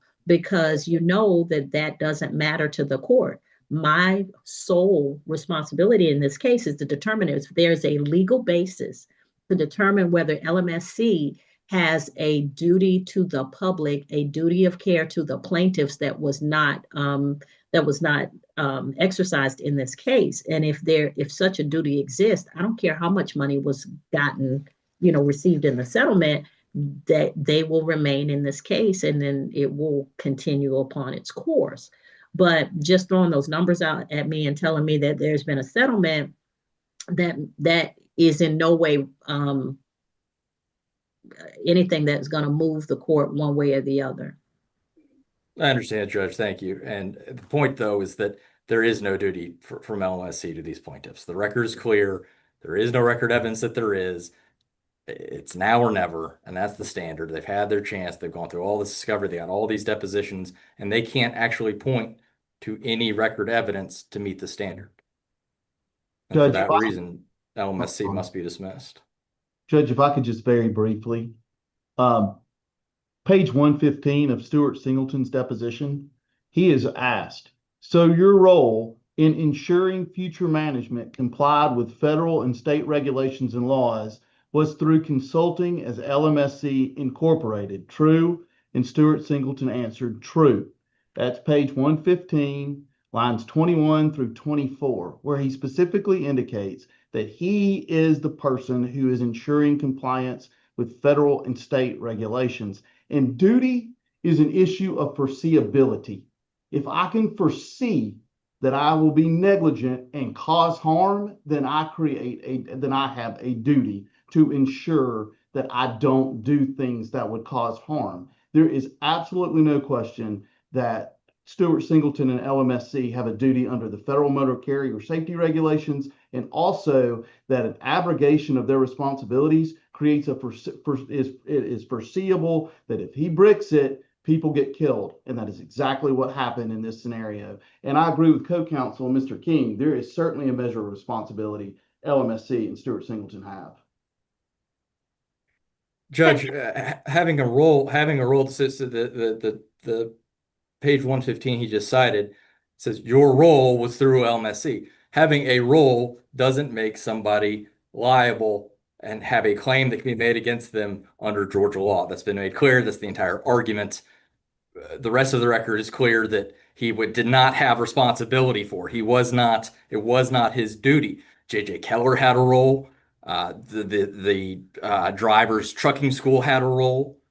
There's plenty of people that have a role in anything that happens, but that does not make them liable under Georgia law. That's not Georgia law. All right.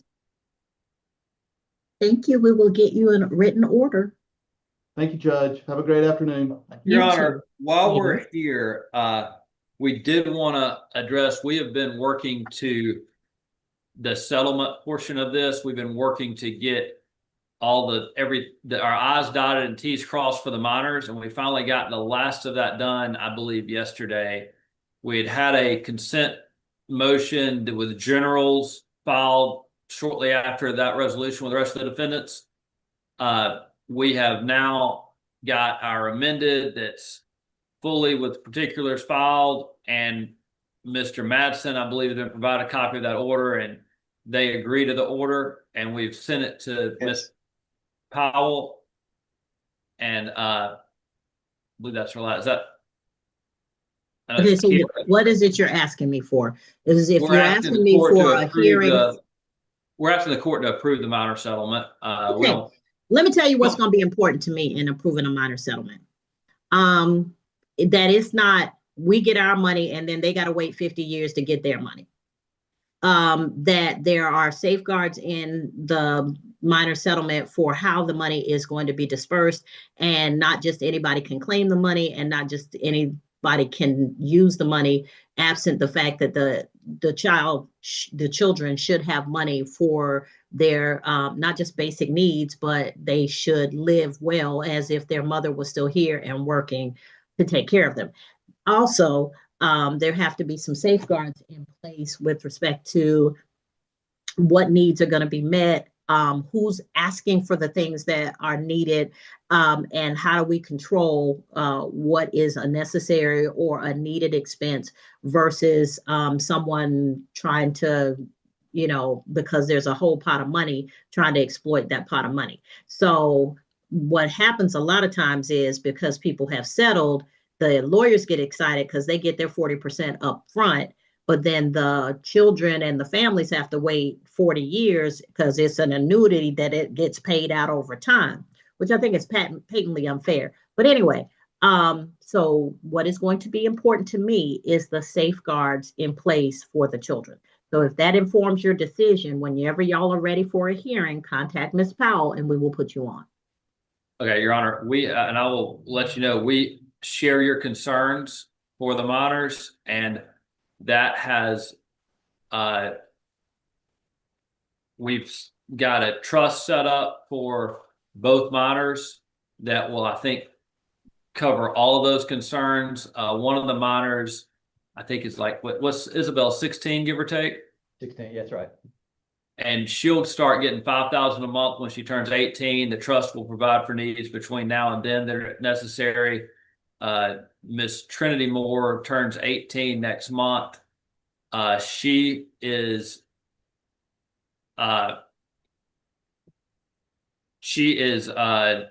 her money's going to go into a trust that's going to be managed like you said. We submitted the trust to the court. I'll tell you, and if you want a hearing on the whole thing, that's fine. I would like a hearing on the whole thing, and now is not the time because I actually have another hearing for the same thing that's loading.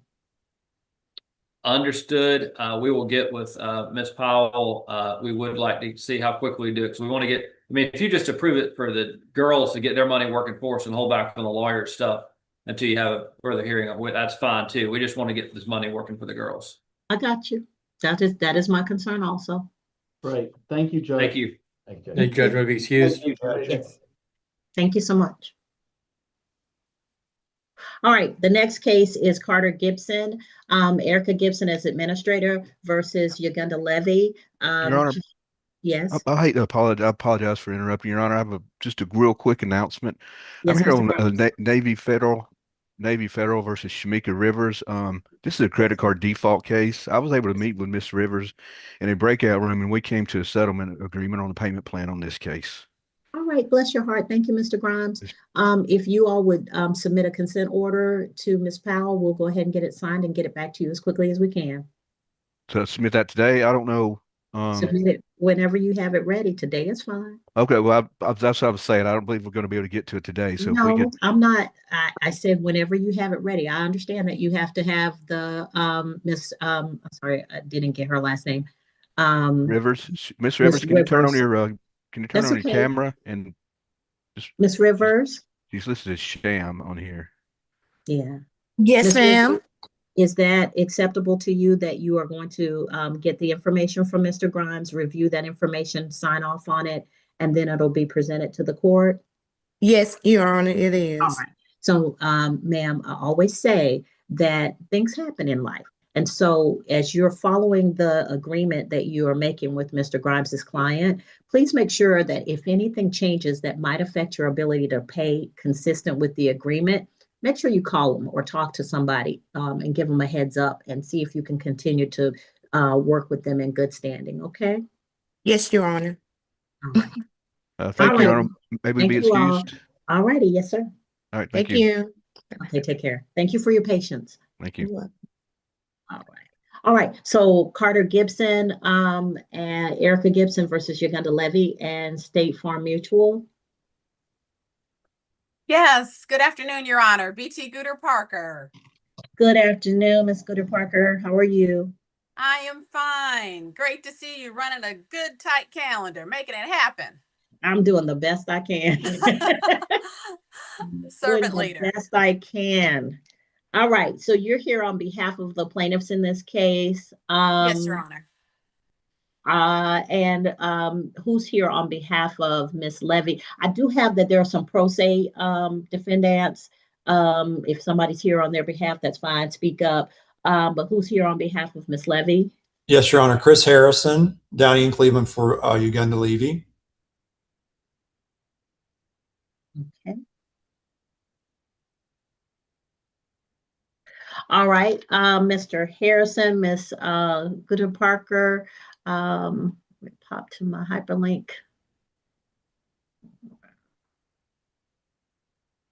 Good afternoon, Your Honor. Donna Davis on behalf of State Farm, but the motions that are being heard today are not mine.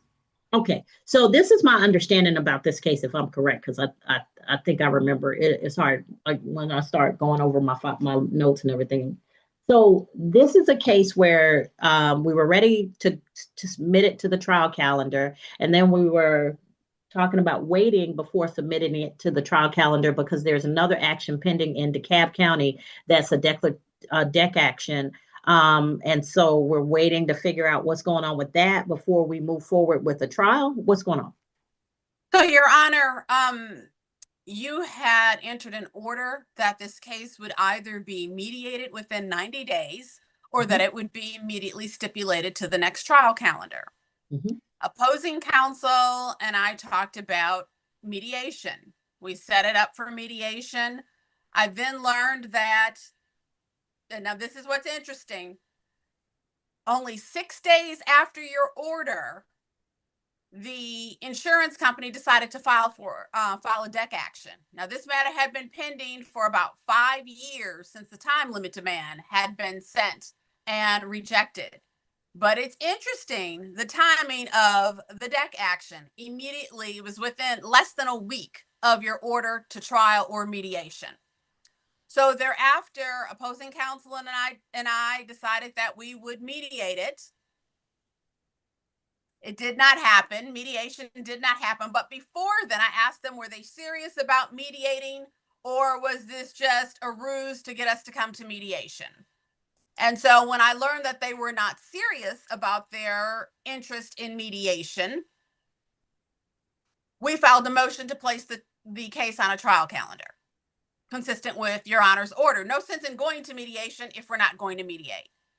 They filed a motion with the court. And we all went to mediation. And of course, just as we suspected, exactly as we suspected, they did not offer any additional monies, the same $25,000 that they had offered years earlier, 4 or 5 years earlier. Just nothing was done. It was a waste of our time preparing for mediation. It was a waste of our time to be there. So now this is where it gets a little more interesting. So again, they filed the deck action less than a week after your order for trial or mediation. They filed the deck action with the court, the Fulton County Court. And November of last year, the judge said, look, you still haven't gotten service on Ms. Gibson. We order you to serve her. Didn't happen in January, didn't happen in February, didn't happen in March. So the judge dismissed their deck action on March 19th of this year.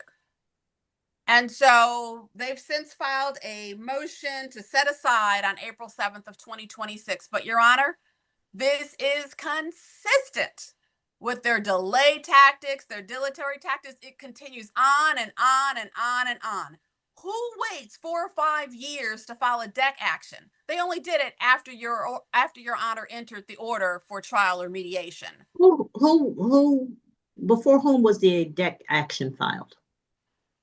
Progressive filed it against No, which judge? Oh, I'm sorry. Mr. Harrison? Your Honor, it is, I don't know the judge. We can find out. It's Fulton Superior. Okay. I can give you the case number. I can have my folks find out. I don't know that I know. And they dismissed the deck action as of March 19th. There was a dismissal of that for want of prosecution. And let me just say this to the court, and then I will let Ms. Scooter Parker finish. But I represent Ms. Levy, so I just want to be clear as an officer of the court that I'm not taking any position for Progressive, but I understand it was dismissed for want of prosecution. I understand that they have filed a motion for reconsideration. I understand that Progressive made several efforts with Ms. Scooter Parker to have her acknowledge service for her client, and those were rebuffed. But she's not required to acknowledge service. Understood, Your Honor. And she is correct that at present it was dismissed for want of prosecution, and they are attempting to have that reconsidered, but nothing that I'm involved with. Yeah. Okay, let me ask y'all this. Was this a catastrophic injury case or a death case? Yes, Your Honor. Fatality, yes. Okay. Why can't we get some redress for these people and get this to trial? Your Honor, if I may, and I don't want to interrupt. A late filed deck action raises issues for me. Yes, Your Honor. So again, and I don't know how you do it all day, Your Honor, so I'm going to be as brief as I can, but I will answer anything the court wants us to answer. I represent Ms. Levy. Obviously, I'm hired by Progressive, her car insurance company, but my duty is to her, as Your Honor knows from her days in practice, and as Ms. Scooter Parker knows from her days on the defense side, and she and I have known each other a long time. This is a horrible case, horrible, horrible, tragic case. My client was driving straight, and Mr. Jason Cross, who was on an ATV with the decedent on the back we turned in front of him as he came through the intersection. I need to correct that from a prior pleading when I had us turning left. Yeah, my staff attorney caught that. Yes, and that was my error. And this is a day when the lawyers are doing the right thing on this call and acknowledging their errors. So I will say that was my error. Horrible, tragic case. Without getting into issues that are not in my purview, to answer your question, the demand that was sent pre-trial, it was not in compliance with the controlling statute, 91167.1. Ms. Scooter Parker and I don't agree on that. It's not the subject of this hearing. I understand she takes a different position, but even though it was not compliant, the limits were offered. This was a $25,000 policy. Again, another tragic part of this case. Those limits remain available. Ms. Davis, I think, has offered her State Farm limits in UM. There's no amount of money that can compensate these folks. We understand that. But the issue is, and the reason for the separate action by Progressive, is to get a declaration from a court as to whether that demand was a proper time demand and whether there is an extra contractual claim or not. I don't take a position on that. That's not the subject of this action. The reason we're asking the court to stay it, and I recognize that Progressive waited a long time to file it. I don't have an answer for that. I don't speak for them, but every dollar over the $25,000 that Ms. Scooter Parker asked for and may get is a dollar that is in a judgment against Ms. Levy personally. I do not know what will happen after that, whether the carrier would pay that or not pay that, but she has extreme and real financial exposure if this case goes to trial and there's a judgment entered against her. I am asking on her behalf to allow that issue to be sorted out. I understand the timing delay. Again, I'm not responsible for that and can't speak to that, but that's why we're in the position that we're in. Thank you, Your Honor.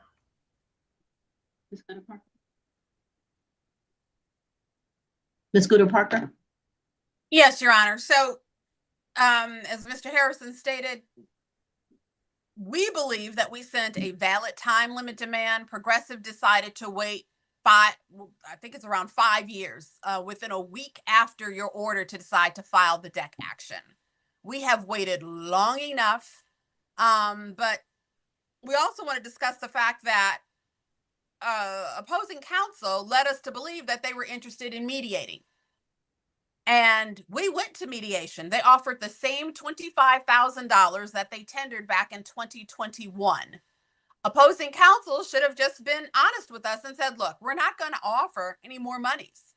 That was a waste of time for everyone. And so now we sit here, it's April, the deck action was filed. The judge warned them in a November 2025 order that they had to get Ms. Gibson served. They did not. The judge dismissed it last month.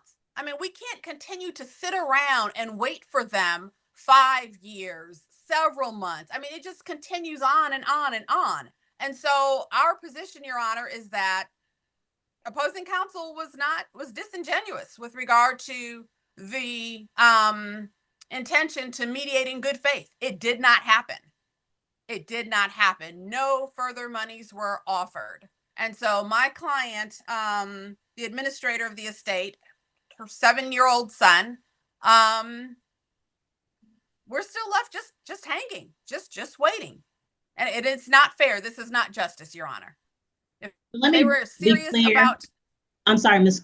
Scooter Parker. So let me just be clear, because I think there was a misstatement, which was not intentional, I'm sure. But this demand for settlement was made under 91168.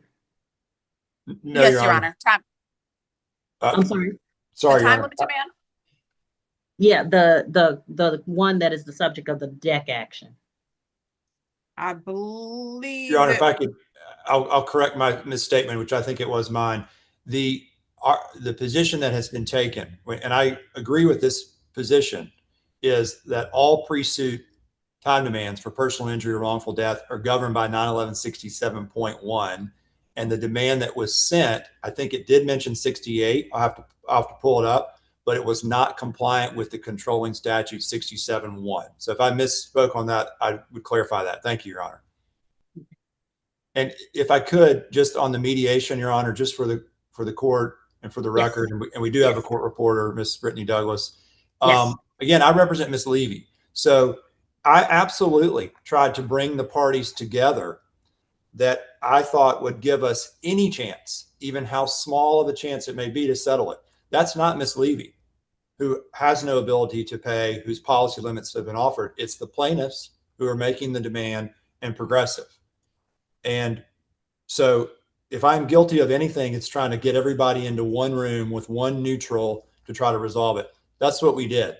I never made any representations about extra contractual money. I can't make those. That's not my role. So if I'm the opposing counsel who's disingenuous, I don't appreciate that. I don't think that's fair.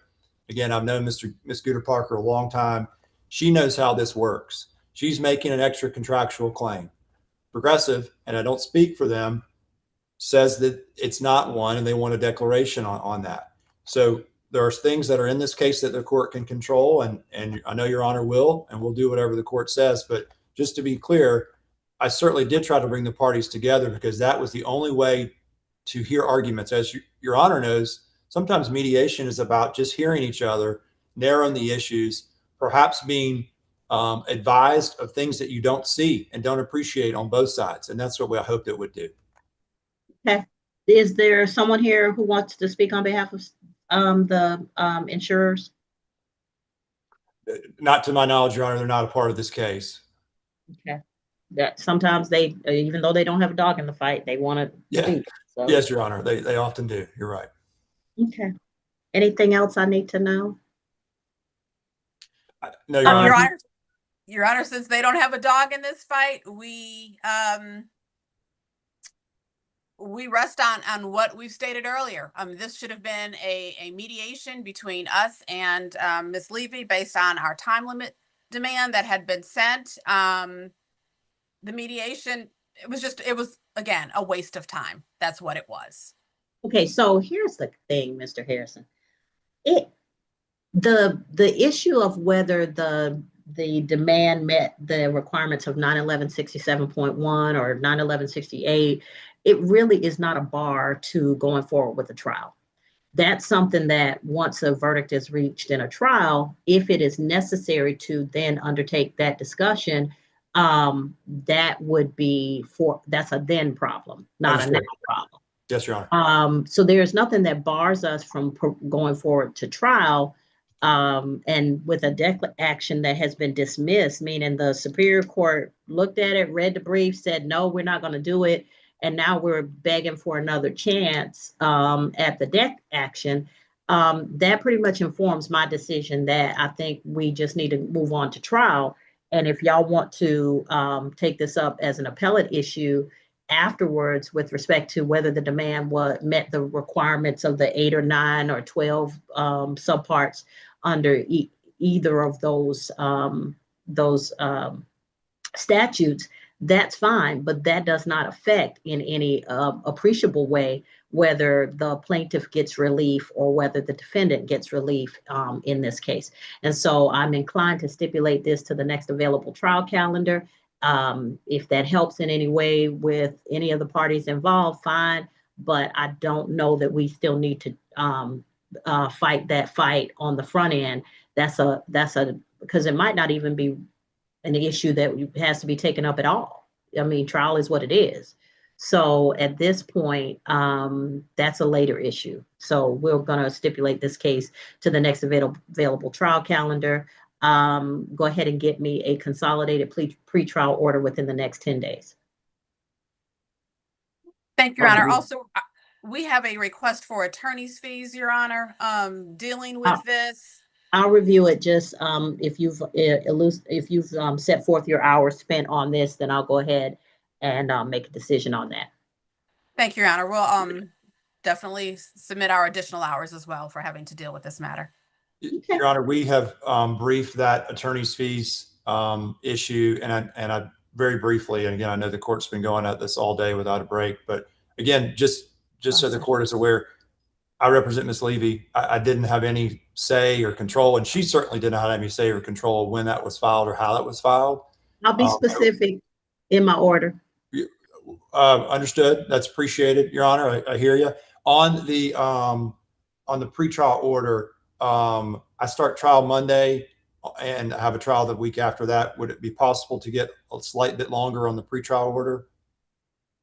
20 days. Thank you, Your Honor. And does the court know when the next trial calendar will be? I do. Okay. May I ask?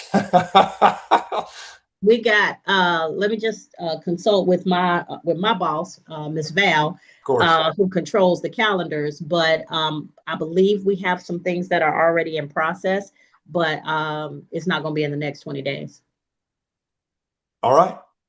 Thank you, Your Honor. We appreciate it. You are welcome. Good to see you both. All right. Thank you, Your Honor. Thank you. All right. The next case. And thank you once again for all of your patience in dealing and, kind of waiting through all of this. So I'm moving to the next calendar.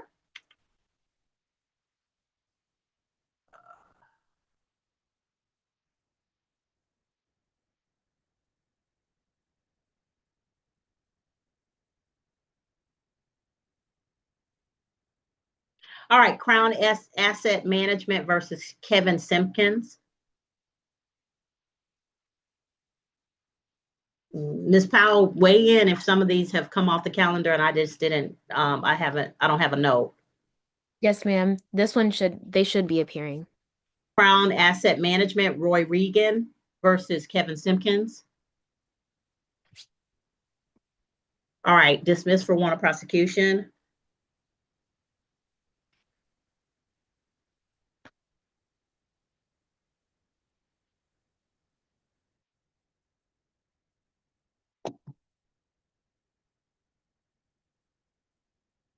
Next is Delta Community Credit versus Eddie Lee Ivory. Mr. Ivory is present.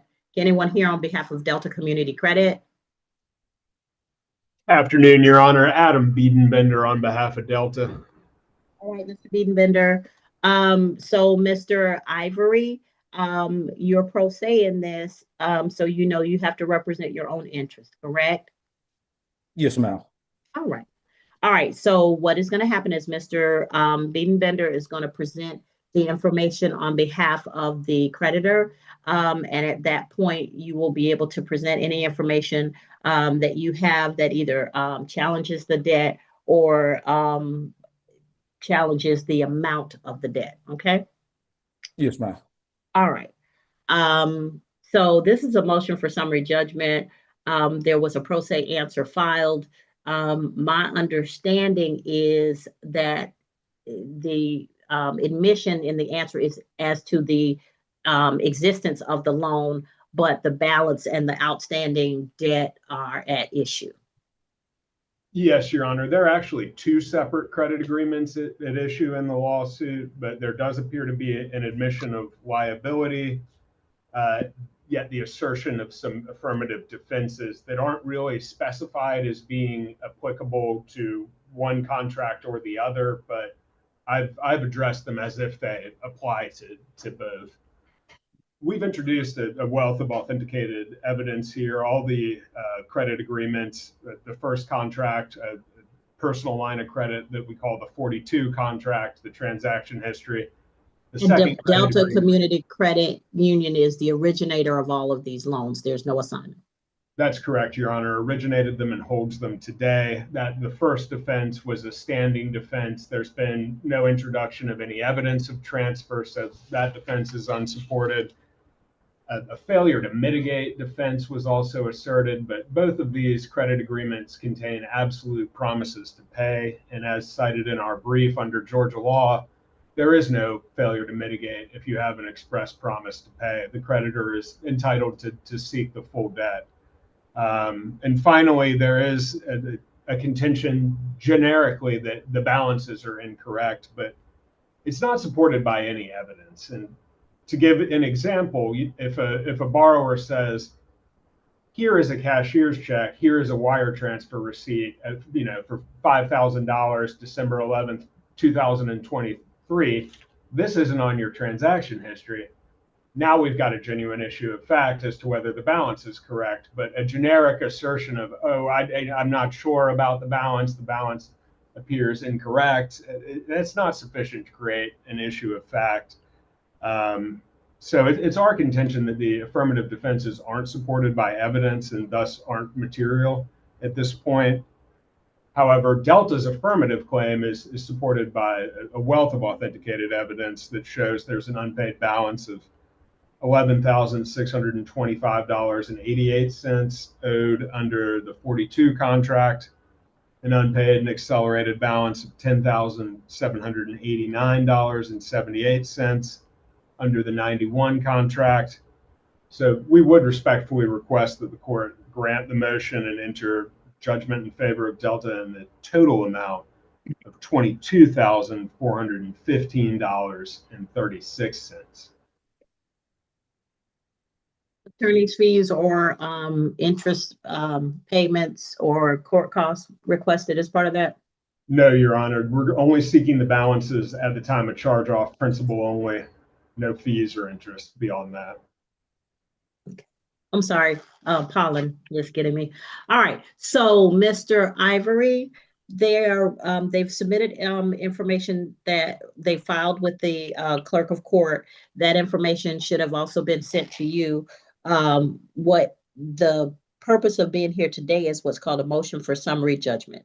And the motion for summary judgment is the plaintiff is asking the court to decide this case on the information that is in the record of the court, to decide that there is no reason to go forward with a trial because all of the issues are resolved in their favor and there is no genuine issue to be resolved by the court or by a jury. So what that means is, even though you filed an answer, you haven't presented any evidence that there was that they don't have standing. There's no evidence of that they failed in any way to mitigate when they're by contract not required to mitigate because the contract requires payment in full of the debt that is assumed. You've said that you did assume the debt, so there would have been no requirement to mitigate on behalf of the plaintiff because you said, hey, I'm taking out these loans, and as part of the loan contract, it says when the loans become due, you have to pay them. And they don't have to negotiate with you about what gets paid. Okay. The last part is the balances are incorrect. So this is where we stand. To date, as a response to the motion for summary judgment, Mr. Biedenbinder says that there's no evidence that any of the balances are incorrect or any of the information submitted on behalf of the plaintiff is false or states something that can be proven as otherwise.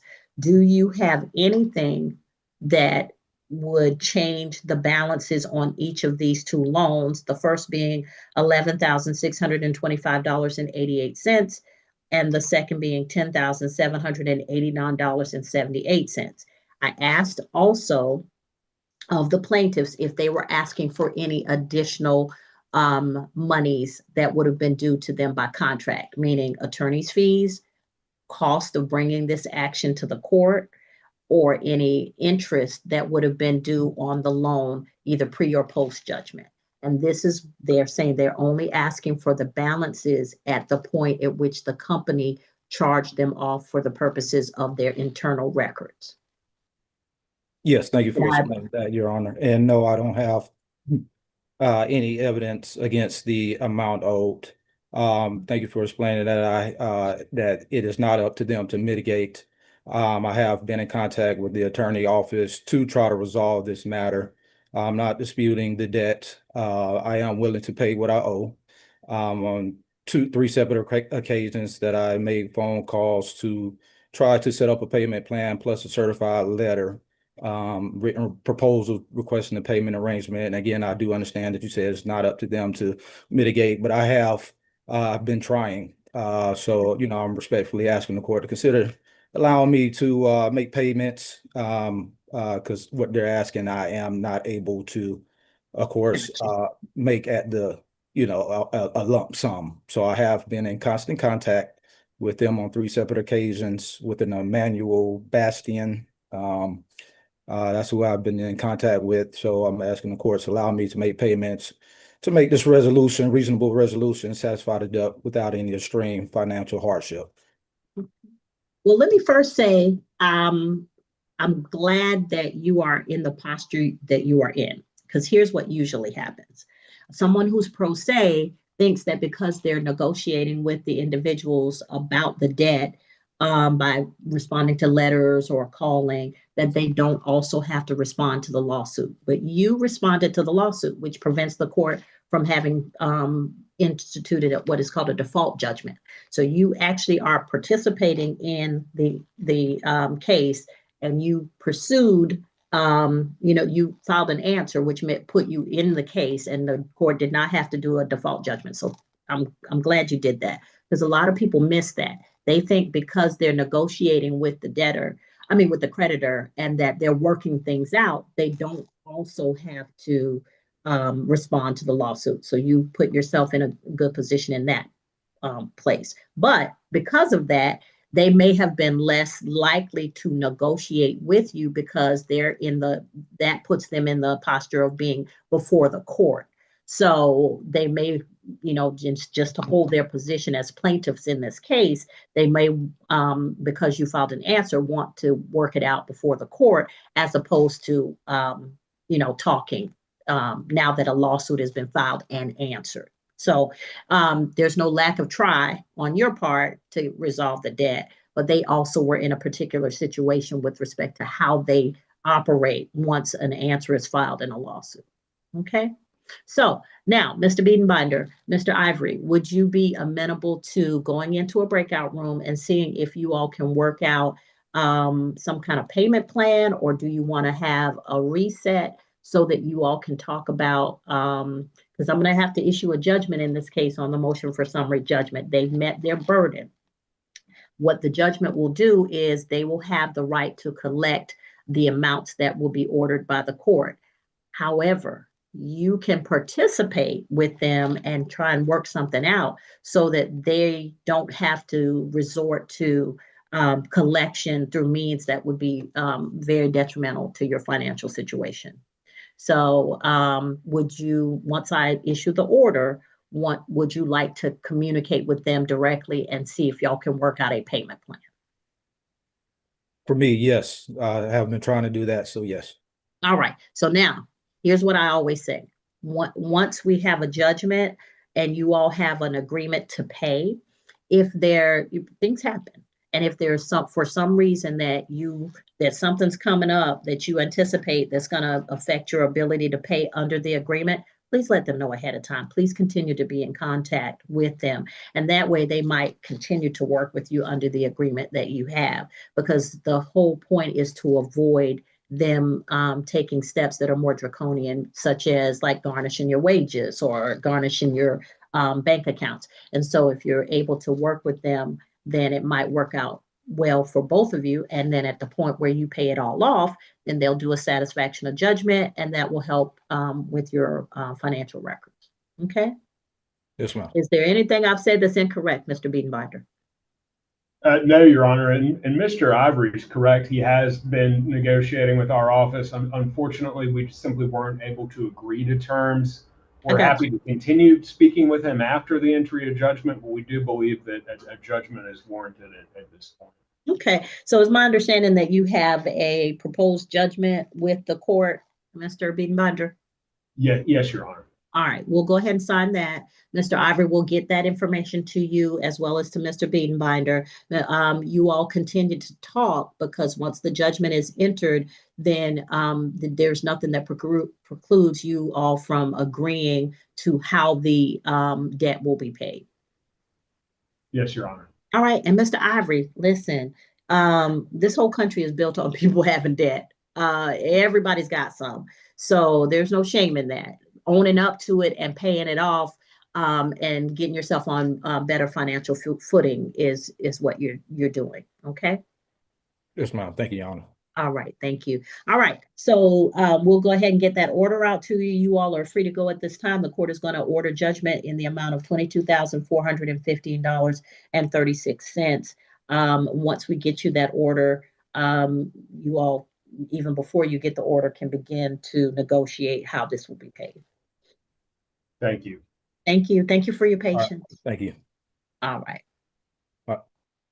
All right, there's another Crown Asset Management case versus Broderick Kitchens. Mr. Kitchens is here. Is there anybody here on behalf of Crown Asset Management?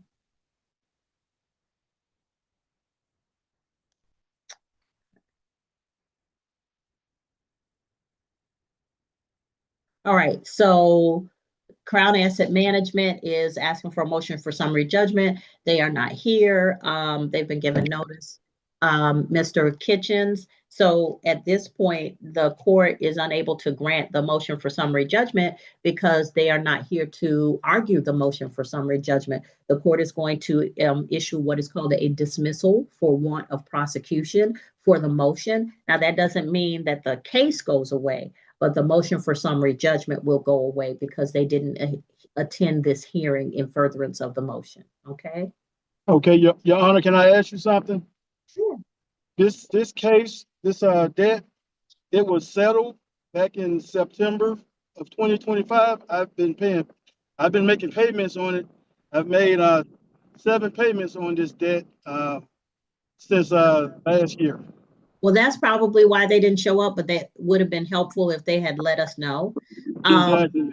When you have made all the payments that are required, make sure you get what is called a satisfaction of judgment or a satisfaction of the debt. Okay. Okay, I get that from Crown Asset. Get that from them. So as soon as you finish paying it off, request from them a satisfaction, because that helps with your financial situation. That helps with your credit and everything else. Okay. Okay, so they can't have me come back to court for this same. Well, now listen, is for my understanding, the case is not closed, just this motion. Okay. So until there's something pending for me to hear, meaning you have filed something or they filed something, the case will just be open until such time as one of you all dismiss or say that it's been settled. Okay, so being that we've already had an agreement, I can still have to come to court for something if they decide. If they file something, but if the agreement is a judgment, then that effectively ends my role in it. But I don't know what your agreement is, and I can't get into that with you in the absence of whoever represents Crown Management. Okay. So I'm trying to give you the procedural stuff without getting into the merits of your particular case. Okay. All right. I have a couple more accounts that they want me to come to court for, like tomorrow. Okay, well, like I said, the responsibility to the court is separate from your discussions with them. So just remember that even if you're discussing things with them, you still have a responsibility to whatever is pending with the court. Okay. All right, then I appreciate it. All right, take care, Mr. Kitchens. Thank you. All right. Bye-bye. All right, I have resolved the Navy Federal Credit versus Ms. Rivers. The next is Angela Sanchez versus Elizabeth Williams as administrator of, let's see, Angela Sanchez versus Elizabeth Williams and Tamaria Montate Thomas. Good afternoon. Afternoon. All right, so this is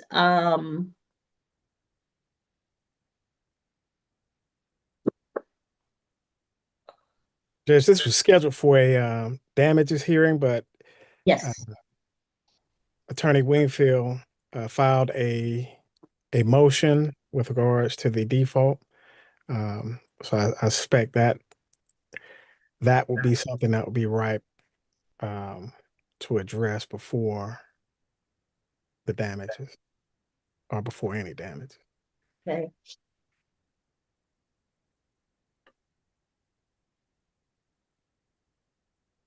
All right, Ms. Winfield. Yes, Your Honor. Again, Attorney Elizabeth Williams Winfield, and I serve as county administrator for 4 different counties throughout the state of Georgia. And in that role as serving as county administrator, on occasionally when there is a lawsuit and obviously the decedent, in order for the lawsuit to go forward, they someone need a has to step in representative for the estate. right. Yeah. But my role is ministerial. It is only to accept service. I got you. And I've done this for years. And when Mr. Towns contacted Clayton County Probate Court, asked them to appoint a county administrator, in addition to me serving as the just to accept service, I get a fee for doing that. I got you. But the true defendant would be the insurance company. But at the time Mr. Towns filed this, he known or should have known who the true defendant was. So I do not have any, I'm not the real part, I'm not the party in interest here. I have no information regarding this case at all. It was only to accept service. So let me ask Mr. Towns this question. So Mr. Towns, did the defendant pass away as a part of this, of the accident that's the basis of this lawsuit, or did they pass away subsequent to the filing of the lawsuit? Judge, we found out that they died subsequent to the accident, but as a result of the accident. Okay. And at the time of the lawsuit being filed and them being served, well, first, let me ask, were they ever served prior to the establishment of the estate and the appointment of a representative? No. Okay. So the first time that the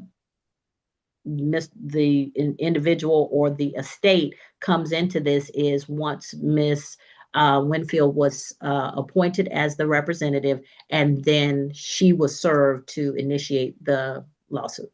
Correct. Now, Progressive should be defending this action. Okay. And they should. Were they served separately? They were not served separate. This is not a underinsured case. Okay. All right. So is there a denial of coverage? There is not a denial of coverage. I think there's a dispute in coverage. Has a declaration action been filed? Not that I'm aware of. So Miss Winfield having a ministerial duty only, and she's been served. So how do we move this case forward? Because I'm looking at a motion for default judgment and unliquidated damages against the estate. But if there's a question as to a necessary party, that necessary party being the insurance company, how do we make sure that that necessary party is a part of this lawsuit and then heard on whatever the issue is that they need to protect? So we did send them notice of the hearing, Judge, albeit we did not send it overnight. We did send it via regular mail. So they were on notice of the hearing. But that being said, Judge. Well, what have they received with respect to a proceeding against the insured prior to his demise? What notice did they receive about pending litigation against their insured? They received notice that there was a lawsuit that was filed, Judge. So they had notice of the lawsuit being filed as well as notice of the hearing. So when you say notice, Mr. Towns, you know they have not been served. I break it all the way down. Yes. So they had somebody said, "Hey, no, we didn't make the call, Judge. We've sent a copy of the pleadings to Progressive. Okay, the same as with the notice. But we did not serve Progressive. Because service would have meant that you're serving them as an actual entity and not as a representative of the insured. Correct. Okay. All right. So now we have the estate. No answer has been filed as a part of the after the complaint. Complaint was filed a while ago. This actually became a dormant case because it was on my preemptory calendar. Were we waiting for the appointment of an administrator? Correct. Okay. And now that the administrator has been appointed, has there been and this entity, the estate, has been served as of October 11, 2024. What has happened since then to show that the insurance company knows that they're supposed to be defending this case? The only thing that we have since that time, Judge, is the notice of the hearing to the insurance company. Okay, has a demand been made? The demand was made pre-suit And to whom? to Progressive.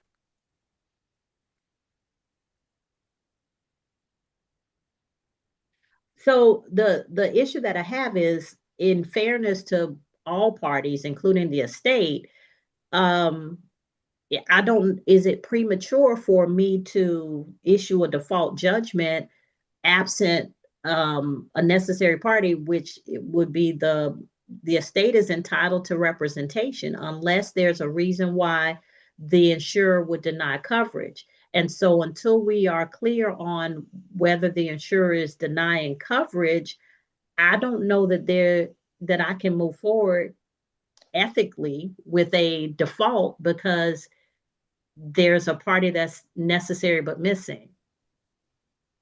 Understandable, Judge.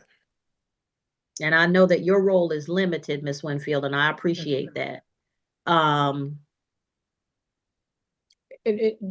Your Honor, if I could just add just one thing to this, is that when we were served, I asked who was the insurer, and Mr. Towns, it took a long time to even get a call back. And I don't even think when we actually talked not so long ago, I ended up still calling him again.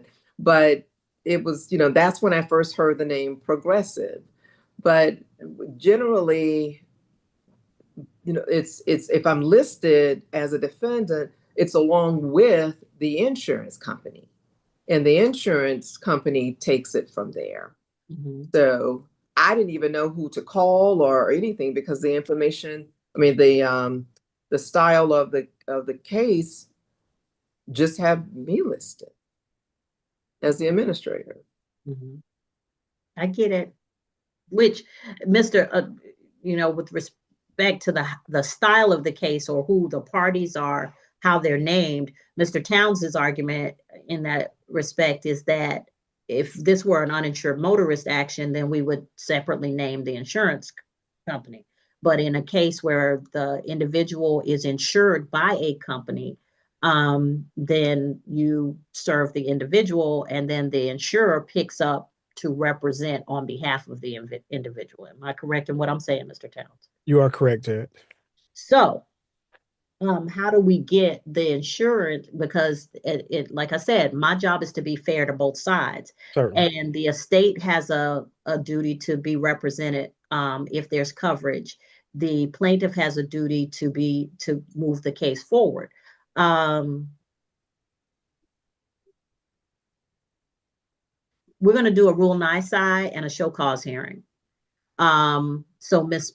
Powell, we would do a Rule 9-si and a show cause hearing. Please provide to the court, Mr. Towns, the information for Progressive that you have with respect to who represents the estate or the decedent prior to, to his demise, with respect to the insurance company. If it's Progressive, then, provide any information you have with respect to who needs to show up. We'll do a motion to show cause and then get all the parties in the same room so that we can determine whether there is an issue of denial of coverage, whether there's an issue of there's a separate action that needs to happen to determine whether there is coverage, or whether there's coverage but somebody dropped the ball and this estate is not being represented properly. Okay. Judge, does the court prefer not? And we can serve the insurance company, but again, they're not underinsured. But that at I least get that. So that's why notice.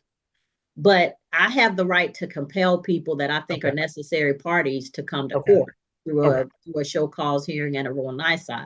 So once we do that, then fine. But like I said, if Miss Winfield's sole ability to represent the state is just to act almost as a registered agent to receive service, that's one thing. But if there's nobody who stands in the position of moving things forward on behalf of the estate or protecting the interest of the estate, because if there's insurance, you don't need to reach directly into the whatever's held in the estate. So there's got to be a way to get them to the table. And the only way I know is a show cause hearing. Okay. And just for the record, Your Honor, the estate is insolvent. I figured that, Miss Winfield. But I always say, you know, there isn't, I just had this conversation this week for various reasons, but there is an estate. And because of that reason, it has to be protected. If it has a right to be protected from suit because insurance exists, then the estate still has that right to be protected and to have that coverage kick in. We just because the estate is insolvent at this point doesn't mean that we then burden the estate with an excess verdict that they shouldn't have to bear. Okay. Right. Okay. All right. Thank you. Thank you. And Judge, I'm putting that in the chat to. Okay. Just I know Ms. Winfield's role is limited, but please, just for the purposes of you know, making sure that we're not engaging in ex parte communication, please include her on all information as she stands in this role. Okay. All right. Thank you, Your Honor. Thank you. Thank you. Y'all take care. Okay, you too.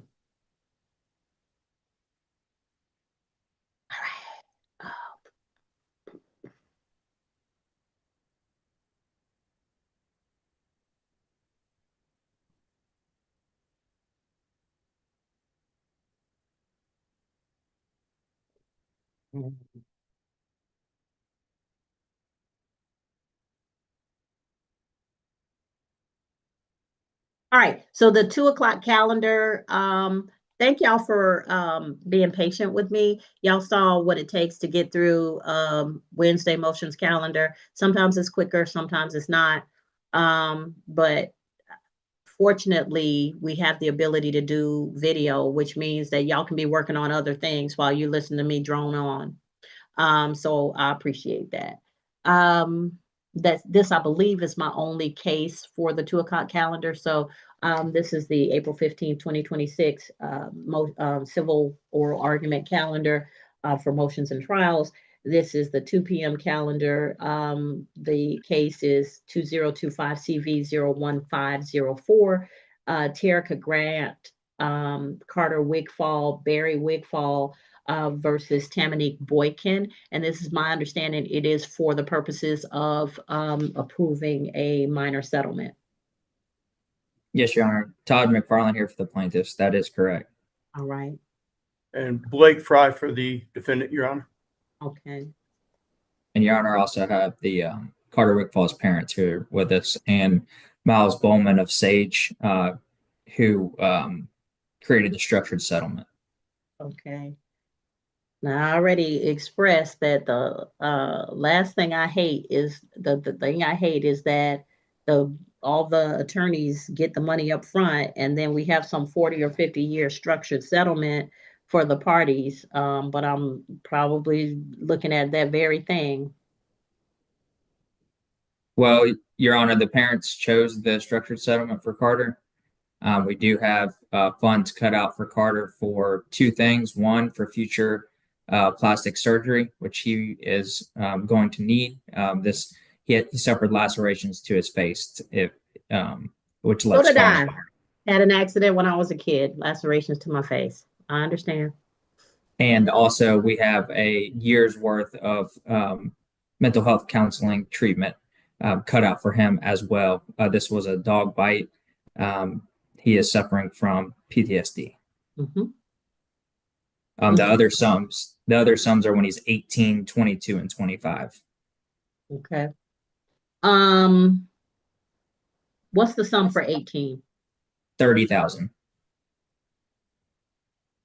It's a lot to hand an 18-year-old. All right, lay it out for me, Mr. McFarland or Mr. Bowman. Yeah, if Mr. Bowman could step in, that'd be great. That'd be fine. Good afternoon, Judge Hayward. So I worked with Ms. Grant and Mr. Wigfall on the settlement plan, and we looked at a number of options. Some were monthly payments at 18, some were lump sum plans such as this one, and we ultimately decided that this would be the best plan to give Carter some money, not too much. There's multiple lump sums. There's one at 18, 22, and 25, and they're all increasing in value. I think what Ms. Grant and I figured would be best for Carter is that he'd be able to use some of this money to go to college, trade school, purchase a vehicle. If he needed to pay for an apartment, he'd have some additional funds there to use in that situation as well. Okay. That's it? All right. I'm sorry. I don't like using people's first names. I try to be respectful to people. So, Terica, what's your last name, ma'am? Grant. Okay. Terica Grant. And Mr. Barry, what is your last name, sir? It's Wigfall. Okay, so Mr.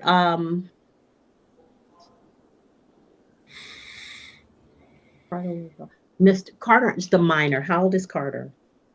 He's 5.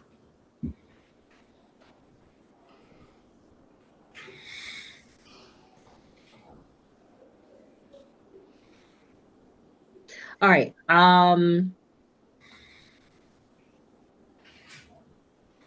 you both working? Yes, Your Honor. Yes. Okay. Do you own a home? We're renting. Okay. So the reason I asked is because Mr. Bowman said that, this money, the lump sum should allow Mr. Carter as a young adult to be able to get an apartment. I'm a firm believer in home ownership, and that sometimes is the best way that people of limited means can gain wealth in this country.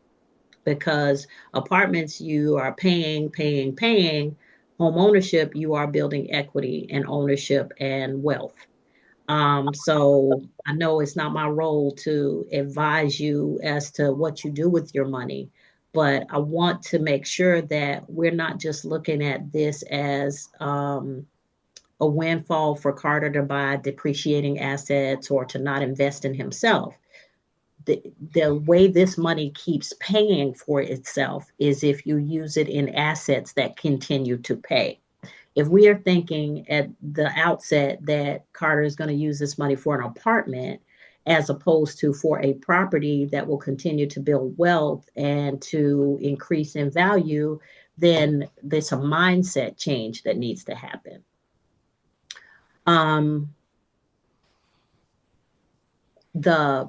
What I usually advise is financial counseling for the parents. And the reason I advise that is because a lot of people will get in your ear.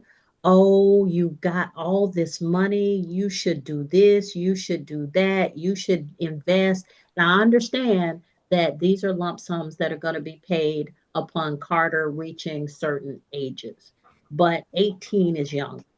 And even though legally it is the age of majority, mindset wise, it is young. And Carter will still rely upon the two of you for advice and counsel as to how to use the money. And all of us have seen young people who come into a lot of money. Let's talk about athletes who they sign a big contract, and the first thing they want to do is buy everybody a car, buy everybody jewelry, flash out.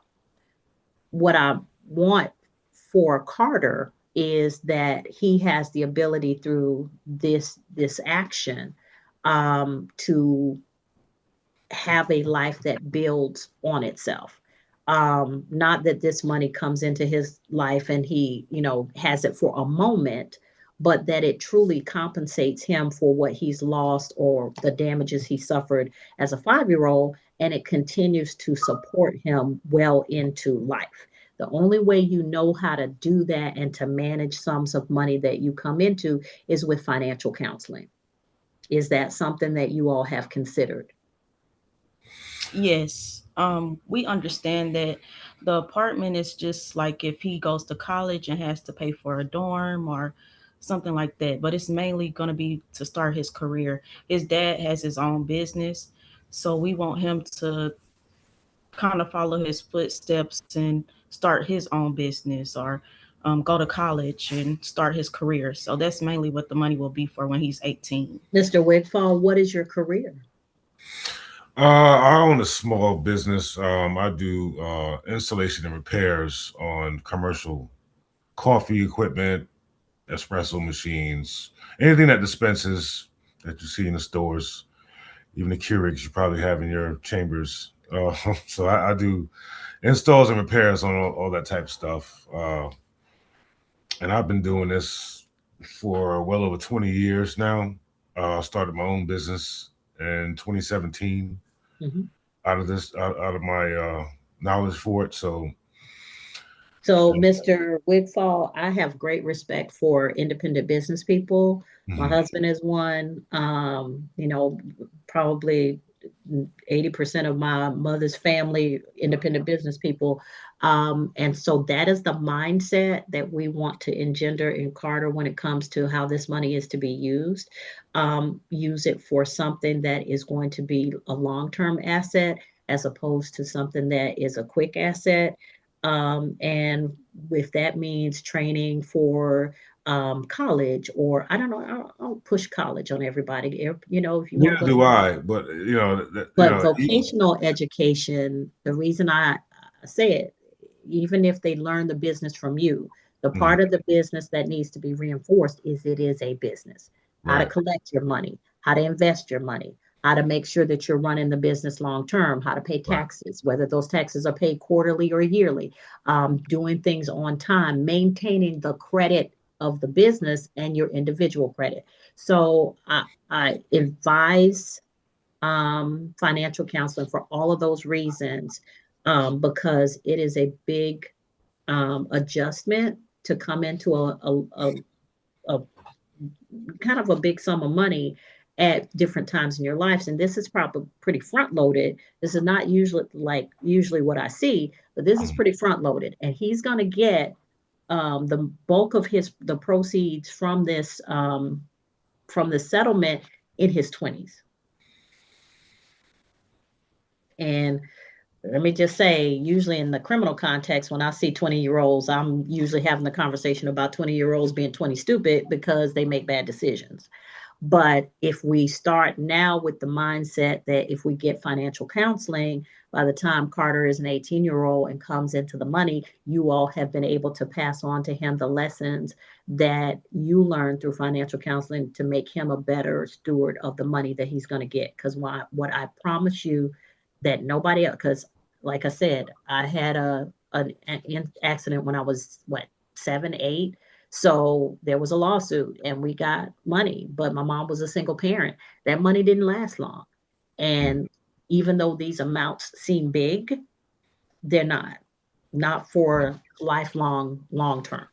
And so you use this money to set yourself up for the future, because it will go quickly. We clear? Yeah, yes, ma'am. Is there anything that concerns you about the way the settlement is structured? No. No. Okay. Like I said, the other thing I would advise is keep other people out of your ear with respect to how this money goes. Keep your own counsel with respect to this settlement. Don't go telling people about it. Don't go bragging about it, because that's how you make yourself and Carter a victim. Right. Yeah. Understood. Okay. We're clear? Yes, ma'am. All right. Mr. Fry, is there anything that you have to impart? No, Your Honor. Okay, Mr. McFarland? No, Your Honor. like I said, the only complaint I would have with the way this is that it is pretty front loaded. What I would hope is that you all would seek out the financial counseling to make sure that Carter handles this money well, because in your 20s, you do not make good decisions. And I've seen way too many kids with Challengers and Chargers, and that's what they think success is. The fact that you're an independent businessman gives me some measure of I guess, some measure of support with respect to the fact that money has to be managed, and it doesn't just, you don't just blow it as soon as you Absolutely. get it. So I just ask that you all remember that this money is for Carter and for what he suffered and went through, Absolutely. and that you help him be responsible. Yes, Your Honor. I'd like to add, I also have a 27-year-old son. He's a business owner as well. I love it. I love that. So, Like I said, this is a different conversation than I've had before. Yeah. Usually I have people who have no clue, when it comes to money management. And part of owning a business and having a successful business is all about money management. Receiving the money and, having to pay out money for the things that are necessary. Right. So you all are demonstrating that you have some mindset for how this should go. Like I said, the only concern I would have is that a lot of this is pretty front loaded for somebody in their 20s, and 20 somethings usually don't make the best decisions. Your 27-year-old counters that argument, but usually that's the issue that I see. All right. Okay. All right. So anything else at this point? No, Your Honor. No, Your Honor. Okay, let me just look at my notes again to see if there was anything else I meant to bring up.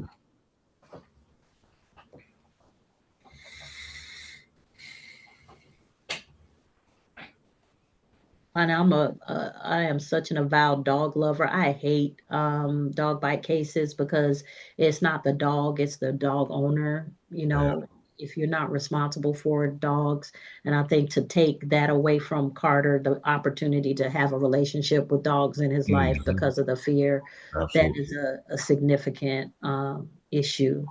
I've been a dog owner, dog lover my entire life. And if they are managed properly and trained properly, they are the best companions. But when people just get dogs to get dogs, that kind of irresponsibility bothers me. So,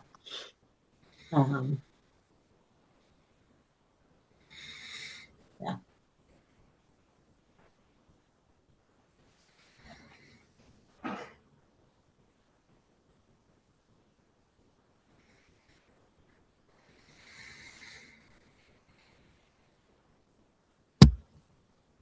All right.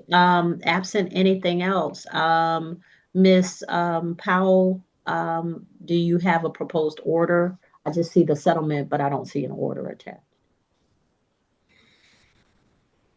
Let me check, Judge. If not, I can email the parties for one, or just do a very simple order. Okay. I think that one, sorry, I didn't mean to interrupt you. No. I think we filed one with the motion. I'll triple check that, but It's okay. That works. And if not, it can be very simple. Thank you. Yep. All right. Any questions? You guys must have seen some of my hearings because y'all answered a lot of what I was looking for, especially for the treatment for the PTSD, because we want to make sure Carter grows up to be somebody who's confident and not hampered over much by this experience. So, okay. All righty. Thank you. Thank you, Your Honor. Thank you, Judge. Success in your business, Mr. Whitfall. Thank you. All right. All right. Can Thank hang you. back for a second? I'm sorry, Ms. Powell. You hang back for a second, ma'am. Oh, sure. All right. You all are excused at this time. Thank you. Thank you for your Thank patience. you. Thank you.